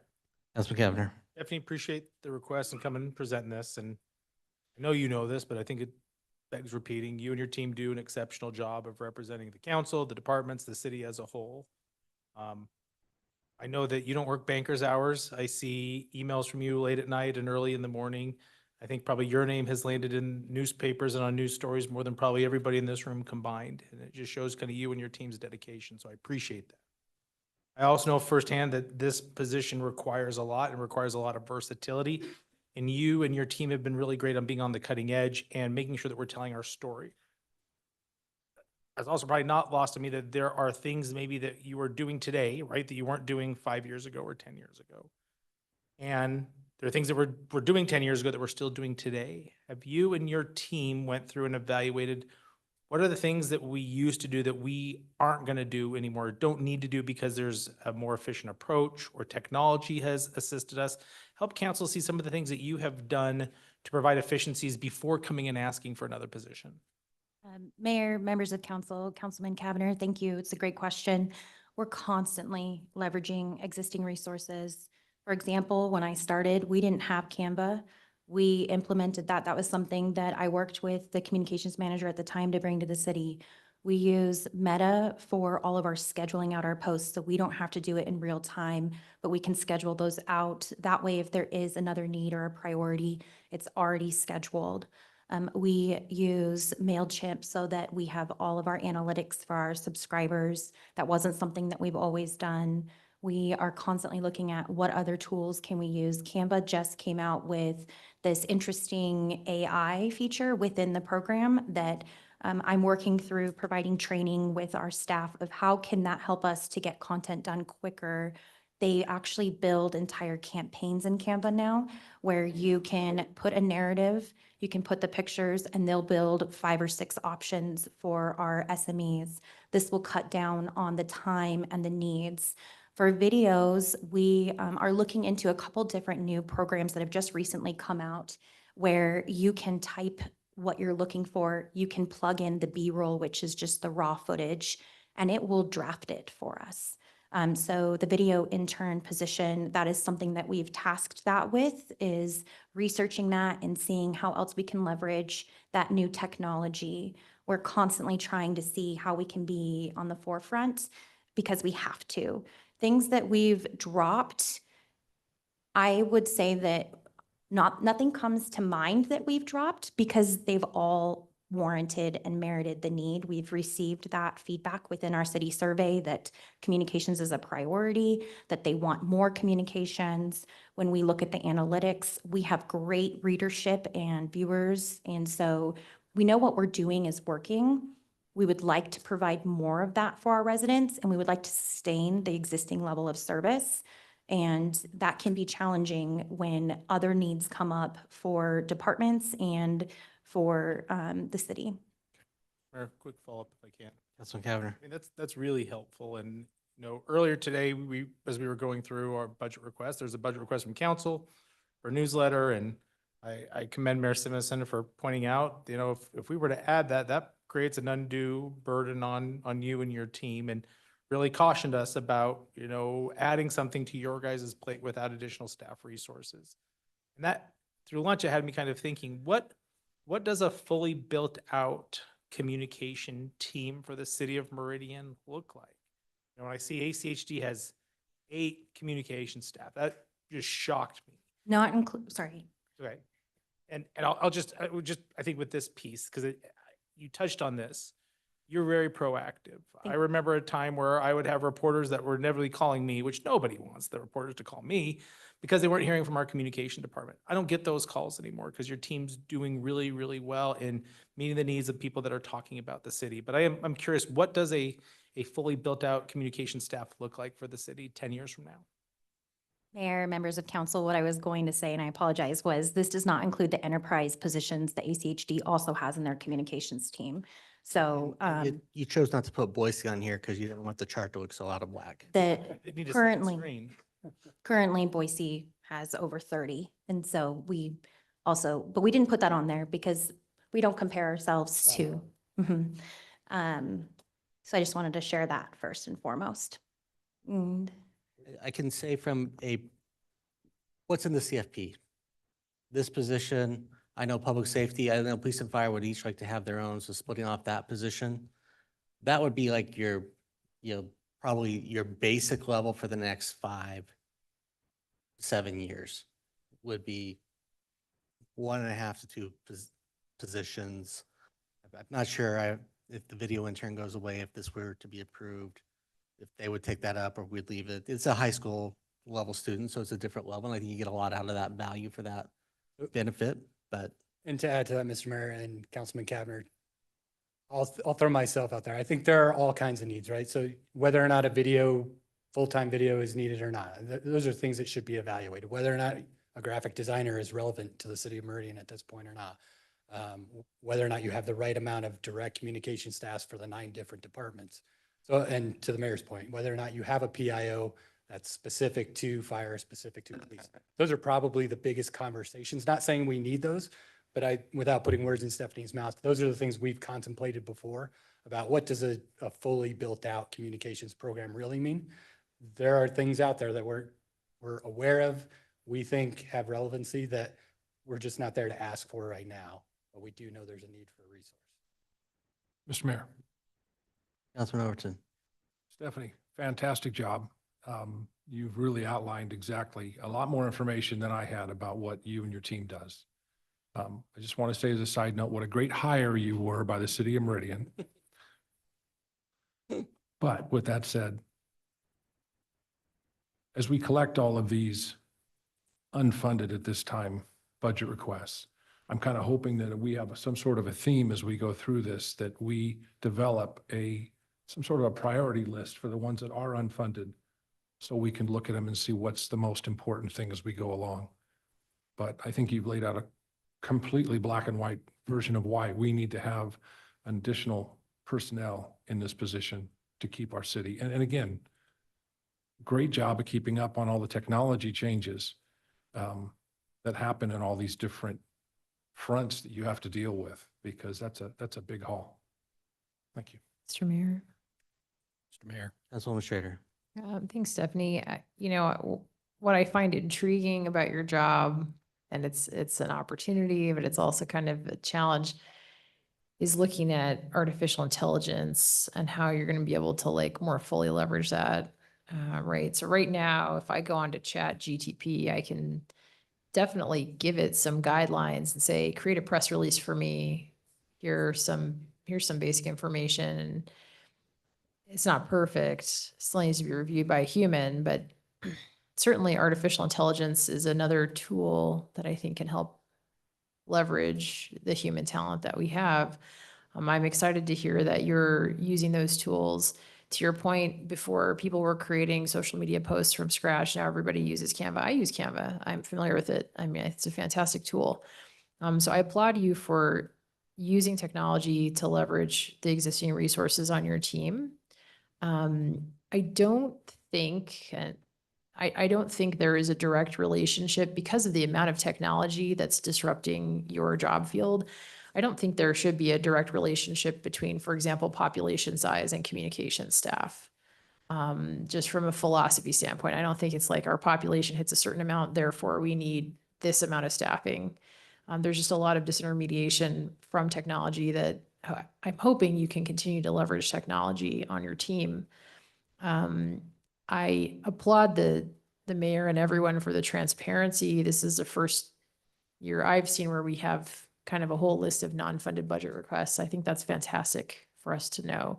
And then as we work to develop the CFP, we can try to prioritize those in future years. I guess my question to you is, if you need to continue with the staffing that you have in place today, can you continue with your existing service level? Is there something that you need to cut back on?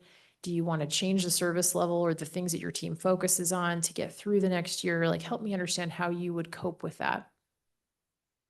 Mayor, Councilwoman Strader, essentially what we constantly do is we lower our standards on social media. That's the first thing that has to go when it comes to our priorities. And we do not take on any new projects. We have to set boundaries and we have to tell different program and event specialists across the city that although we can spend 30 minutes to give them some information, some highlights, although we can help update their website or pitch it to media, that's what we can do, period. So that would be the continued level of service that we could provide, is evaluating constantly, can we get this on social media? Can we provide this resource for our internal customers? And if we can't, what can we do? What could we provide? Mr. Mayor. Councilwoman Schrader. Yeah, and then, one thing that I noticed looking through the vacancy report, you've had a public safety information officer position open. And I do wonder, how much of that position remaining unfilled has stressed out the team and how much it might improve if that position was filled. What are the challenges there with recruiting? And we could take that offline, but I just sort of want to understand how much having that vacancy is also affecting your team. Mr. Mayor, Councilwoman Strader, we certainly take it offline if you'd like for details. I think some of the challenges in recruiting are that in that position are the specifics of it. They're a 24/7 on-call position. They've got a pretty stringent background requirement due to the police and safety, public safety requirements. My perspective watching the team, I don't know if anything, the vacancy has, yes, created more stress. I think the stress on the workload has always been there, even when that team is full. That's personal perspective. And may I add? Sure. Mayor, Councilwoman Strader, part of the PIO's responsibilities. Thankfully, we have an amazing command staff within our police and fire departments, and they step up, they help. We have our prevention teams who have also stepped in and filled a lot of the responsibilities. It's taxing a lot of individuals. It's not just the communications team. So that is a component, but I just wanted to share that as well. It hasn't been for lack of trying to fill the position. Trust me, Mr. Mayor. Councilman Schrader. Yeah, thank you. I mean, I think the way that you're approaching this is correct in terms of setting boundaries, teaching, teaching others how to fish, teaching others how to use Canva. I mean, unfortunately, I think that that's probably for at least a year, that's kind of the foreseeable future. I don't take this the wrong way. I think this is important. I see the value in it. I just think, keeping in mind that where we have a public safety need to fill staffing for the 18 firefighters in a couple of years, any kind of new ongoing expense has to have, as you know, attached ongoing revenue, and any kind of decision like this, we would have to remove something else. So I think it's a pretty high bar this year, unfortunately. But I really appreciate hearing from you and hearing the need. And I just want to say, I think our communications function, pound for pound, could go against Boise any day of the week. I find it astounding that they have that many professionals doing all that over there. And I think it just shows how efficient we are and what a great use of resources your team is and how you're leveraging technology. So I just really want to compliment you on what you've done. And I hope you understand that I do see the importance in this. And I do think it's a priority. I think it's a question of time. Thank you. Mr. Mayor. Councilman Whitlock. Mr. Mayor, Stephanie and Dave, thank you for this. And Stephanie, thank you for the wonderful job you and your team do. It is very impressive. The month that I've been on the job here, again, very impressed with what you do. Bill Neri may be the only one that remembers 34 years ago, but a long time ago in a land far away, the city of Boise, I was the city's first communication director, and we pulled or centralized all of the communication to the mayor's office. And so there was one point of contact for the media, for the mayor, and for all city departments and the council. And I didn't come anywhere close to doing anything that you just outlined your 3.5 employees do in terms of being proactive. I can tell you it was 100% reactive. And along with what Councilwoman Strader said, I don't know that population is the metric that we tie this to. And so in the future, as we go forward, I guess from my own personal experience, I'd like to tie it to, are we being reactive, or I'd like to be on the edge of the curve in terms of being proactive and always being ahead of the curve on that. So just my 2 cents worth from a long time ago in a land far away. Nowhere near 30 staff. And if I could just add, I've done my part, just so you all know. I've tried to tell Stephanie, I will not ask you to do any of the things that I would like the city to do until you have the resources to do it. I've tried to do that. I try to balance that very well and not put any additional expectations on her, even though I've got ideas. I've got things I think we should be doing as a city, but without the resources, it's not fair to her and it's not fair to the team. And I do hope that those resources come so that we can go do some of that proactive outreach engagement, things along those nature. But again, I appreciate Sahand. Everyone gets an email from Sahand on communications on Fridays. Especially right now, because that's when you got 2 people running communications doing the thing. You go to others to do that, but I'm trying to do my part and not overburden you as best I can as well. So thank you. Thank you all. And thank you too, Bree. So with that, we'll move on to the police department.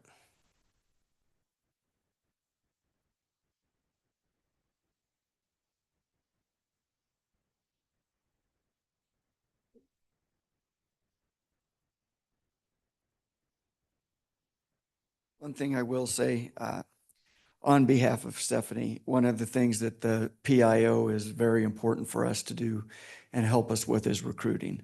And that's been a little bit of a struggle since losing the last PIO, but Stephanie has certainly stepped up to help us out. And on top of that, when we discuss the per thousand that was mentioned, kind of outlining how the PAM model works, we could go the officer per thousand. That's one of the routes that they go, or you can go what's called benchmark cities. Both of those are much less conservative than the PAM model, which is why we've chosen the PAM model. We want to really look at workload and how we can be the most efficient that we can. So one of the non-funded areas here are 6 police officers with 3 vehicles and 2 motors. So again, you know, we looked at this last year when we were looking at positions, and we forewent 6 of the positions because of open positions that we had and that we were trying to fill. And we knew that we wouldn't be able to fill those, so we didn't want those positions just sitting out there. And so we're bringing those back this year, but of course, looking at the city's revenues, the revenue isn't there. And that's why we've chosen to go the route that we've gone. We understand there's only a small pot of money for everybody, and we can't take all of that. And I think that in the past, we've shown our willingness to work with everybody in the city rather than just say it's all about us, even though it should be all about us.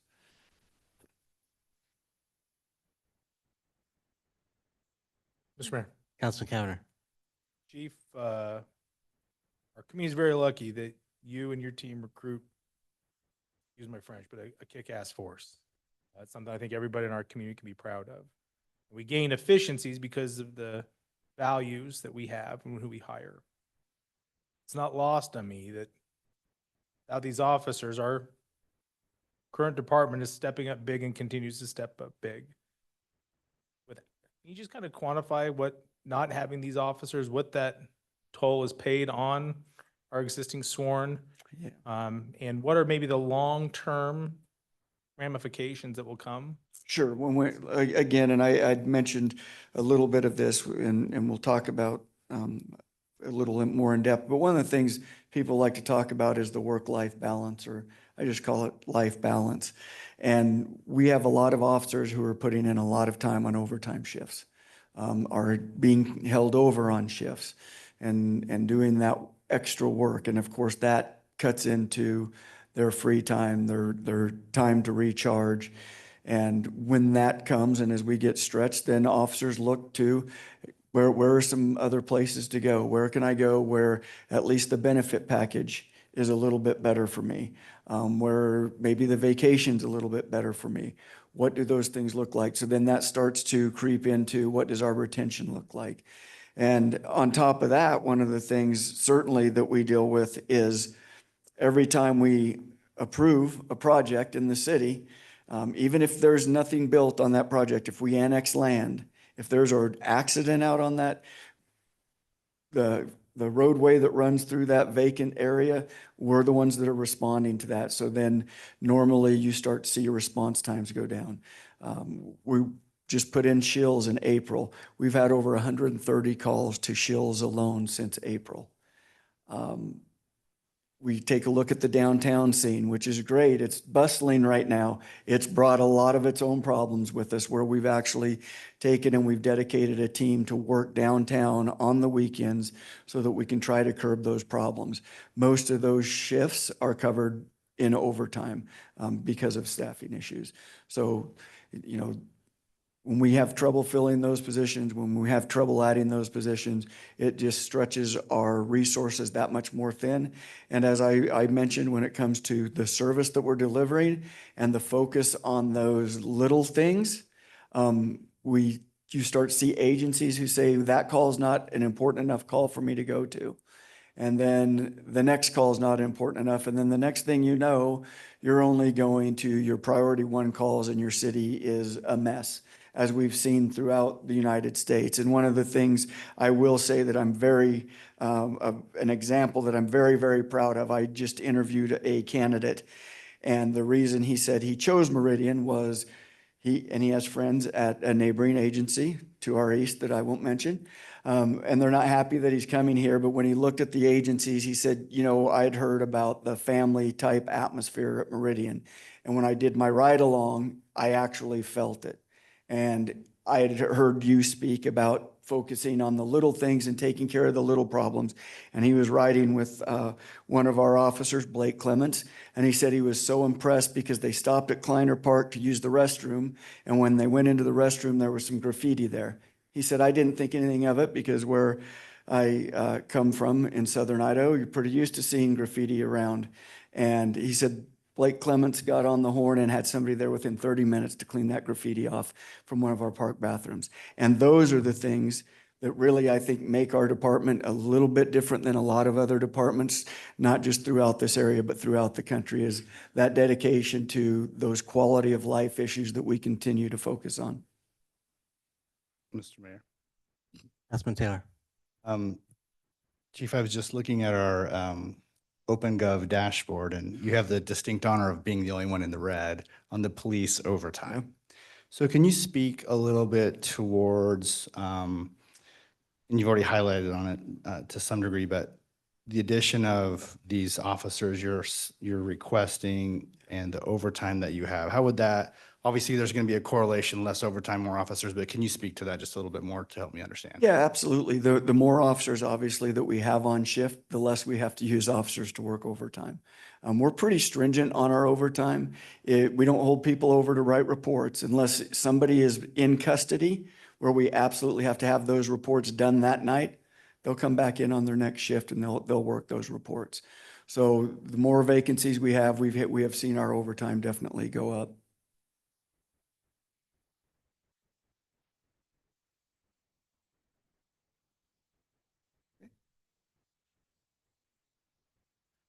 We talked about the emergency vehicle tech.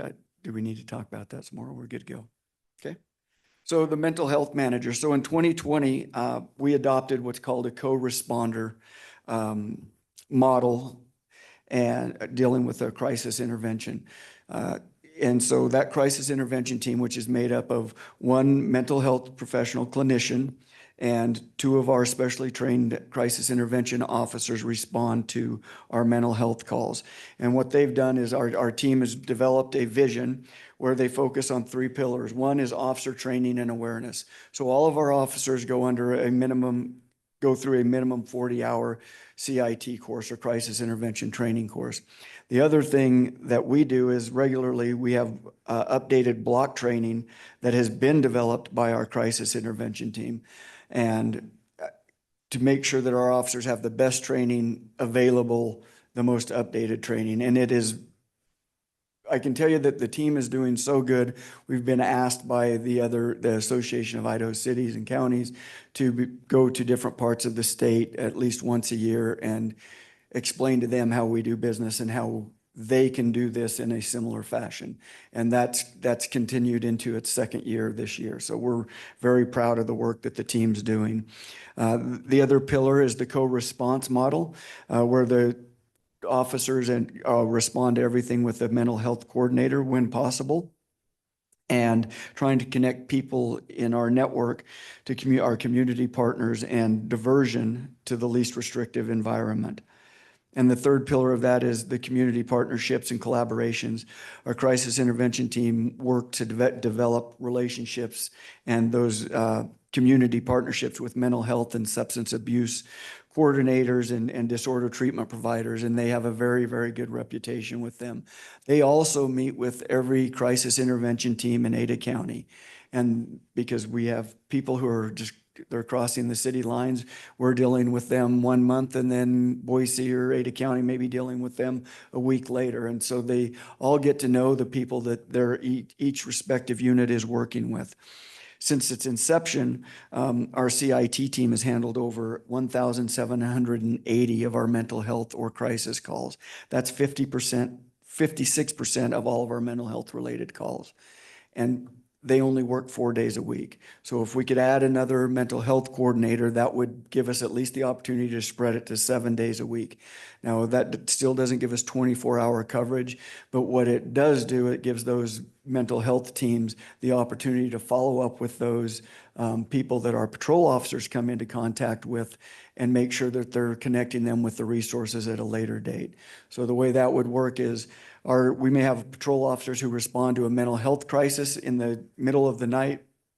They take a person on an involuntary hold, that goes into a CIT queue and for our team, and they look at that. And when that person is then released, they follow up with that person to make sure they understand all of the resources that are available for them to follow up on. And they follow up on them to try to make sure that they're continuing to take their medications and doing those things, which hopefully, and it seems to be panning out, reduces our response time or our response calls to them or repeat calls to those people. So we're very, very, very proud of that crisis intervention team.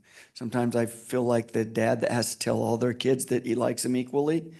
And I say that to all of our people, but they're probably kind of my favorite. So now I know how my brothers felt.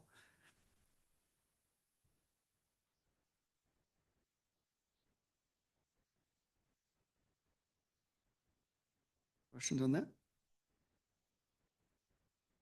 And then the next unfunded position is a records clerk. So as we've continued to build out and we look at the North Station, and as we start to get more calls and more things out there and try to make that a fully operational station, we see the need to have another clerk so that we can cover that with 5 days a week staffing, so that when people want to come in, they can pay their tickets there. If they want to do a public records request, they can do their public records request there, meet the officers there to file reports and just do those administrative functions.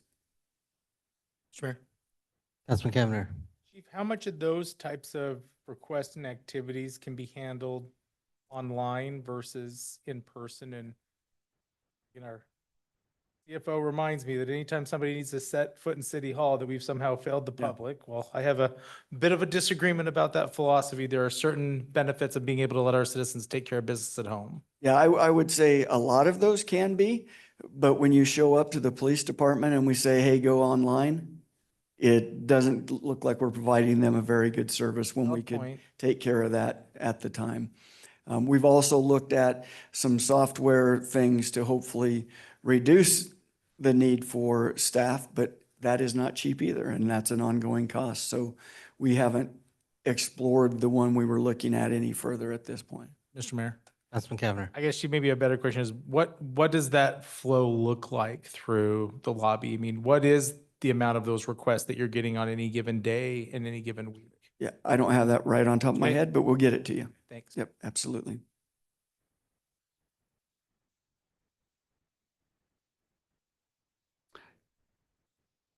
All right, so our next position was a crime data specialist, and this position is needed to better manage the workload of our criminal report and supplement processing queue. The queue currently is backlogged. It's holding reports that have been there longer than 90 days, and they're still waiting to be processed. This has created a demand within the police department for more overtime coming out of our data clerks and our crime analysis unit. This would also help us meet the needs of our in-custody arrests, public records requests, and again, to meet timely submission of our crime reports and crime counts, which we are required to do to the FBI's UCR and NIBRS mandates. There's always a mandate from the federal government that is unfunded, to your point, Councilman Taylor.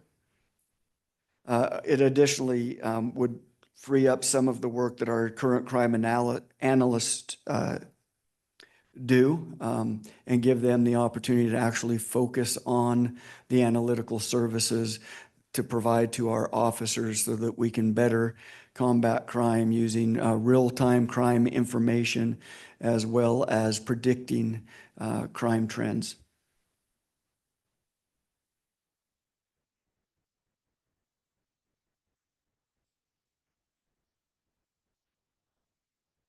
Council, any final questions for the chief on his items?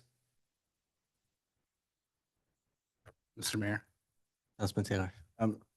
Chief, how would you prioritize these non-funded requests in terms of priority? Like, is there and you can't say they're all important. No. Give me, if Yeah. you can you walk me through that? Yeah, absolutely.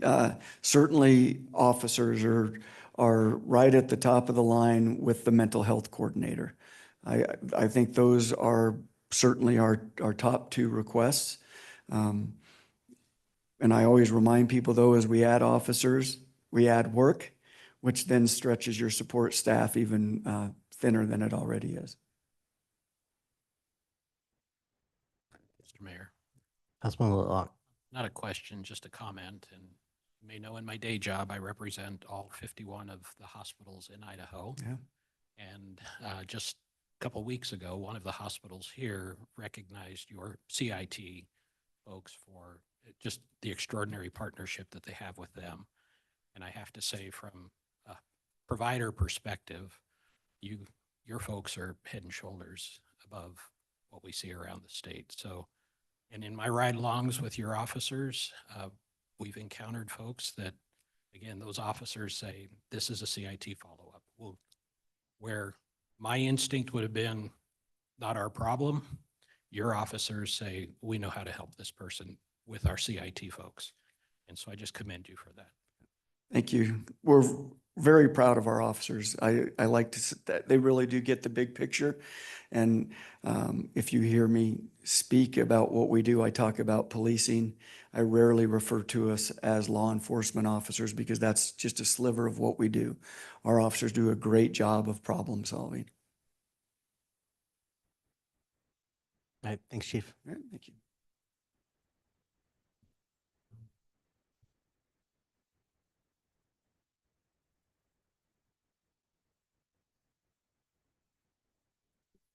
Before I get into our one position that I have to share with you, I want to go back to the first one, which was the communication specialist, because I can feel the eyes or the pressure of my recreation staff who have independently come to me multiple times saying how much they want and could use support from a graphic artist, which was part of that position.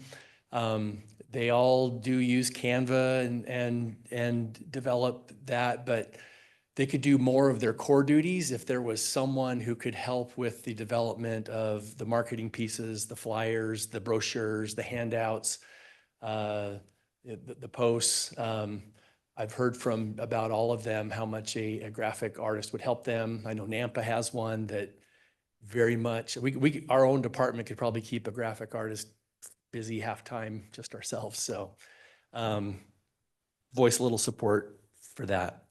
I'm not going to spend too much time on this one because, as I will describe to you, we are finding a workaround. But the recreation coordinator one for special events, I went to Ricardo a few weeks ago and he helped me look up some history. And this is one that we have had proposed and in the unfunded categories, at least since 2019. That was as far back as the history was able to go in one form or another. And it's kind of reached a critical point for us this year where it's just unsustainable without additional help for special events. Our mantra has been, look, until we are able to get this position funded, we just won't do more new events. That's all well and good, except there's still more people coming to existing events and there's still improvements and things that you want to do to existing events. And it's hard not to make what we already do better. And that puts a lot on Renee White. She does an amazing job. I just wanted to call her out specifically as the remarkable job she does for our city-sponsored events. This position is intended to be help and an assistant for her. It helps manage staff and coordinate the events, and it was also to support external events on site. We have a current filled position with our volunteer coordinator, the one that Jaime filled. We went through 2 separate rounds of the hiring process unsuccessfully at finding the right candidate for that. At that point, we decided it's time to, we worked with HR, with the mayor's office to try and find a creative solution.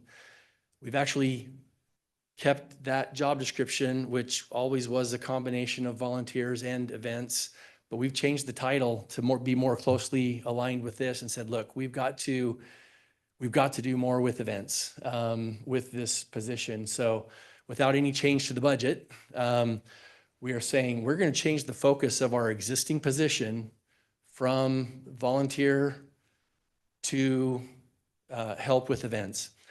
Now, we're still building this plane as we're flying it. We're kind of decentralizing. The volunteer program is not going to go away, but it's not going to have the same level of attention that it has had. We're kind of exploding the model and rather being centralized with that position. We're going to have the park staff focus on the park ambassadors, and some of our admin staff help with the front desk volunteers, and Roger over here is going to help with the community requests for volunteer projects. Still figuring out, how 3rd grade tours are going to work, and I'm meeting with Jake in the mayor's office tomorrow to help figure out that piece.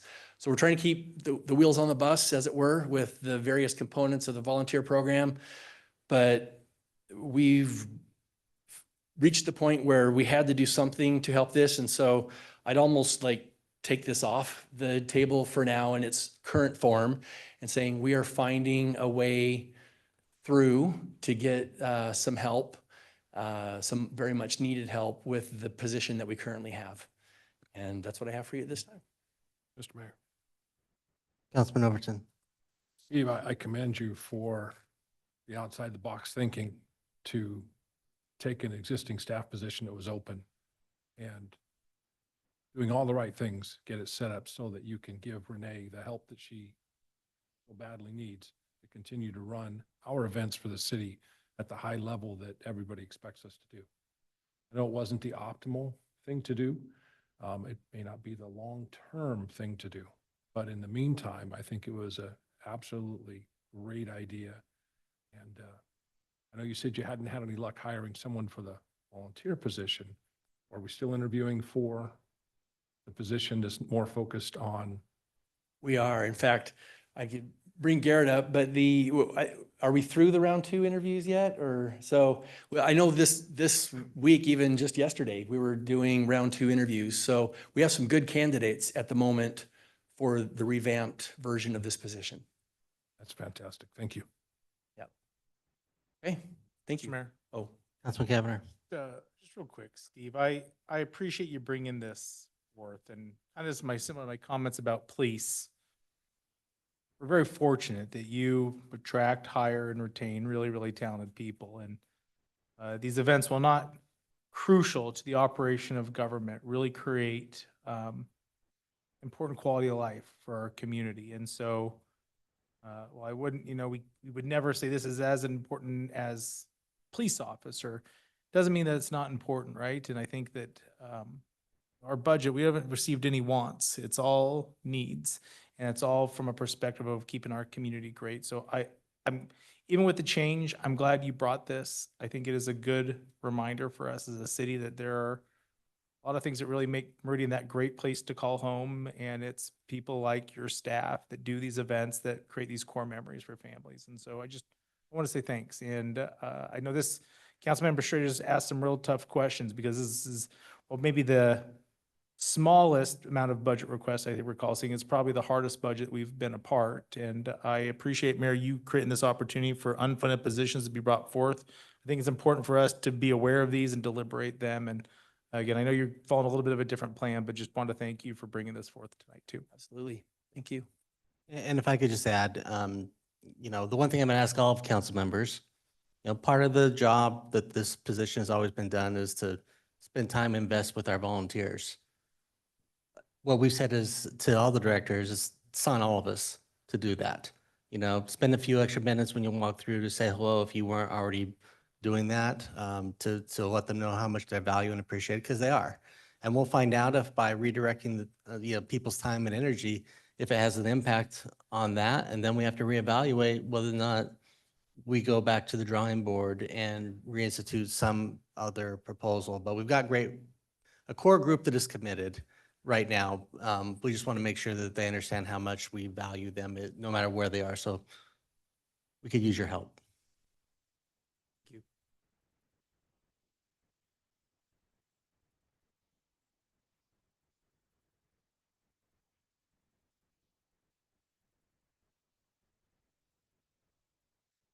Jane, do you want me to kick this off?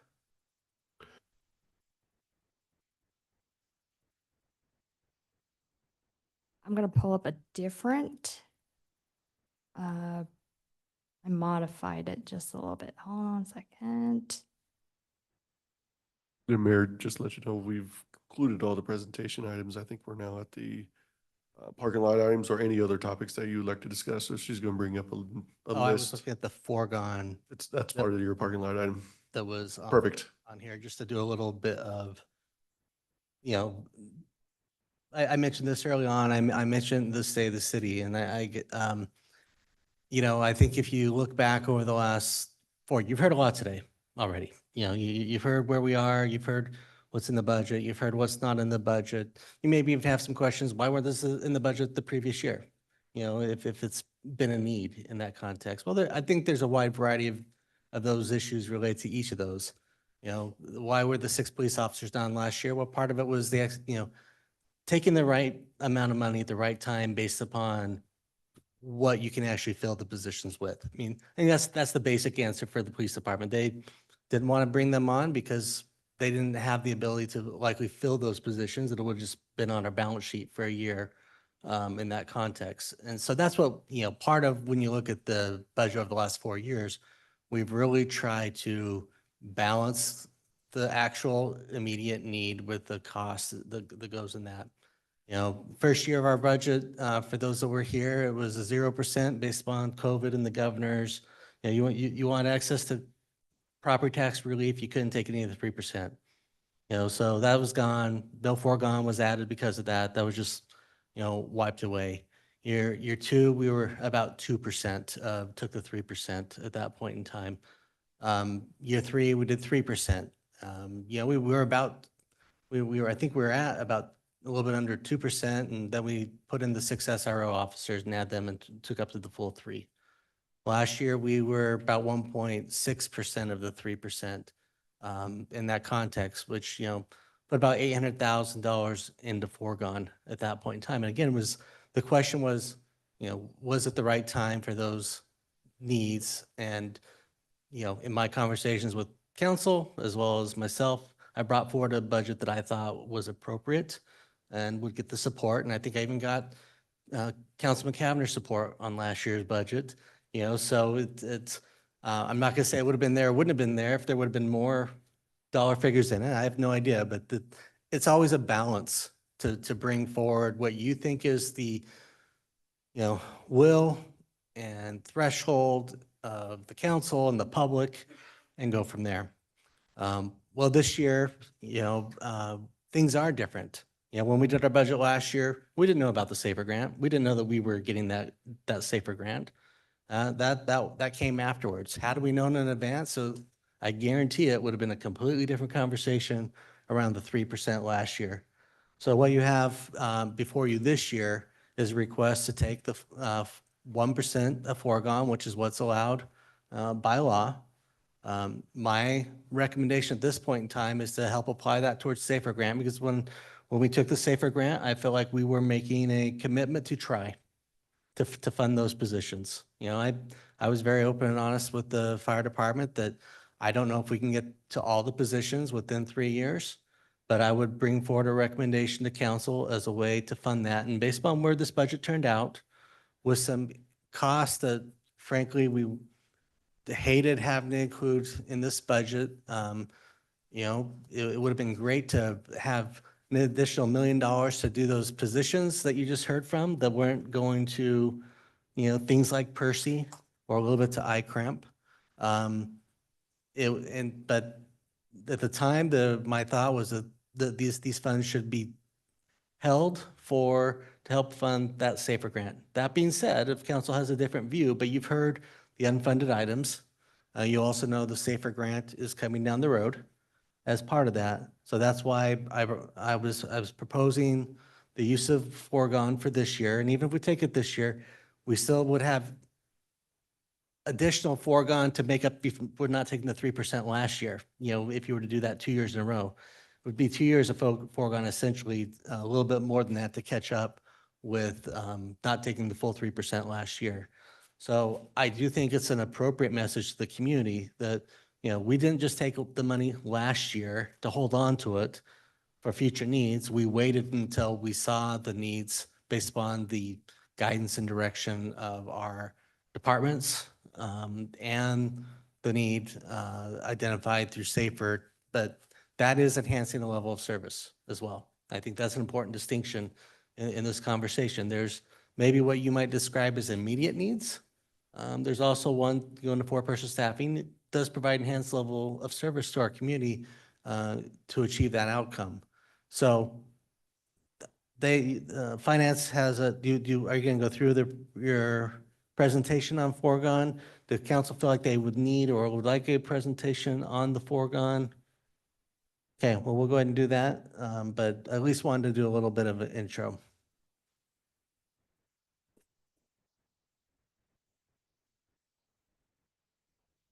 I'll try it. We'll see how far we go. Mr. Mayor, Council, we just have a few slides for you to just kind of go over foregone. Last week or the week before, I provided a more detailed email that tried to hold your hands from a 10,000-foot level of what foregone is. And I guess in summary, foregone is any revenues of the 3% or new construction that you do not take at the fullest capacity during that previous fiscal year. As Robert explained, we left quote unquote $800,000 on the table because we did not take the full 3%. The state of Idaho allows us to put that into a bucket called foregone revenues. Over time, we've been doing that. We've not taken the 3% every single year. So over the years, we've accumulated $4.7 million of foregone revenue. So with the state of Idaho, again, we do have a state statute that allows the cities to, they use a term called clawback or recover any property taxes that you did not fully take in previous years. And you can use those funds to pay for ongoing operating and maintenance needs going forward. So what that means, it actually adds to your ongoing base budget as an ongoing revenue source. It's not one time. So with that, the state does allow us to take 1%. Go ahead. If we were to exercise this opportunity, which Robert's promoting for his 25 budget, again, we do have a $4.7 million current balance. 1% of that is $470,000. We believe that would change your levy rate by, again, was that 5 zeros? So again, not a ton. I think I have the math. Let me get the math on this one. I think I've calculated how much that would be per 100,000.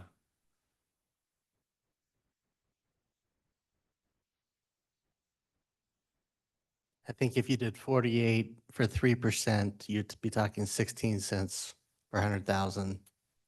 It would be $2.07 per $100,000 per year. So that would be the value associated to this request. Is that would that be for 4% total? I thought you said it was 48 cents per 100,000 earlier, or 3%. Wrong.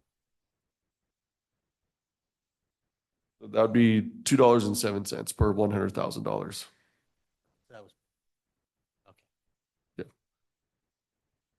So that's what this would be calculated at if we were to add $474,000 to our base budget. Again, the levy rate would go up 0.0002 on top of the number that we presented to you at the very beginning of the presentation.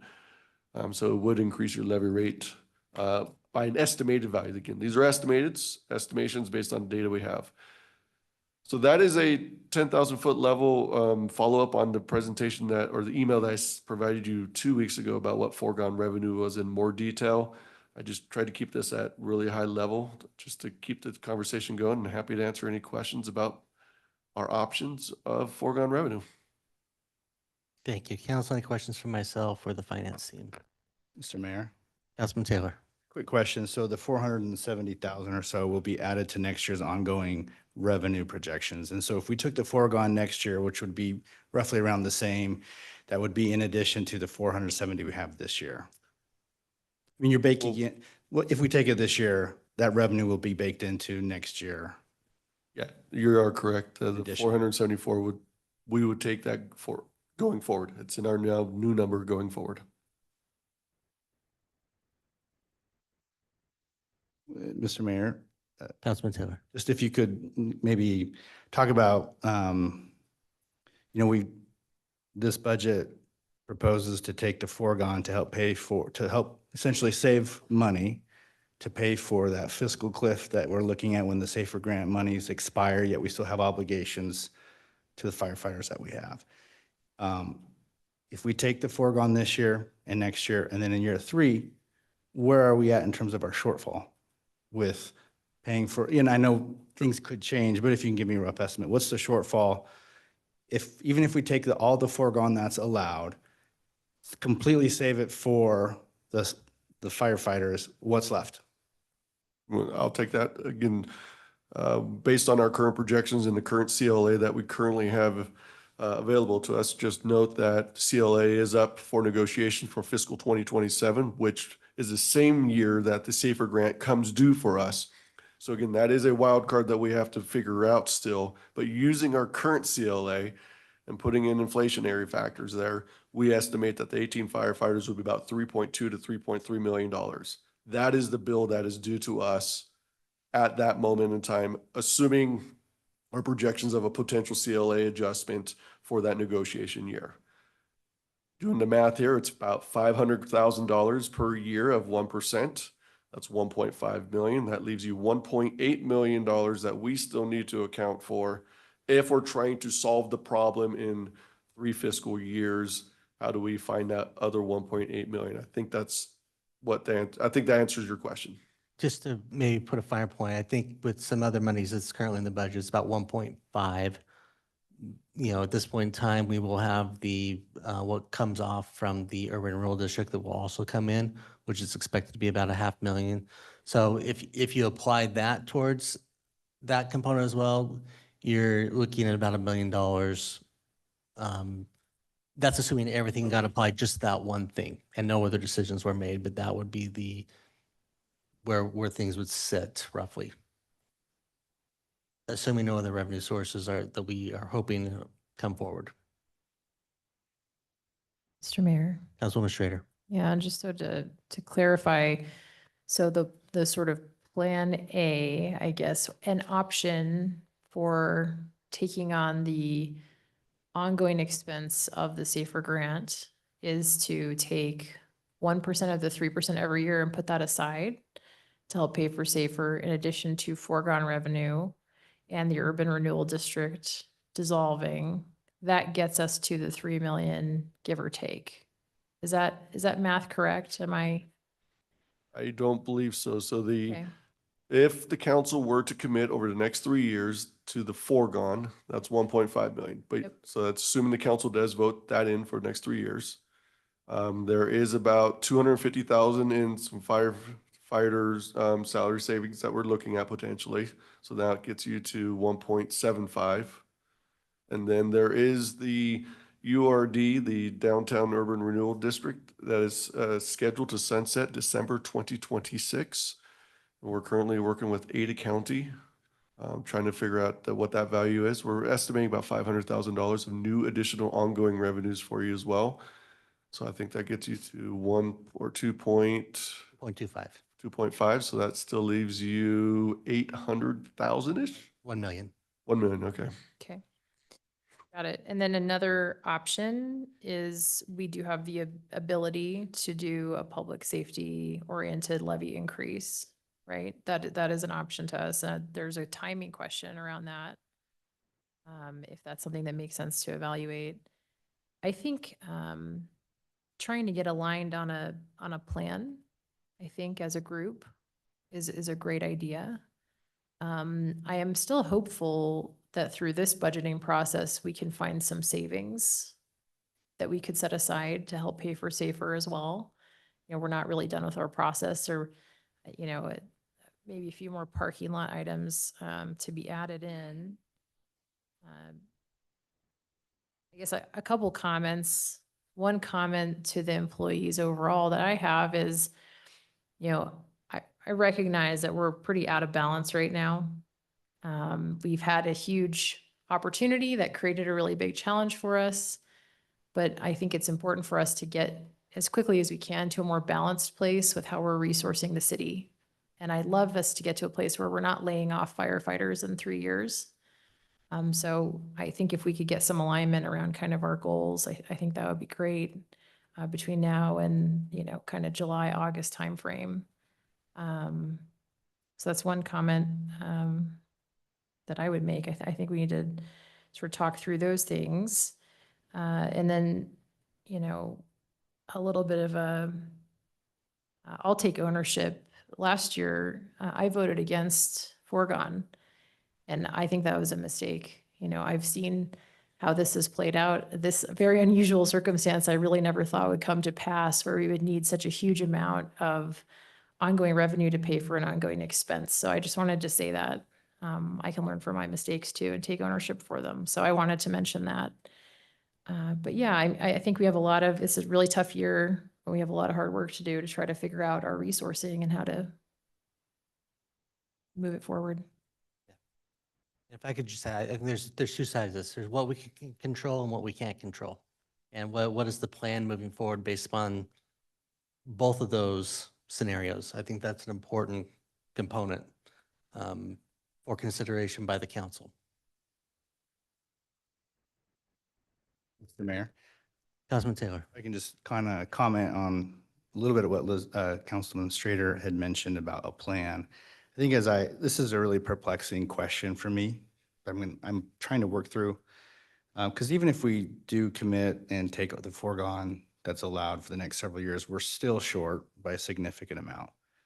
I also, as I look at the situation, see how much of the rest of the city is put on a big pause while we try to navigate that in terms of meeting other needs. Certainly we can meet those needs, but there's obviously a lot less bandwidth to do that.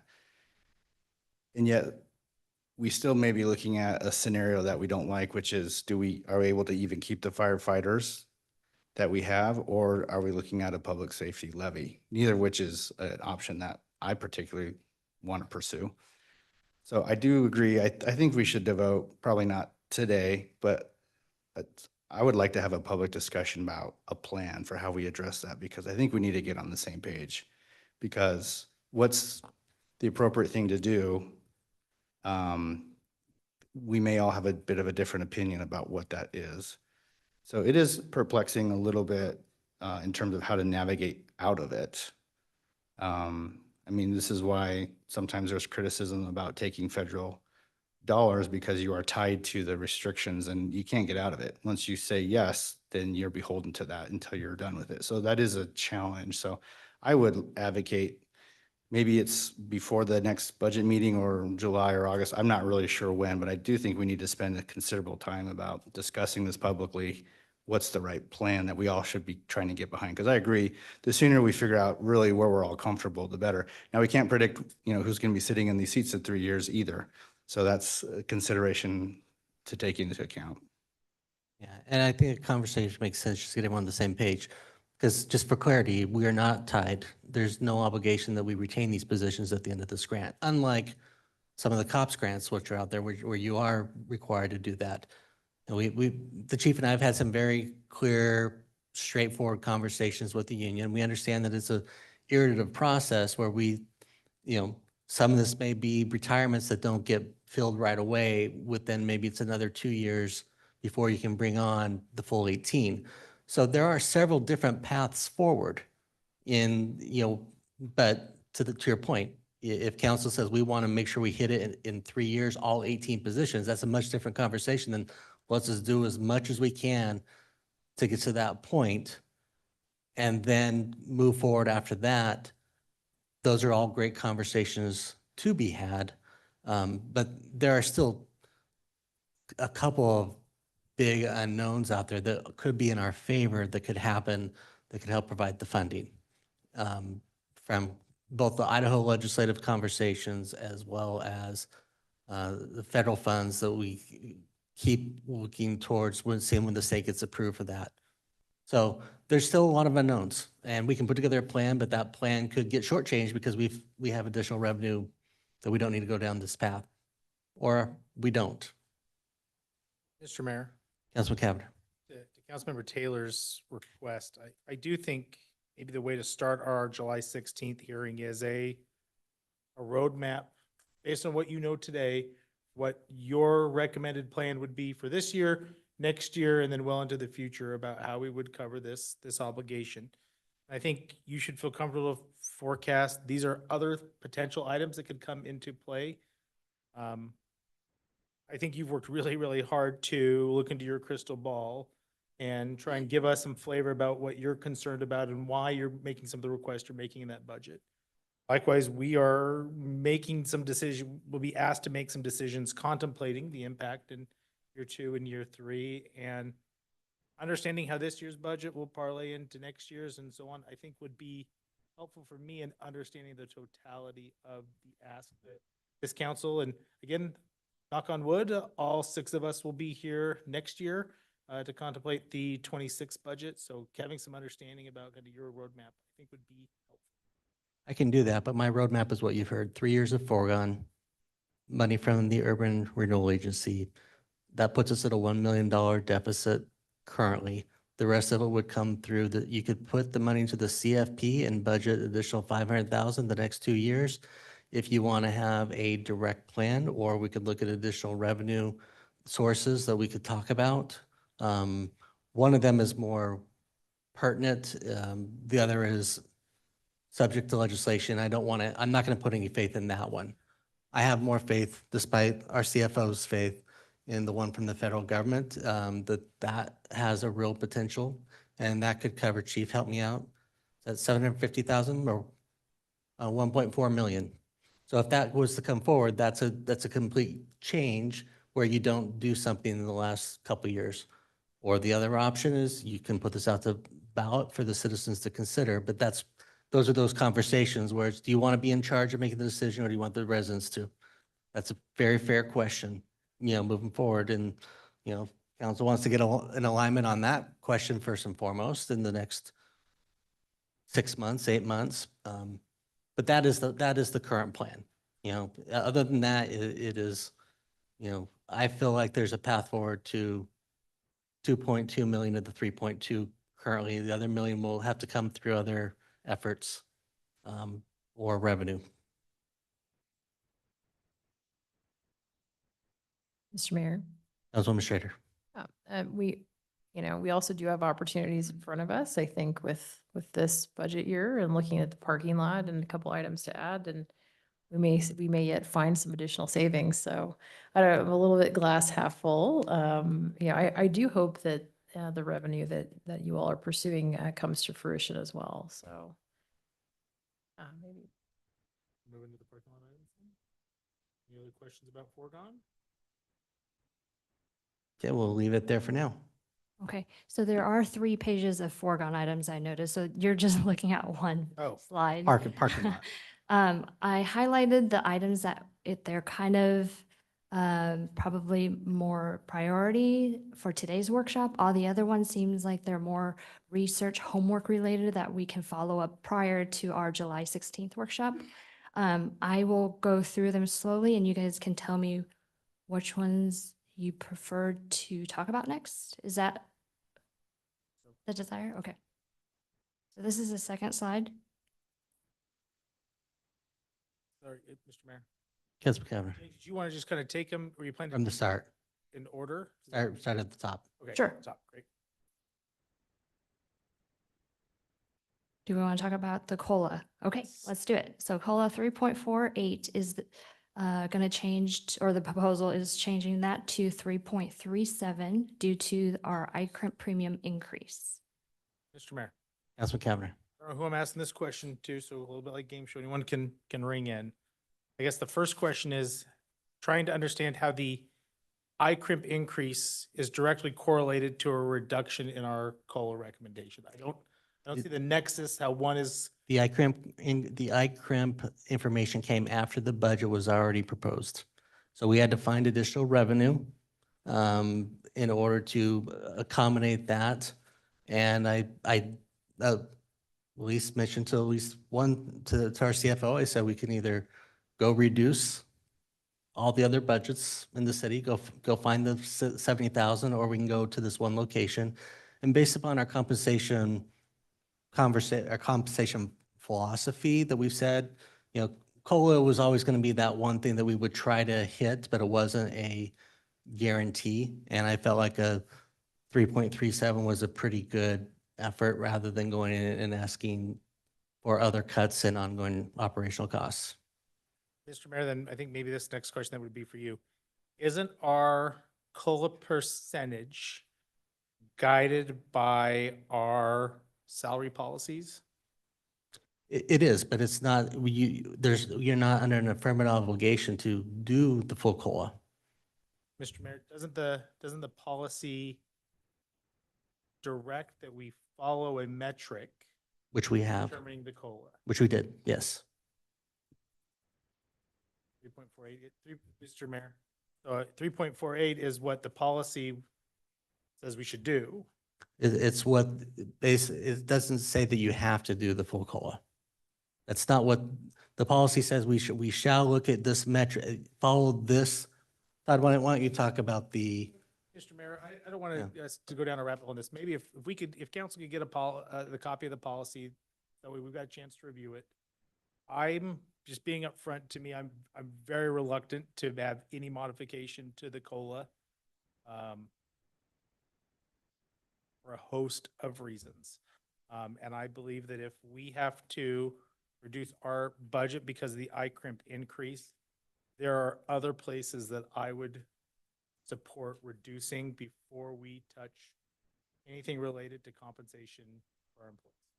And I just, Mr. For what's worth, I know it's not your intention, but I do not see any correlation between ICRIP giving us a increase and how that should be proportionally related to compensation for employees. and that's fair. Just so you're aware, this wasn't 3% from a majority of the conversation in the budget. We didn't even have it at the full 3.48 because we didn't have the revenue. And Mr. Mayor, if that's what would have been before us, I'd be making the same argument that we've got a policy and I think we should. Mr. Mayor, Councilwoman Schrader. maybe just to, if it's okay, I'd love to just get into some details.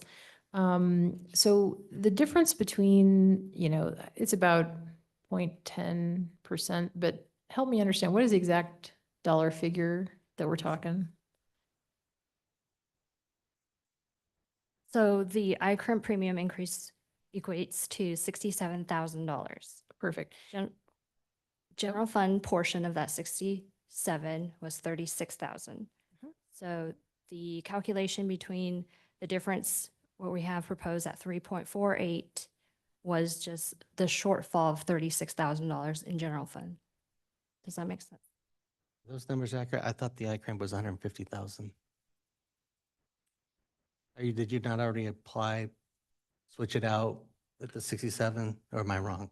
No, you're correct, Robert. You're talking invoice to invoice. We already did a projection in your 25 budget. Of an The increase. they exceeded our expectation by Okay, 67. thank you. So, and then we maybe had a pleasant surprise, right? Where the Idaho Humane Society is, I was not pleasant, unfortunately, is increasing what they're charging us by 7%. However, we had budgeted 9%. Have you already eaten into that difference? So that's just one thing to flag.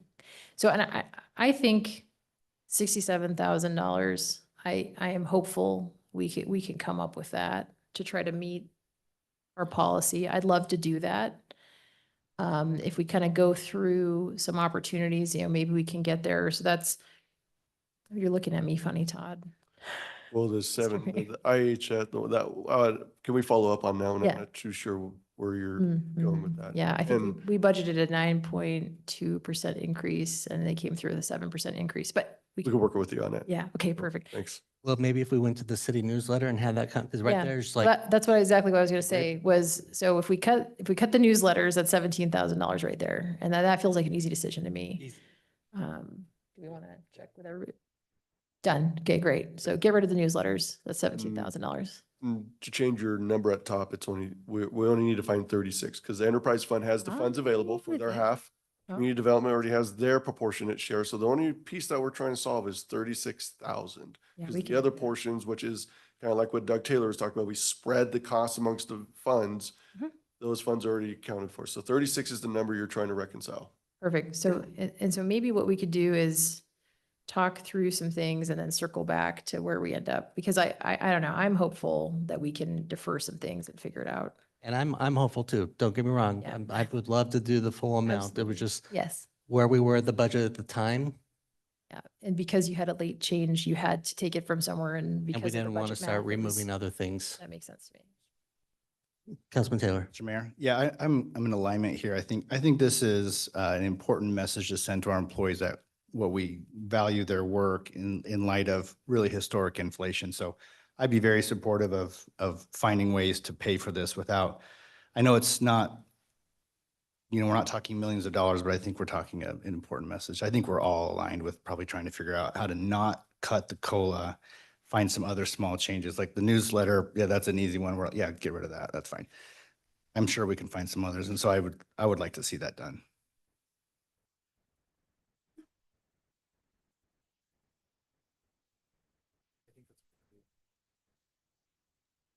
So, Mr. Mayor, I think we're just going to take these in order.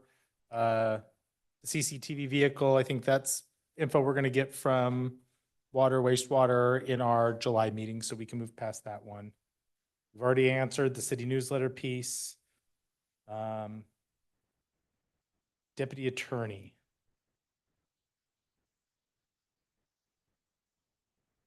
I don't know. I think this was probably me that flagged this. I can't recall.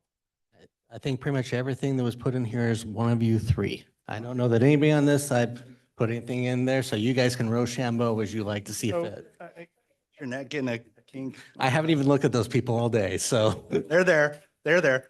Well, and yeah, maybe we should. So, well, I'll start with this, and I think I touched on this. I think this is a really important position, and I've shared a little bit of this with some of the council, but for the benefit of everyone, I'm very reluctant to even have the conversation about foregone. I don't think it's something that I could maybe be convinced, but I'm very, very reluctant to look at that as a current solution. And so I feel that if you're not going to support a budget that's proposed for those reasons, you've got to look at areas that are proposed in the budget that can't be included. And I would look at this as one of them. So I don't know if there's much more in terms of questions that we can discuss, but I think that was ultimately the reason why I had flagged that. And I think have a handful of other positions that are flagged is that a little bit, I think, to kind of Councilmember Strader's question about ongoing cost. Anything that has an ongoing cost, I'm going to have a very challenging but hard eye about if I would support it being included in the budget or not. So likely maybe a larger deliberation conversation in July. I don't have any specific questions about this right now. Mr. Mayor. Councilman Schrader. Yeah, I think on a couple of these, we're building a new capability, right? So to me, the deputy attorney in PD for legal is doing kind of two things. It's taking over services are no longer provided, but at the same time, kind of creating a starting point for a prosecution team. I think holding off for a year on this would be wise. That's what I'm thinking about. I don't know if I've totally made up my mind, but at least that's kind of where my head was at, was maybe holding off on this one. Sounded like it would put some stress on the legal team. It sounded like they could handle it. It sounded like they could muddle through it. Maybe not with the service level PD really wants. It's tough, you know. So I don't know. I think it's worth thinking about this, definitely keeping it in the parking lot.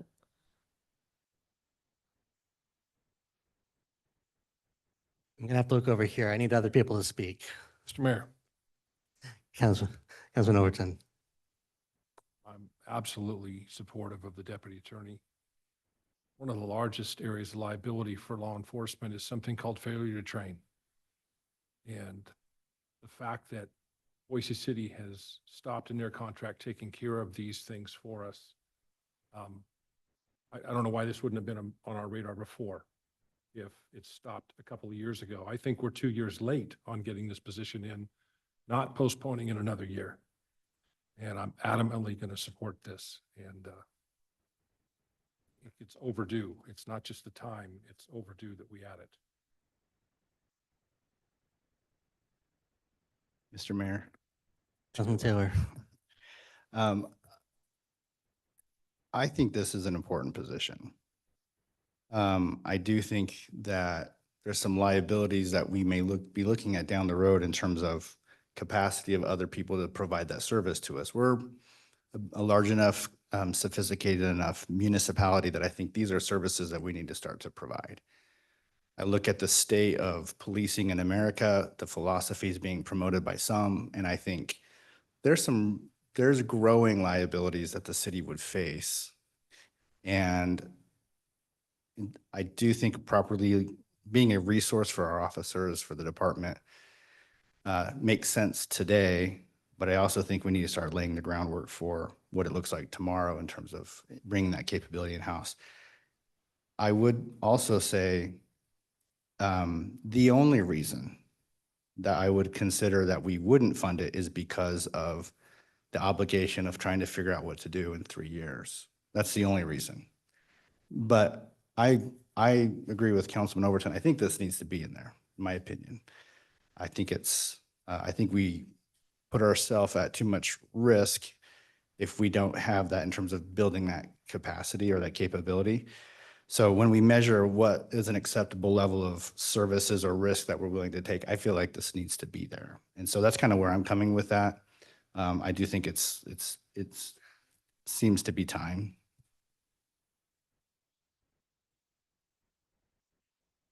Mr. Mayor. Councilwoman Little Roberts. After hearing what Chief had to say and chatting with Command, and then also weighing our commitment to the SAFER grant, my priority is still making sure that we can fund the SAFER grant, but I think we absolutely need to figure out how to get this in there. The liability, what our team needs, we've got already, this team is so committed to making sure that they've got the best possible situation. And I think that this is something that could really make a difference for them and for our city. So I apologize. Allergies are killing me here, but so I would support trying to figure out as we go between now and the 16th, how we can get this funded. Well, currently is funded, but I meant with all the other things that we need to do. Mr. Mayor, Councilwoman Schrader. maybe, maybe we want to try to leave it in the hopes that we can. And maybe, I mean, because I think we're all on the same page that we'd love to do it if we can. I did have a question. Well, maybe I'll save my other question for later. Okay, I'll save it for later. Thank you. So, and where I'm, obviously we don't have to make any official decision, but what I'm really trying to get to is what really needs to be in the parking lot versus what can be sidelined into the budget for consideration, unless there's additional information, unless there's not enough, I've got 3 that are saying generally supportive, 2 that are saying, yeah, maybe still got some questions, not sure, but whatever we can move off the parking lot today would be great. So there's not more dialogue, we leave time for the other things that are really necessary. Mr. Mayor, and I think that that's the challenge, is that the experiment's going to change the experiment. And I think that we've got a handful of positions that currently exist that aren't filled, that I think could be a conversation around, are they more of a priority than a deputy attorney? I would say there's a handful of positions that probably aren't as important as that deputy attorney. And so we should likely have a conversation about if we should fund those existing positions that are unfilled, or leave them unfilled and funded and forgo this. So, Mayor, I don't fault you for wanting to get some clarification on that, but I said at the start, I said this at the start, our budget's squishy, it's gonna move. And so I would hate to say, yes, let's take it out, or yes, let's leave it in, when a later conversation may warrant that it needs to come back in or stay out. So I can't give you that confidence right now about what is or isn't in the parking lot, because I think how we talk about some other topics may impact where these types of things ultimately land. Okay, Mr. Mayor, Councilwoman Schrader. maybe that's a good segue, and there is no easy way to throw this out there because it's just a really gnarly conversation. I don't have a good way of stating it, so I'm just going to. But in looking through the vacancy report of open positions, there are a handful of positions I'd like us to have some sidebar conversations on in the next couple weeks to try to determine if it's in our long-term interest to continue to fill them. And the ones that jumped out to me, and again, I'm not trying to pick on anybody, and I'm not saying we wouldn't bring these positions back in the future when it made sense, but I already mentioned to Chief Bloom the risk reduction specialist position. I think we should take a hard look at that and whether that can be eliminated, whether we could use our existing resources to help cover that function. We do have, I know Bruce's team has a long-term planner in the vacancy report. That's definitely important. However, we do know that community development activity is down a lot. And so I think it's just a bigger conversation in terms of what we're expecting to see, what the work, and we just haven't had this conversation yet, but what's the workload of the team?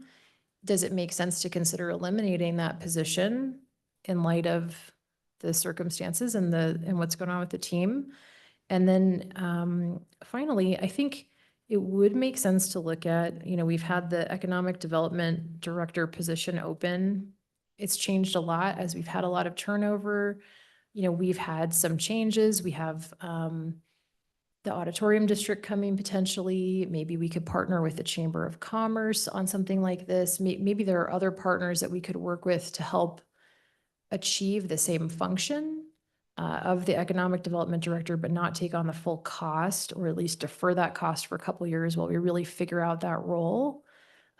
So those are just three examples. And again, I'm not trying to pick on anybody. I'm not saying that we should eliminate those positions, but those are three that just popped out to me that it's worth having a couple conversations in the next couple weeks.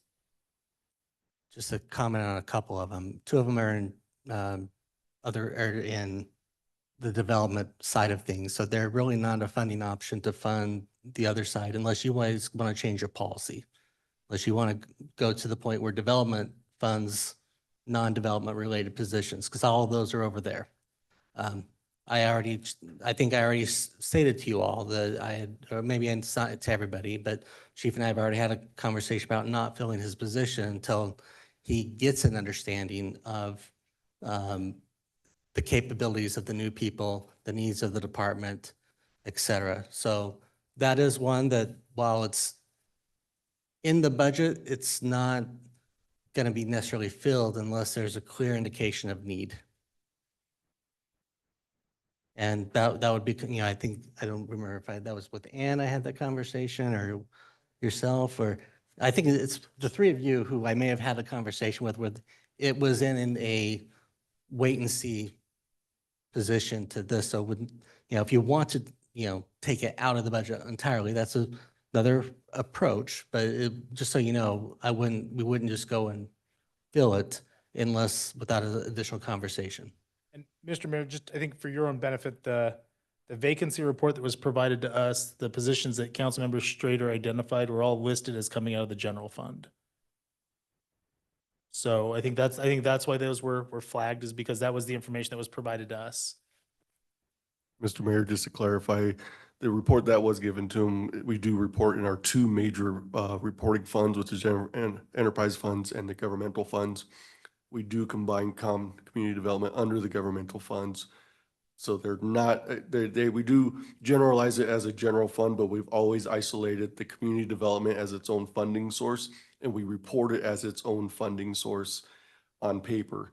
So when, Mayor, when you're speaking about it's funded separately, 100% correct. We do manage them separately in our own books to make sure that the revenues cover, the one-time revenues cover their expenses, and then we keep everybody else separate. So, Luke, you're correct. It is kind of confusing. It is a general fund, but those particular positions are funded in the community development realm, and they have their own revenue stream. So sorry for the confusion there. Mr. Mayor? Councilman Strader. Yeah, so, on that, and just trying to understand from a, I guess, kind of a high level philosophy, maybe that's something that we should look at, right? So, yeah, I'd like to hope in a huge recession, or especially a real estate specific recession, I'd like to hope that we wouldn't totally isolate community development and expect them to sort of support themselves through that, if that makes sense. I can address that. During the Great Recession, we did have to lay off individuals. And then 3 fiscal years, we had to use the general fund balance to keep them whole. So Right. they used to be their own, as I think you were talking about creating an enterprise fund for the golf course. They were their own fund. After that Great Recession, we said that from a policy and safety standpoint, we eliminated that fund and brought them into the property tax net so they wouldn't have this situation if this were to occur again. But the answer is, yes, we've done that. They've always been a one-time revenue source funded by those development revenues. And we have to manage that a little bit differently. And that's why we keep them tracked a little bit differently. Yeah, Mr. Mayor. If I could just add on to a little bit of that as well, as Bruce and I talk regularly about the development activity and the staffing positions, and he's constantly looking at what positions should be filled or not be filled based upon, need and activity within the department, which is why you may see some vacancy issues in there. If things pick back up, or there's certain, he will go and find those elements. Economic development has been funded out of that in that context.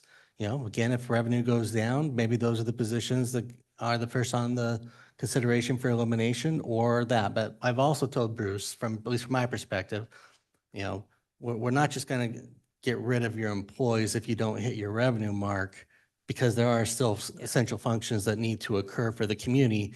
You can't just eliminate that because you have a down year or two, but you've got to be right sizing towards the market. And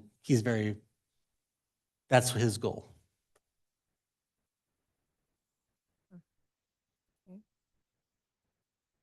Mr. Mayor? Councilman Strader. Yep. And then I was curious, I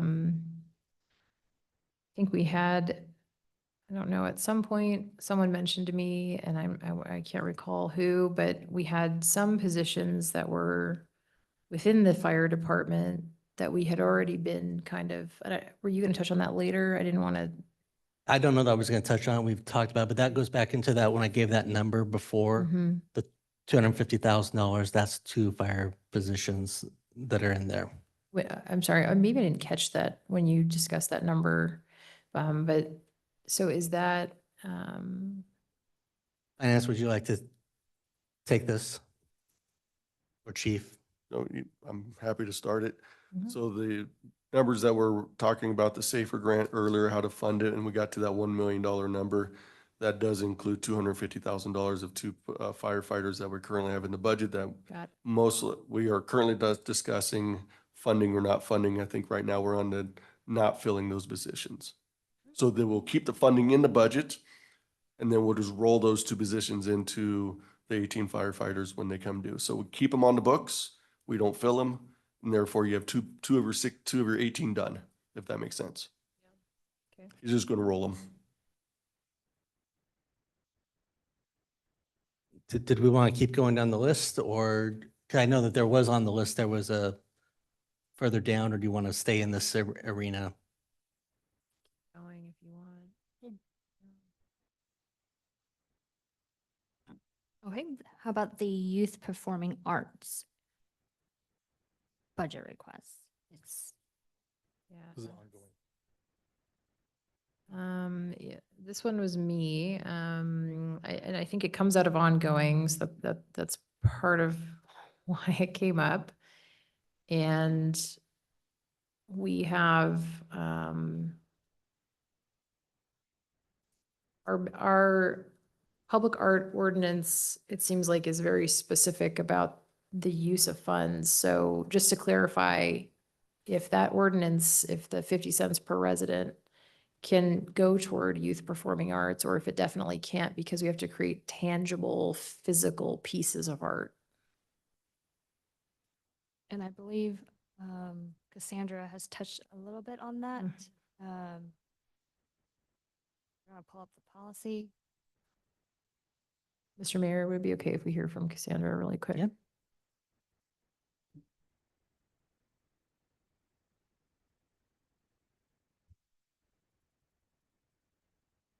Mayor and council members. I think I had just quoted it in an email to Luke. Let me pull that up, sorry. And I've got it. Got it? Mr. Ick. Okay. So again, credit to Mr. Ick, credit to our city employees with their quick responses. Cassandra sent me an email earlier today.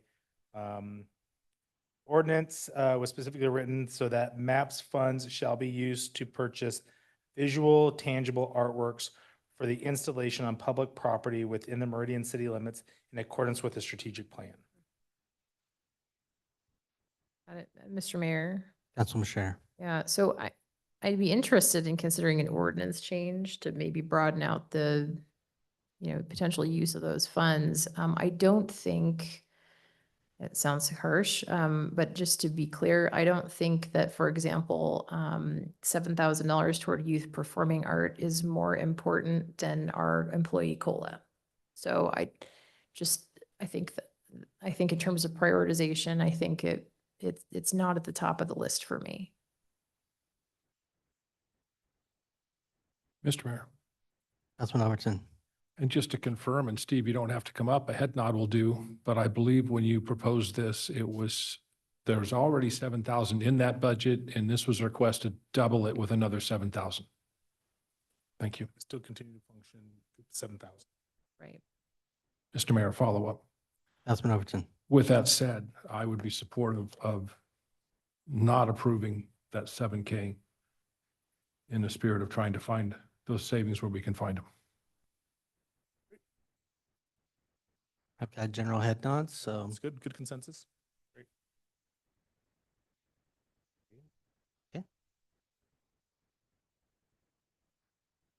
Okay, so the transportation projects is another homework assignment. Same with City Hall tenant improvements. We will get back to you on those. The next highlight item is the department position vacancies, and I believe we touched on that. Do we still need to elaborate on that topic? Mr. Mayor. Councilman Scher. Yeah, I think probably we need to take the accounting of community development and our financial policies toward how we treat that group offline. And I just need to better understand whether it's, how that policy is created and how we manage that. So that's maybe a more of a Liz follow-up. Thank you. Last page of parking lot items. There was a discussion that we're going to bring back to you what the costs or the offset is for our emergency specialist non-funded position. We will get back to you on that one. The last item highlighted is fire station capital improvement plan.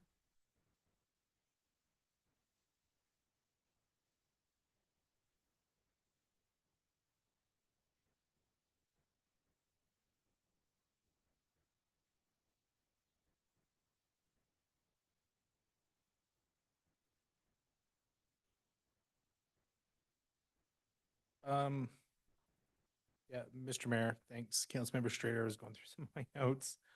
I think it's a couple of things, maybe to my, and I guess if council's comfortable, Councilmember Little Roberts and I are gonna meet with the chief on Friday, talk through a handful of things. I would like to see the capital improvement plan, maybe segment that a little bit, one focused on the need for added space and another need based on the health safety aspect, and get some understanding about kind of how they are aligned and how they're separate. And that's something that maybe the chief and I and Councilmember Little Roberts can report back on in terms of homework for us in our July meeting.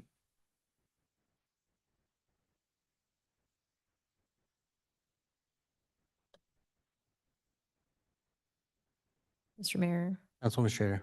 And then in terms of maybe items that could make sense to add to the parking lot, it was really just a takeaway for finance if they wanted to look at fire department overtime, if they thought that adjustments to the base budget were warranted based on the last 2 years' results.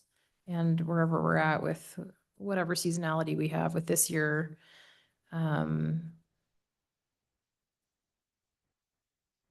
a 10% change in that budget item could be of a magnitude of about $100,000. So I just think it's worth looking at. Yeah.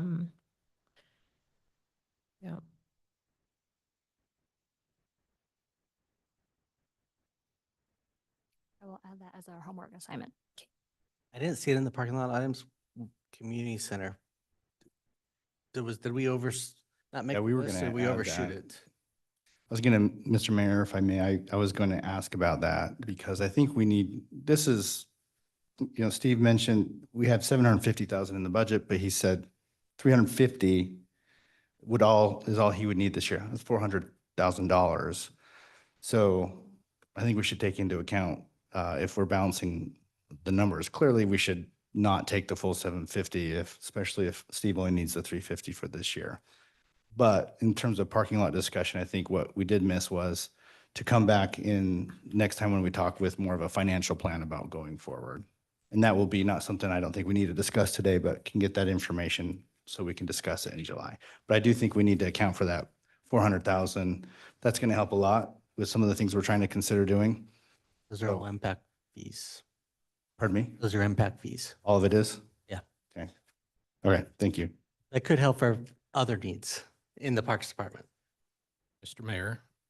Councilman Whitlock. Along those lines, though, if we do continue the conversation on the 16th about the community center, again, I think it will be helpful to have kind of a timeline or an overlay of what that 8-year span looks like in spending down, I guess, Todd, you said in the 9th year, you have to at least start spending the impact fees, but I'd kind of like to see a timeline when we need to do what and how we'll pay for that. We can build you a timeline.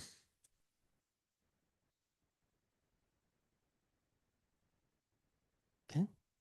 Council, anything else at this point in time in the day? Mr. Mayor. Want to take a break and read and make sure we're good, or? Got a few more things, but I want to make sure that my notes are in order. So yeah, if we could take a 10-minute break. Okay, we'll take a 10-minute break.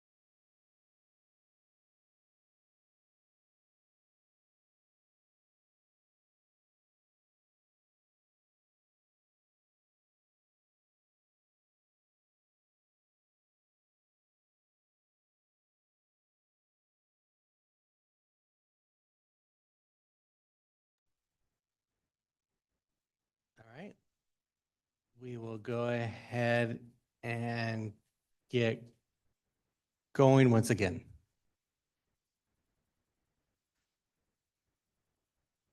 So council, any additional questions, comments from your notes we need to touch base on before we come back in July? Councilman Kavner.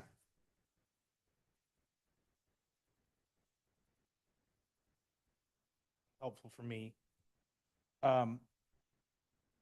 Finance, during today's conversation, there were some questions that popped up, I think, from council about operating line item. It would be helpful for us to maybe get a breakdown. Some of those operating were one-time operation, others are ongoing operation. I think it could be helpful for council to get that broken down so that we can understand what is a one-time operational cost versus what is something that is essentially an ongoing liability that we need to consider. So I think that would be one of the first things that I'd like us to see.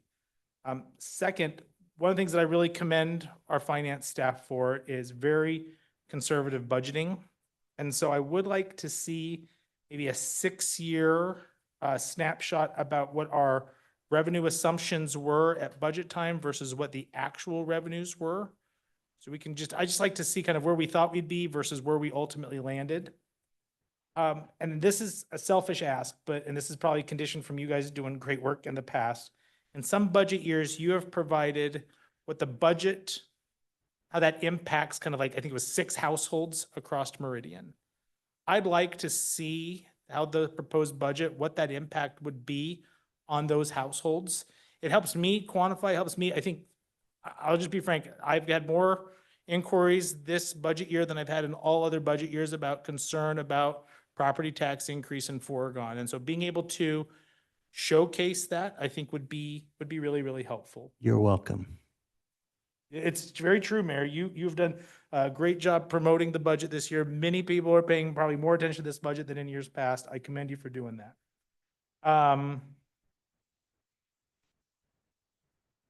It would also be helpful if you'd be willing to share your PowerPoint that you used this morning with us. And there was a slide that popped up that I wanted to dig a little bit deeper on around budget assumptions. The budget assumptions showed percentages, often of like a revenue decrease. I think we expect maybe less sales tax revenue, more liquor tax percentages. I'd love to include, I'd like that slide, but also not just the percentages, I'm not that bright, so the dollar amount too would be helpful. And I think some of this moves to kind of a larger ask that I'm trying to ask for on behalf of the public. As our city has grown, so has our budget book, not just in size. I've killed 3 spiders with it so far, so thank you. But it's also expanded in terms of complexity. And as somebody who's done this before, I even struggled with trying to kind of follow the bouncing ball on our budget binder. So I would like to see, if we could by our July meeting, a budget summary sheet that shows the total budget, proposed budget, broken down by general fund and enterprise, identifying what all the funding sources are by dollar amount, and then, certainly a way to highlight these, when we look at expenses, same thing, these are expenses broken down, enterprise general by department, and highlighted what is impact fees are being used to pay for it, and what is using either general fund or enterprise fund. I realize I'm verbally purging a lot from the dais, so I'm happy to connect with you offline to kind of provide some clarity around that. I just think a more simplified, almost an executive summary for the executive summary, so our public can really understand what's being proposed, where the financial resources that are going towards that, and how are that being applied to the expenses that we're looking to contemplate. And I'll take a breath. Mr. Mayor. Councilwoman Schrader. I just have one more thing to add to the list of requests. I don't know if now is the right time, but given the ICRIMP premiums have gone up so significantly that I'm really concerned about us controlling that cost going forward.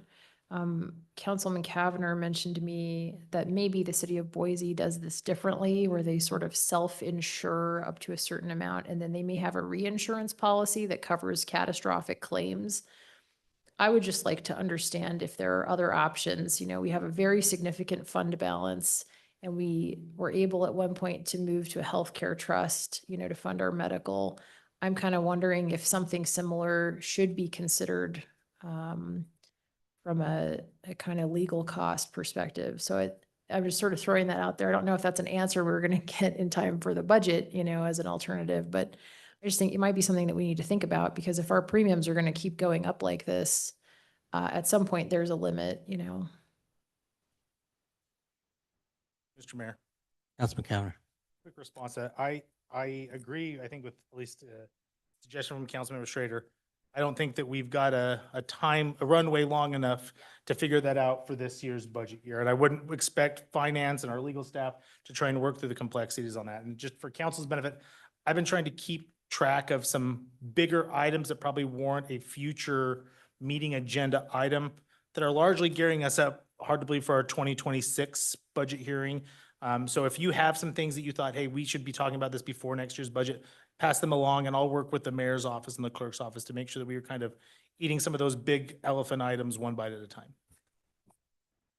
And for those of you who are there, would like to see it, ICRIM did present information at AIC conference on this very topic in a couple of different presentations. So you can at least have an understanding. It's the reinsurance market, which is the reason why these numbers are going up.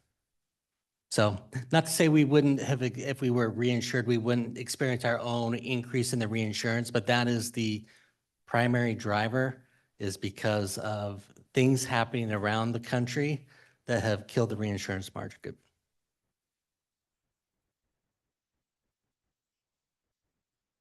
Mr. Mayor, Councilman Whitlock. did we need to have any more conversation today, or did we put the transportation, the 500,000 into the July 16th? And everything's good? July 16th, yeah. Mr. Mayor, Councilman Overton. just as a final, before we go, I just want to make sure that we're all on the same page. When we talked about the COLA for employees and trying to get it back to the 3.48, and it was broken down by finance that the general fund amount was $36,000. I want to make sure everybody's got the same number. As we've removed two items now, we're sitting at a difference of 12,000 as we look at breaking for today. Mr. Mayor, Councilman Cavanagh. to that question, and I guess here's, it's a hot mic with a probably a terrible idea, but I'm just gonna flag it so at least it can be considered. If we can't find $12,000 to fund this moving forward, I feel like we can, but if we can't, can I just forego my salary and cover the difference? Can we do that?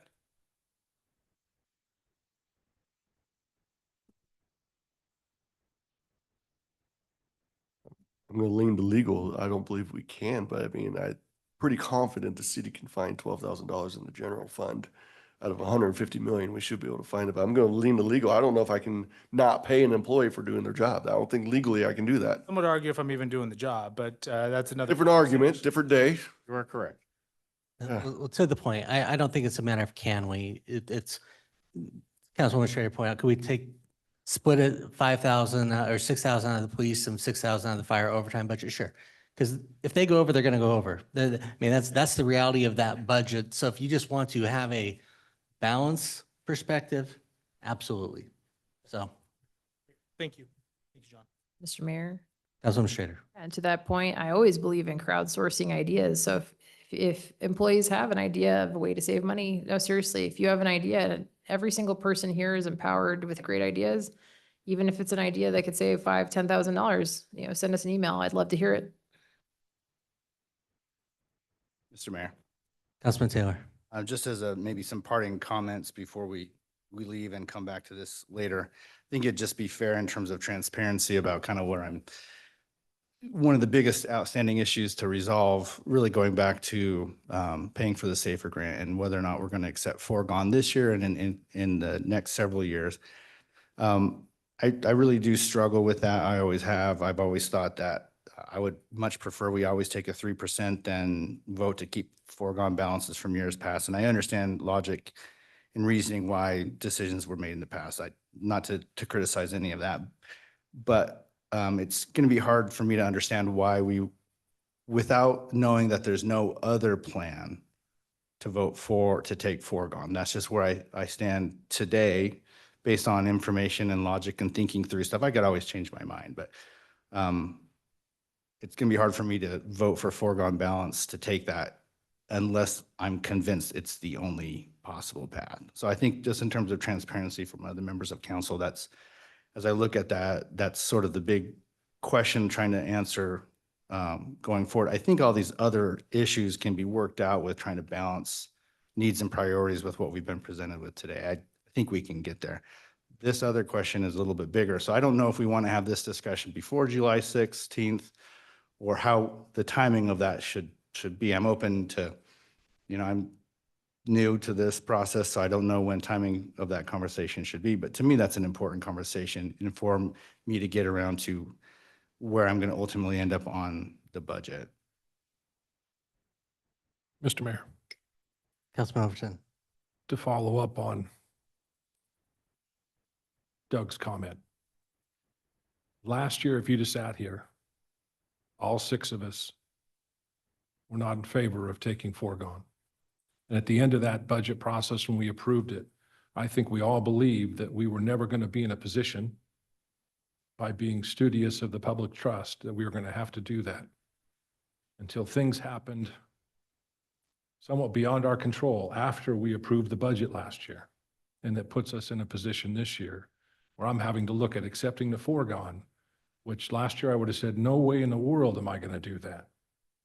But things change and have put us in a position that we're backed into a corner and it appears to be the only way out. I understand your frustration. I share it as well, maybe not as vocally, but at some point we've got to look forward and how we get there. And I just don't see a path forward right now without taking it. We're happy to, I mean, there are several paths forward. Don't increase any other budget item moving forward for the next 2 years and take the full 3% and you could get there. That'd be just about 3.2 million. So there are other paths, but increasing revenue or decreasing costs. How do you feel most comfortable in achieving either one of those avenues? That is the question. Or there is, so I'll leave it at that. Okay. Are we good? Mr. Mayor, just a couple quick things. I know Yeah. I'm standing between us and kind of ending our meeting.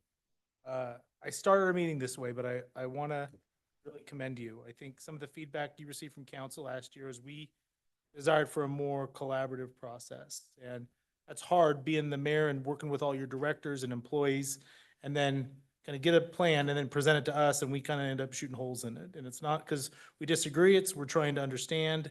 I hope you found today's questions were not to argue, but to gain greater clarity. And I want to thank you for trying to be more collaborative with us this year. I think this is, like I said, the hardest budget that I've ever been a part of.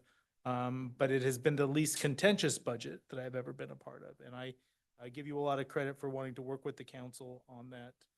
And we don't always say thank you and that we appreciate those efforts. And so I think it's important to say appreciate. And particularly earlier with a budget amendment for council, you did an exceptional job of flagging the impact on the city's operations with the budget request. And what I loved is when you brought that up, light bulbs went off and council was like, oh, that's a really good point. We appreciate that. So thank you. Thank you, as always, to our finance staff. I don't know if anybody got a budget bingo today. I hope you did. But we appreciate your efforts both leading up to today, and then over the next month.